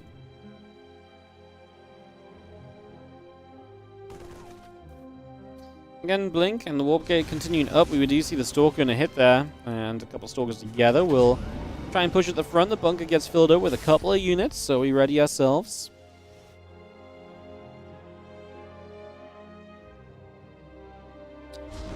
That's the Robo coming down. Obviously, Blink this game instead of the Charge. It's a bit more of a regular opening here on the side of Hero. Going for that Blink instead of Charge. Definitely a bit of a different approach this time around. As we get the pylon in place, the Robo facility and the gateway still coming through. There's a couple of Stalkers still gathering up together as well. As the Reaper gathers in, and again, we get ourselves settled. The Stalker going to get grenaded, but there's no follow-up there. And the bunker's still holding tight, but it's forcing SCVs to be pulled off the line, so they're not minding them, spending money repairing.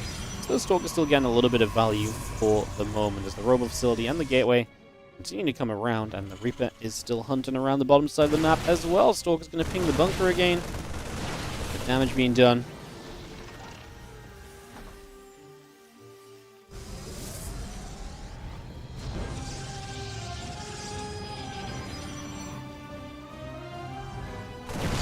Assimilator into play. The tank is going to hit the Stalkers a little bit as well. Still got Blink and the Obs coming up right now as we have the Assimilator and the Gateway coming through. Just going to see a grenade going down. Those couple of Stalkers going to have to dodge around. Island will come into place. We set that straight up as the Blink still continues into play right now.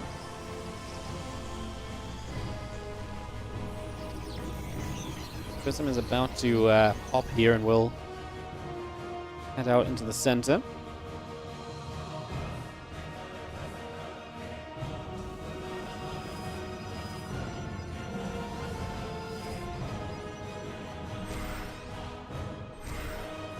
Good few stalks coming through again. The Marines and the Stim continuing about the engineering bay, the charge.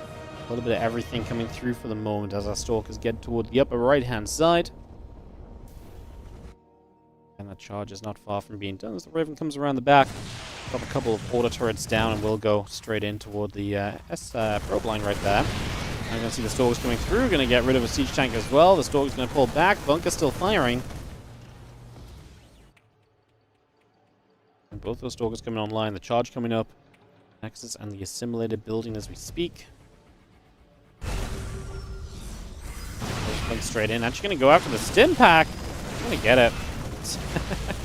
A really nice grab. I mean, Stim just denied.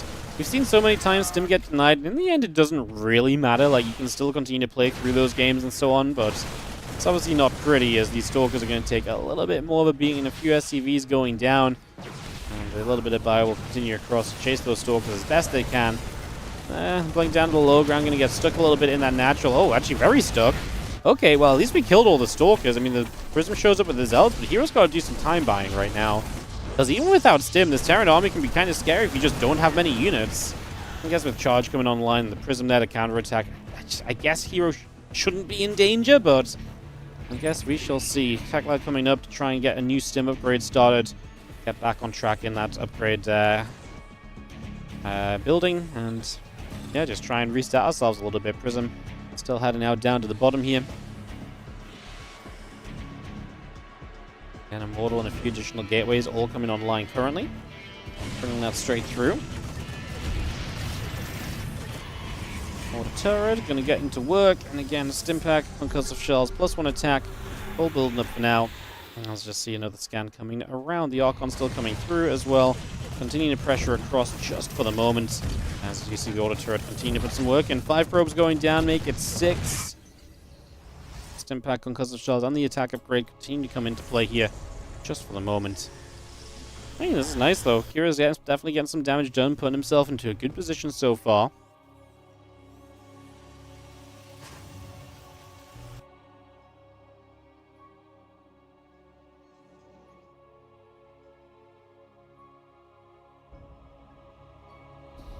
Felt like Kira had a great position in that last game as well, though, and it obviously did not end well, so I suppose we shall still see where we end up eventually.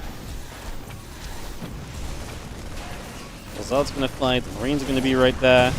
But my shot is good to hit that Prism.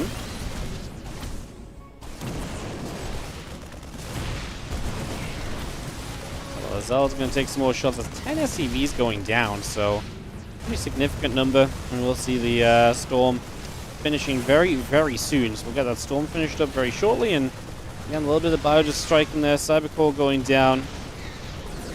So we'll see the Zealot still coming across, and well, Kira. And the question is, does he want to fight or evacuate? And I think he didn't really know right there either. It's a little costly, loses maybe a few more units, but he gets a base. And Hero's getting to that very strong composition though, so I'm not really sure what the plan is going to become eventually here, as we just have, again, a couple of gates coming through, the assimilators coming up and online. The Observer settles into the center, Robo Bay and gateways all producing for the moment. And 3 of those ghosts coming up, the armor upgrade coming through. Continue to settle into play.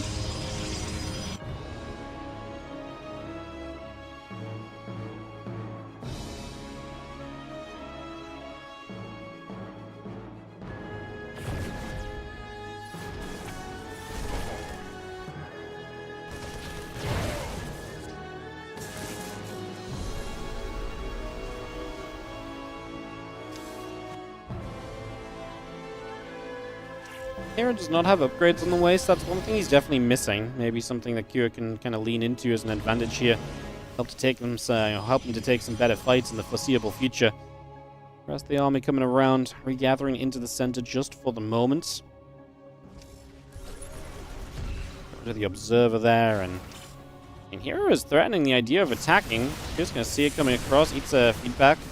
Obviously 2 feedbacks, but that means no Storm on that High Templar, I believe, unless maybe kind of close to getting a bit of energy back to Storm, so maybe it's not so bad. feedbacks on the Ghost this time around. And we got some EMPs off, but not as many as I think we were hoping for as Kua. But am I going to hit the Zealots? I mean, Kira's crazy if he wants to actually attack into this. As he is obviously sitting on a 40 army supply deficit and a full set of upgrade deficit as well. If you get rid of the Storms, you can attack into this so easily as Kua. Like, he just overwhelms this, no doubt. But the Storm is extremely powerful, and Storm, when your opponent is attacking into you, is even better, because obviously you can take advantage of that natural clumping of the opposing army. It really does a lot as well.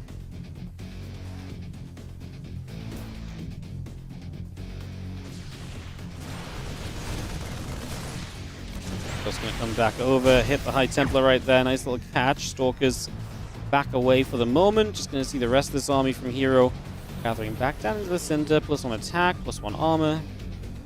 Extended thermal lance, all continuing through. Those couple High Templars still coming up. We do have our upgrades continuing in also here. So again, just get that settled. The Bio Army of Cure coming around the left side. A couple of Marauders are going to stim it up and move on through. The Army of Hero in the center moving about as well for the moment, as we just have a couple connections coming by, a little bit of damage being done. Bio going to fight, and a couple of Zealots dropping. We're going to see an Immortal getting caught as well, a couple of Stalkers getting captured too. Oh, we're just eating Storms, Kua. Oh, the Colossus will go down pretty quickly, so at least that splash is taken out of here. Upgrades carry us, because right now those Storms did so much to the Bio. Those Immortals are strong units as well. Man, I feel like we've gotten rid of the Zealots. Kira is so close to being able to just jump on the rest of this, but again, he took so much damage initially, and now Hero is rightly kind of figuring out it's time to get the hell away. I do think there's still a lot of chasing potential though, right? The Archons are going to only last as long as the EMPs aren't there. The EMPs showed up. Got rid of one. The other Archon's super low. It'd be nice to get rid of that, but I just don't think we can chase for the Zealots there now. It's going to be Hero again. Always able to just find these fights and find these opportunities to put himself in just way better positions than what you're initially expecting so much of the time. Crazy to see that continuing through. 2-2 upgrades still on the way in. We do have ourselves an Immortal Force.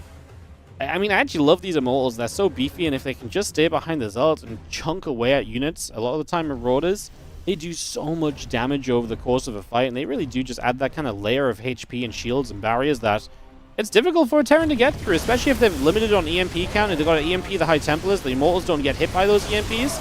You're just going to straight up bust down this planetary fortress. I mean, Hero was out of position. He did not see Hero coming in around the left-hand side, and Hero is able to just bust through, take that base down. Bio units will continue forward. The Colossus is going to get eaten up by a little bit of an EMP. Bio still stepping through. The Colossus still being chased. What are we going to do here overall? Going to knock that Colossus down, take that out already. And just see the rest of this Bio army still coming through. Snipe, snipe. And we're so close to getting rid of so much of the tech. Q might still have an opportunity here. His army supply is not bad, but man, look at the Immortals! It feels like they are the real MVPs at the moment. They continue to survive the units that are always left over and still doing work. That said, I think we're in trouble because now the Immortals go down. Yeah, watch this. As soon as the Immortals die, I bet Hero just dies. They really were just the units that kept on surviving. So if they've gone, I think Hero has truly just lost the fight. And yeah, the Colossus goes down. It ate a bunch of healing off the battery, which helped, but he was able to take the engagement in the end. And man, honestly, felt like he was on the verge of taking this fight for so long. And it was actually at the point where I felt like he'd missed his chance to take this fight that he finally gets the winning engagement that puts him into, I mean, maybe not winning the game position, but like definitely winning a trade and definitely winning a stride across the map to get rid of a base. 2-2 on the way through from Hero. We're not far from those upgrades coming in. And I do think upgrades are a big part of this for Kua as to why he's been able to finally win one of these fights as well. Definitely helps. Knock the pylon down here. Going to get another base. Put Hero down into a very tough position economy-wise. 3 Colossus building at a time with that amount of units. The Vikings are a necessity, and we are seeing a lot of Vikings being produced, which is good. We are going to need them. I was actually going to see these Vikings going to commit onto that first Colossus, though. That's not so bad. 3 Immortals already up here, man. We've been putting these robo facilities to work in this game. Now, this dive in for that Colossus did not work out. Here he loses a lot of the Vikings, so again, definitely going to need those units to continue producing. It's a decent EMP, and if we keep chasing here, can we turn and fight this? It's so scary with the Colossus and the potential of the Storm. That one High Templar building energy as it comes across the map is, like I say, a little bit terrifying right there. As yo, Vidal NX, thank you so much for the Prime sub on the 26th. Lost your streak, rip!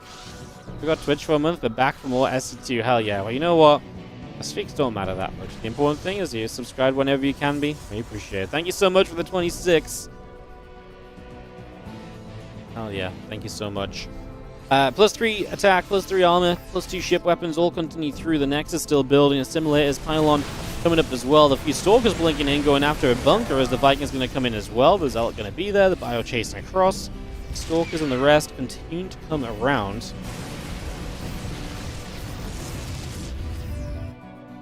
Nexus will go down, so it's going to be getting that grab. +3 again attack, +2 ship weapons, +3 armor.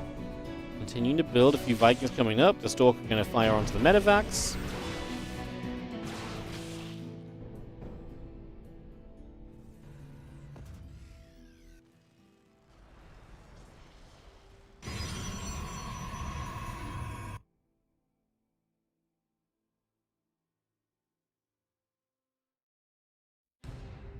And just seeing the 3-3 still coming through. The Stalker's going to step up. There's going to be a bunker right there we can get rid of, maybe.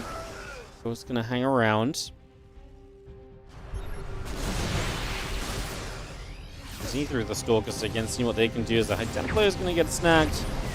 That's a nice little snipe on that boy. As the 3-3 continues up. Still +2 ship weapons coming in. The 3-3 upgrades on the side of Hero as well. Coming up right now.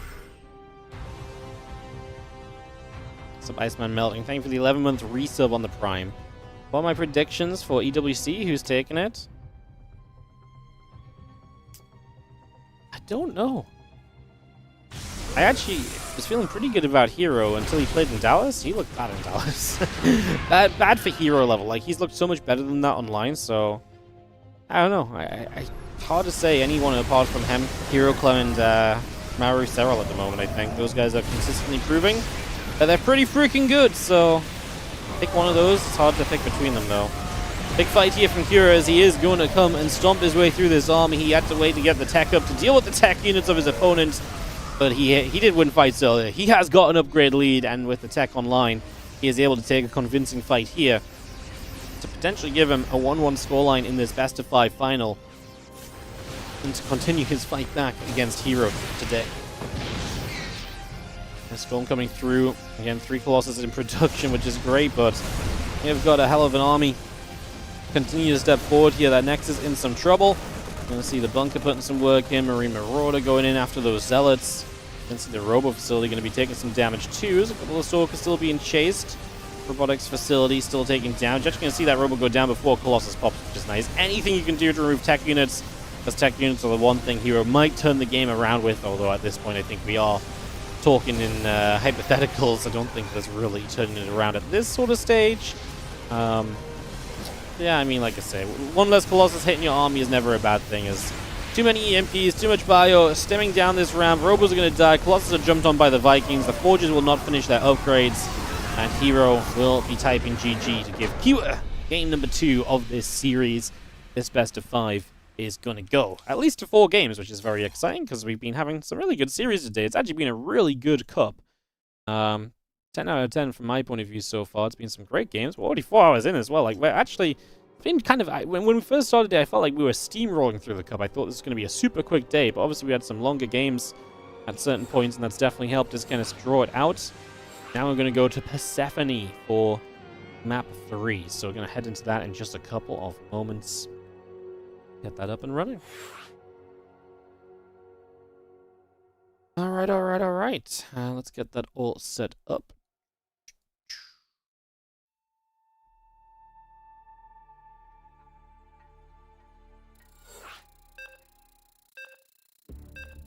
Perfecto.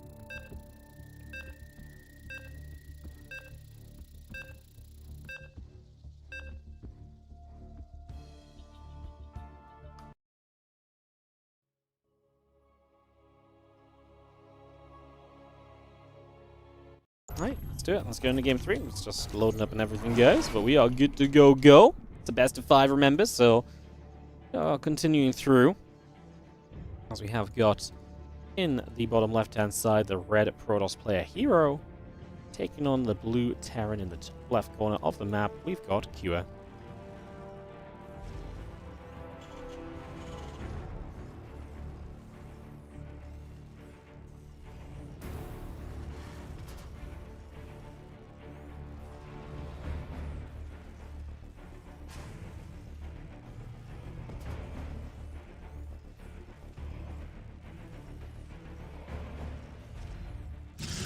Persephone, and we'll see what Persephone maybe means for us as we get this one rolling.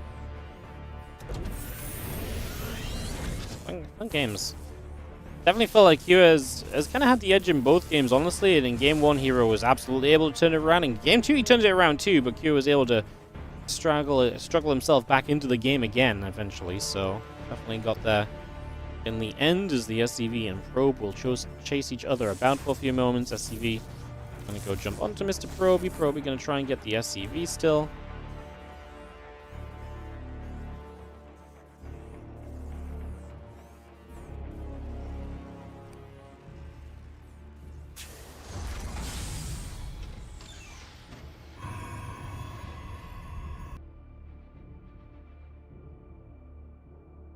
As SCV's coming around, Probe is going to get chased. Again, Nexus, the Cybercore, continue coming through. The Reaper and the Orbital coming up as well. So again, we get that up and rolling. The SCV still building and chasing and trying to hunt the Proby down. Command Center building up on the Natural. So we get that underway immediately.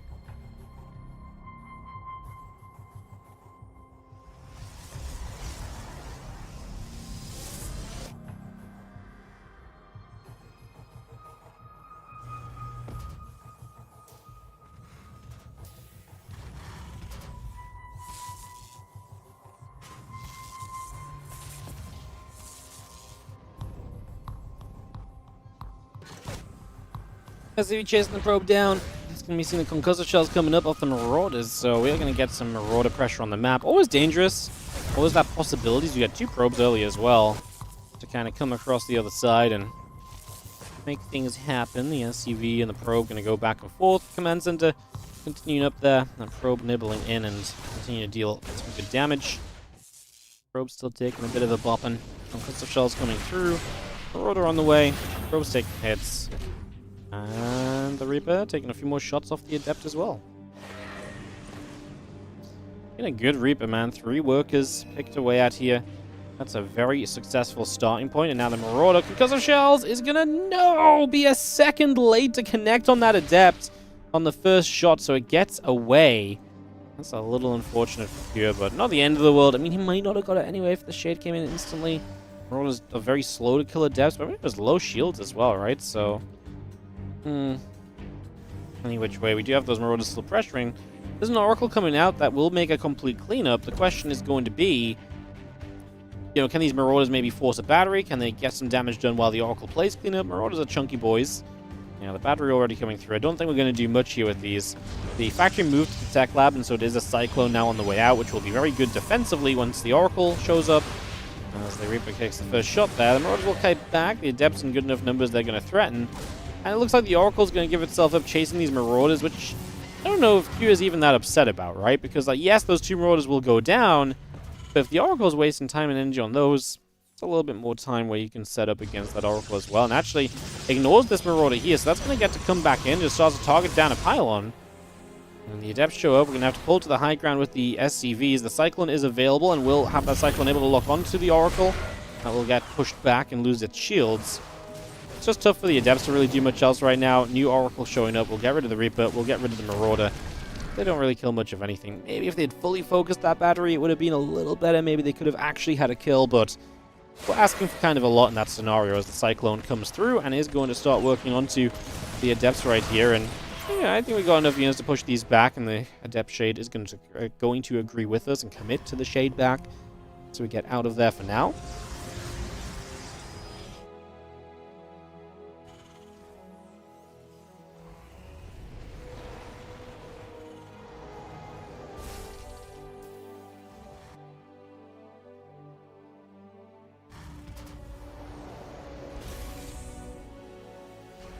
The Blink building, a couple of gates, the Forge, the Nexus, all coming through as well. So again, a bit of everything continuing up at the moment as the Oracles fly it around.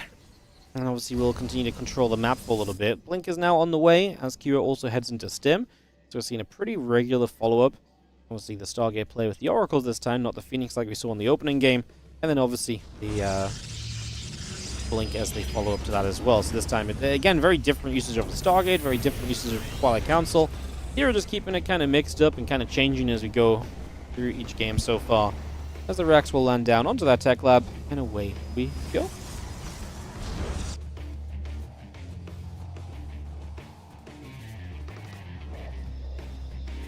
Pro gets up to the top right side, is going to be dropping down a pylon, but decides not to place it there, but more into the upper right corner. Seems sensible, seems like a more difficult position to see. You're not going to accidentally walk into that as much as you're going to accidentally walk into the pylon where it was placed originally, so seems like a perfectly fine decision. A couple of oracles still coming through, the depot still gathering up. And plus one of that charge coming in as well. So again, just getting a few different things up and running here. The gateway is still building. Continuing to settle for now. As the oracles are going to activate through for a few SCVs. Also doing decently for themselves. The Cyclone lock-on is going to get a kill though. So we have 4 SCVs, but we lose one of the oracles. Cyclone plus Viking together doing damage. It's a gateway in the top right as well. So it's not just kind of a pylon to kind of warp in some harass here and there. It's a full-on, like, I mean, it can still be for that, but it's a full-on going to be faster warp-ins. It's not just like a couple of adepts that are going to try and shade through or anything. It's going to be a full-on position to reinforce from in a game where you're playing with no robo facility, so if you want fast warp-ins across the map, you need to have a gateway, so it does make sense. Kira is flirting on the edge of that stasis ward. I think he's seen it, and he just set it off with a singular marine, so a good job there, just handling the oracle pressure as it continues. The gold base from Hero is a 4th, so he's going to choose to really try and lay it on thick into this mid-stage of the game. If he can control the map and Kira never gets onto the map, that gold base can pay off in a huge way. So, looking to really get there, as the Widow Mines will help ByuN to play cleanup. The Stalkers are into the main base, and they get the reactor on the starport. Looking for the reactor on the barracks. He does not blink to the low ground, so he's going to just recall away. Is able to do so without the Terran catching him and doing too much, so good bits of damage there from Hero. And like I say, with that gold base coming online, the only downside is the gold gives Curious some map control, but he doesn't know about the gold yet, so if he doesn't know about it, he can't just show up here. This is really like a drop around the back of the mineral line situation. If you can drop around the back, you avoid the 2 cannons and the battery, and you can probably do very well denying that, but again, you need to know about it before that, you know, before anything else. That is still, you know, the number one factor at the moment. As the Stalker step up, some shots coming through, Cyclone locking on, and we will work our way through a Stalker. Hallucinate, Colossus steps in as well. A couple Widow Mines going off, the Siege Tank still firing, the Zealots taking quite a lot of shots as our Stalkers take some heavy hits. Bunch more units warping in, Zealot Stalker coming through, the +2 attack upgrade coming about as well. ByuN still trying to press in for now. Good force fields just across the board. Get rid of a couple of the probes.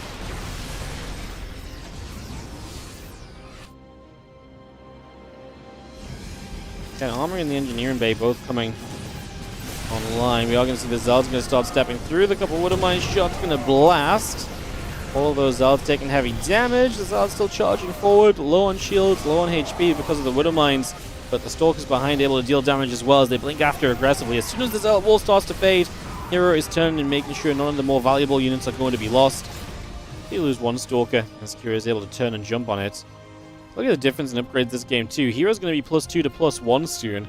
And the armor upgrade is super late from Kira, so a big difference in the prior game, where Kira was really the one who was really leading on those upgrades throughout the entirety of the game. And now it could not have been any more different, quite frankly. So, yeah, interesting to see that kind of difference kind of break through as a couple of robo facilities continue up at the moment from Hero as well.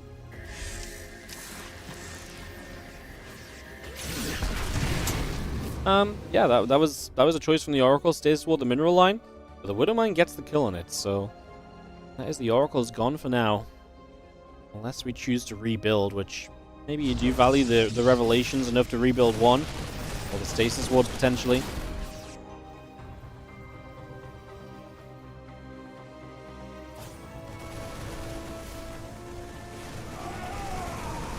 So I was going to charge into this natural. Bunker goes down.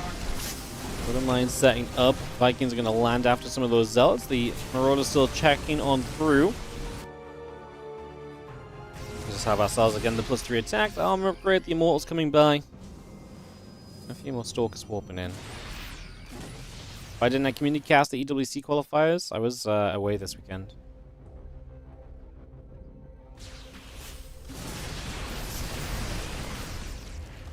It was Kalaris' wedding. So, yeah, just He picked a great weekend for us not to be able to work anything. I was unlucky. I was meant to cast the Korean and Asian qualifiers, but yeah, obviously they overlapped with me being away. Hopefully I can cast the global ones. I should be here for those. Should be no reason I don't community cast them. Just going to see how our ByuN's going to shoot through a few of the Zealots as a bunch of those going down. The Tech Lab taking some damage. We do have our Storm +3 attack upgrade, extended thermal length, and a couple of Immortals coming about. I will continue to shoot. The Zealots will continue to charge on in as Kure tries to make something happen through these force fields.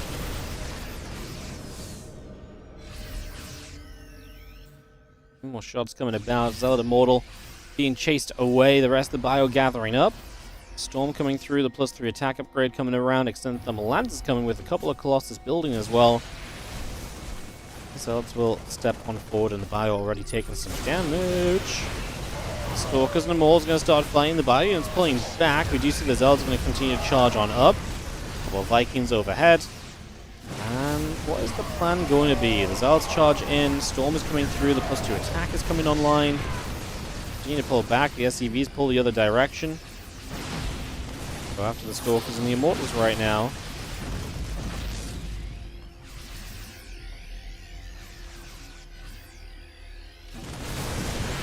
Both of those Zealots getting taken out right there, so again, some damage dealt.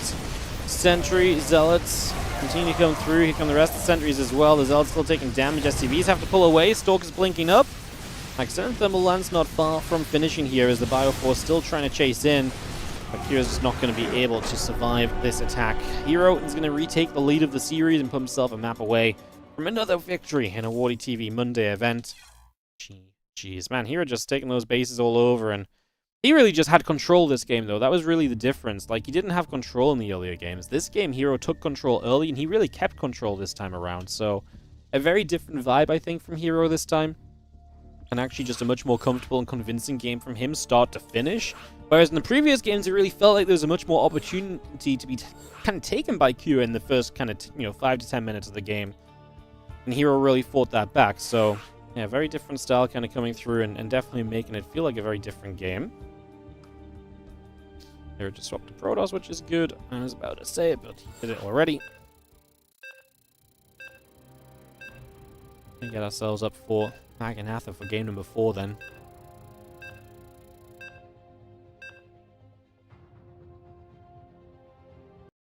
I appreciate you all being here. Thanks for joining us.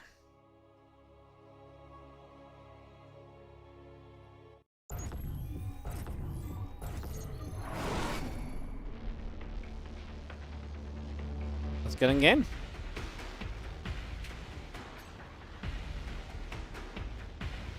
We have in the bottom right-hand side, this will be the Red Protoss, who is obviously taking the lead of the series right now. Hero, can he win it out and become an 8-time champion?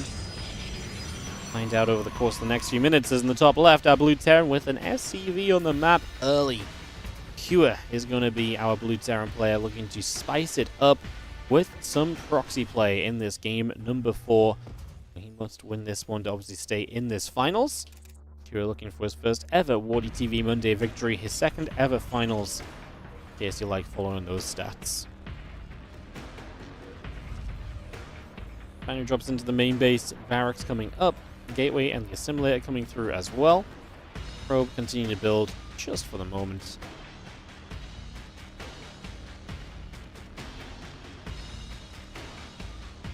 Those 2 refineries building from Kure. As you see the racks coming down, the gateway setting up.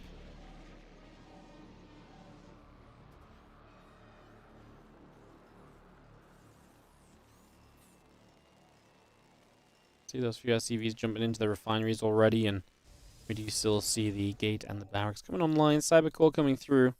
It's just going to be the Reaper, so it's not like an overly kind of crazy proxy, right? We're not being, aggressive with like double Marauders. It is double gas, though, so that means the factory will come up at some point soon. Hero is not overly cautious this game. The Nexus onto the low ground, throws the pylon down as well.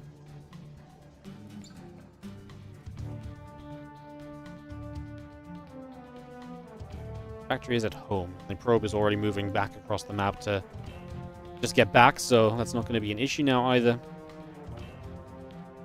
see the probe continuing to wander. Reaper hops up to the high ground here into the main base and is going to come straight through to this mineral line. Had a pretty successful Reaper last game, right? Doesn't mean everything, but it's usually a good sign that the Reaper is able to do well. Let's see how Hero deals with it well. This time, one probe only. Quite a few probes off the mineral line to try and help, but it's only one probe, so it's much better from Hero to only lose one worker, as the grenade is going to be good enough. Stalker got one more shot off, but the Reaper is away. He even took a nibble off the probe that was there as well. Yeah, he's going to be away. Command's in the building as the first Widow Mine comes online. The Nexus will be finished from Hero in a moment. And our Sentry and the Warp Gate continue to build into place as the Forge comes up as well. Yeah, so this time you actually proxy the barracks and you only get one probe. Obviously, there's 2 Reapers now to try and look for more, but just in general, a much better, managing of the Reapers than what we saw previously.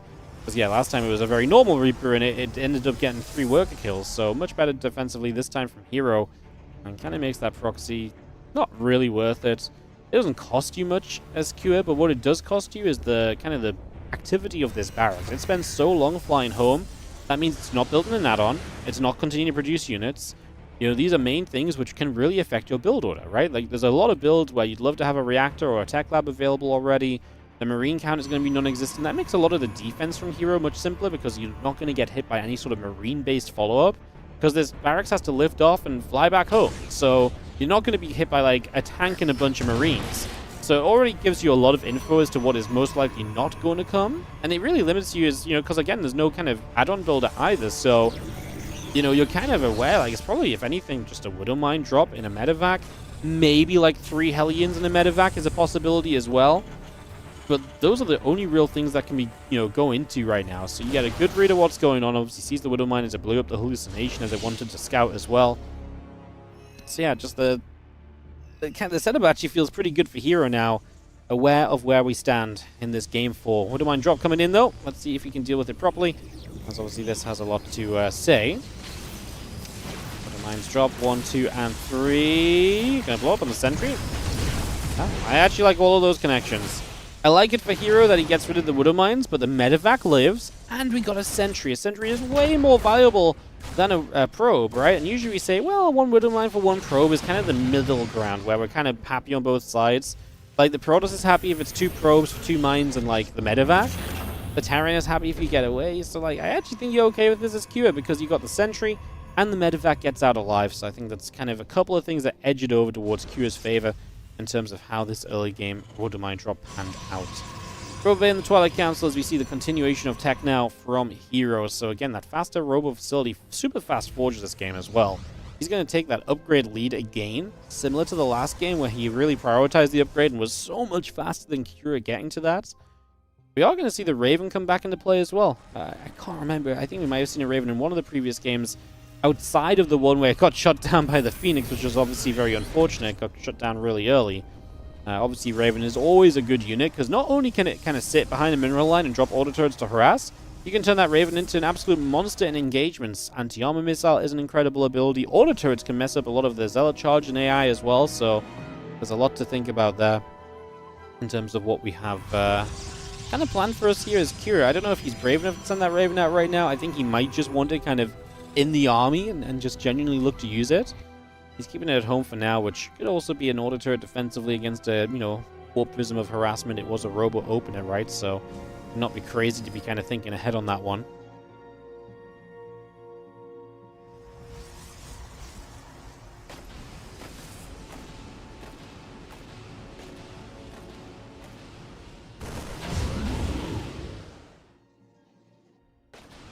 Medevac lifts up, just going to escape away up that right-hand side, and so we'll just unload over here.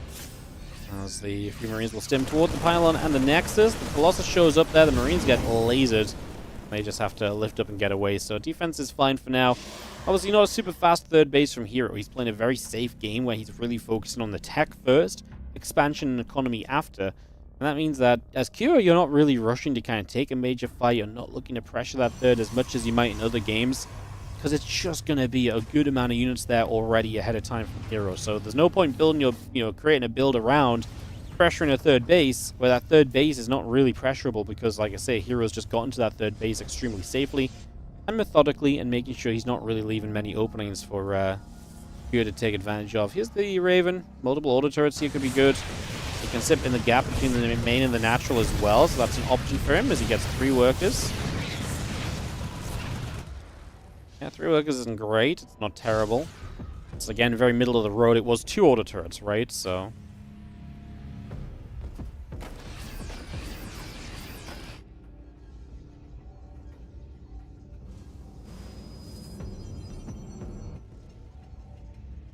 Send Thermal Lens will complete the +2 armor Corona boost on the Forge. +2 attack is about to finish on the Forge as well.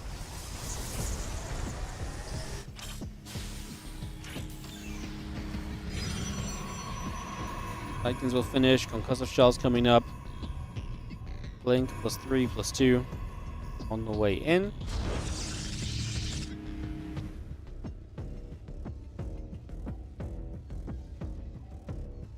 And now Mortal coming through, the cannon and the battery both coming online. The Bioforce expecting to get together between the natural and the 3rd base.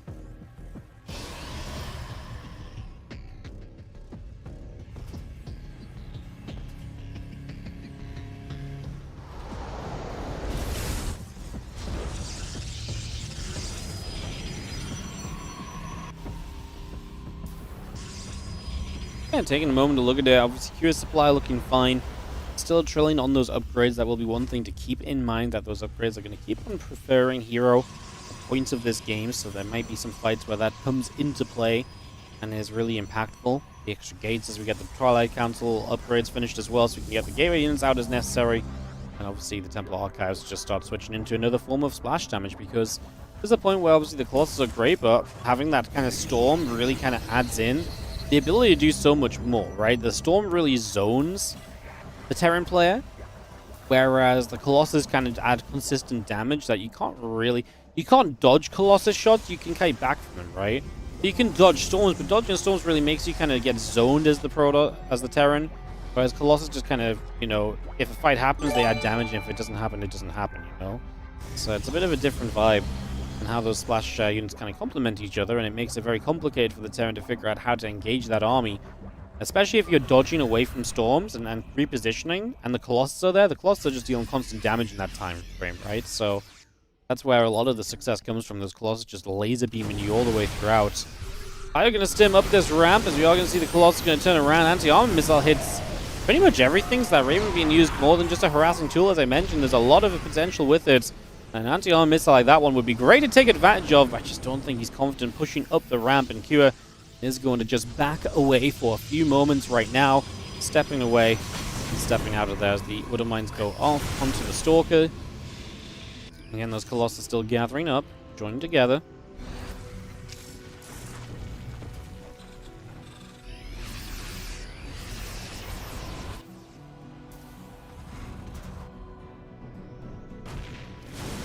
Do not like this fight as much. The Raven goes down immediately. What a grab by Hero. Just great targeting, realizing it was right there, up for grabs. He's going to come attacking across the map. He's actually, interestingly enough, not gone into Storm. He just adds a couple Archons in. He is going to add Disruptors, which have a similar vibe to Storm in terms of, you know, when I'm talking about zoning. Kua instantly pulling the boys to this fight. And see, he wants to just convincingly shut this down. He's afraid, man. I mean, Colossus begin to drop. SCVs, 23 of them, 26 of them dead. You pull the SCVs, you need to win this fight convincingly, and that's just not happening. Man, he was terrified of this army, and rightfully so. Even with the SCVs, Hero has absolutely smashed through the army of Kua. And it looks as though we are going to have Hero with a very good chance to crown himself at the top of today's WardiTV Mondays. Back from Dallas last week, so he missed out, and yeah, back today, and looking very good in the tournament without Clem and without Max packs in today's games. No, neither of those today. Kua taking advantage getting to the finals, but yeah, this Hero playstyle has been an absolute struggle for him. Army supply is still competitive from Kua, but like I say, he doesn't have the SCV count anymore. He pulled the SCVs before and couldn't win the fight. I don't know if anything's going to change here. There's only one Colossus now, so maybe SCVs get to the third. We're just going to step through. Kua's down 30 army supply. That was not the case previously, and say maybe it's not quite as good tech-wise from Hero, but I think the numbers may just make up for it. Again, that super early upgrade was huge as well, and he's now 3-3 to 2-2 in these fights, just absolutely dominating upgrade-wise. And in fights like this, I mean, this is where the upgrades really matter a lot. A lot of Stalkers hitting all the time, the ByuN's hitting all the time.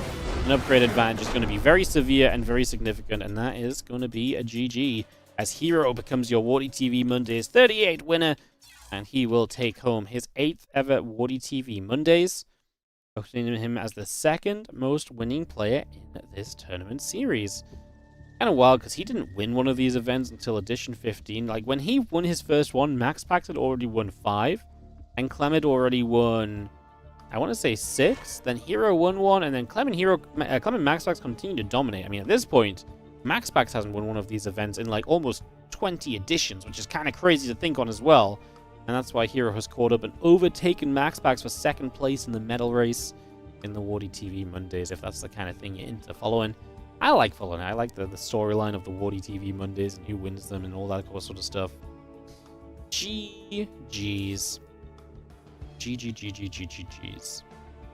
Alrighty, guys. That is it for us today from the WardiTV Mondays.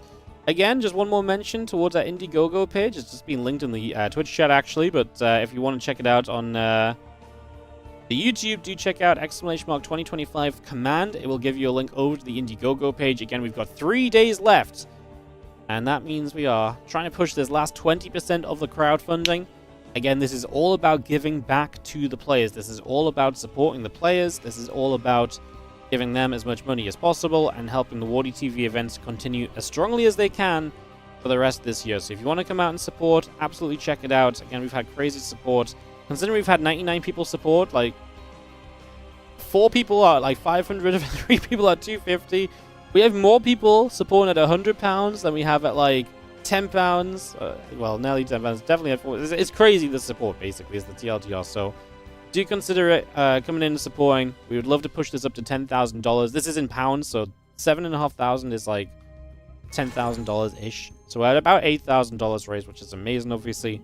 So do continue to help us out with that. Like I say, it's the last couple of days. We'll be putting some tweets and stuff out and trying to have a final surge on this. So check it out if you can do so. We really, really appreciate it. Otherwise, as usual, guys, all the other support helps. If you're on the YouTube, subscribe to the channel. Like the video. It's not too late. Even if, you know, you like it now, people will get recommended the VOD more frequently, which is awesome. And then you can support on Twitch by subscribing, prime subbing, all the rest. The other thing I just want to mention is the plan for the week. So I think what we're going to do is tomorrow I'm going to catch up on GSL replays. We've been doing that a fair amount where we do like GSL replay casts. I think tomorrow we do GSL replays. I think both groups from Group A and B will just do both of those. I don't know how long the games are, but like, maybe we'll do a long one, just 10 best of 3s. Can't be that bad, right? So we'll do that tomorrow. And then Wednesday, Thursday, Friday. I'm pretty sure I might not stream Wednesday because I feel like I just need a day to catch up with life stuff. And then I think Thursday and Friday, so originally I was going to do like a mini tournament this week, but I actually think what we might do is we might just do like a WardiTV June tournament and just do it this week and into next week. I think that might be just a better approach altogether, to be honest. I think I like that a lot more. So I think we're going to do that. And then we'll have like the playoffs next weekend or something. I like that a lot. So yeah, let's do like a WardiTV June, probably Thursday and Friday. I could run a qualifier Wednesday because that'll be a shorter stream. If I start like an hour late, let's do that. Let's do a qualifier Wednesday, Thursday, Friday, groups A and B. I like that a lot. Yeah, let's do that. Let's do like a $1,000 tournament over the next couple weeks. Does that sound good? Does that sound good to you guys? I hope so, because that's what we're doing. If it doesn't sound good, well, I'm sorry. I will run less StarCraft next time, I guess. Yeah, I think that's what we're going to do. I think that sounds like fun. And then I'm going to start working on the WardiTV European League as well, but I'm going to need a few more days to put proper stuff for that together and stuff. So I think if we do WardiTV June for the next week and a bit, it gives me some proper time to get European League in place, and we'll get European League started before EWC and wrapped up at the end after EWC. I think that's a really good mix of things to do. Cool! That's what we're doing then. Awesome. All right. Anyone got any questions? Any big mysteries they want me to answer before we wrap it up for the day, guys? Or are we all good? Cool to see Kira back in the finals. I really felt like Kira had a chance today, man. I had a feeling. I was like, I feel like Kira might take it. We've had a lot of like non-hero Max Packs Clem winners lately. The hero just a bit too strong once again. It's a fun tournament though. We have 4.5 hours on the stream. Why did the Zealot cross the road? Because he automatically aggroed the Terran unit on the other side and he charged before he could get micro back.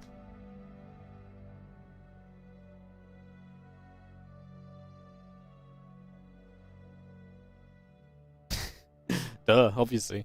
Is MaxPack still playing like before? How do you mean by still playing like before?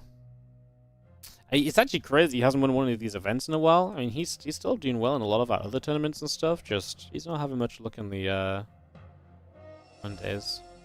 What do I think about Cyril for EWC? I think he's going to be a big contender. Like, he can beat everyone else that can win it, so... I think it's going to be one of the very first times Cyril doesn't enter as a favorite, and I feel like anytime Cyril doesn't enter as a favorite, he always looks extremely good. I think he's going to look very good. I think he's a top 4 shoo-in. I think he's a top 4 shoo-in. Honestly, I would say he's kind of for me, he's still a top 2 player. So, hard to say because we just don't see a lot of him, though. Is there no Monday Night Weekly tonight? I think there is. No, I think it came back this week. I will just check the... I read this in the TL thread for Monday Night Weekly, so I can just check for you, because I feel like I know where to go to find it out. Monday Night Weeklies. Oh, did I not read that?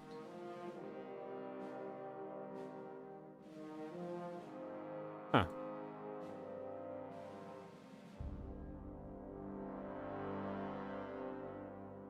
Yeah, I've got no idea.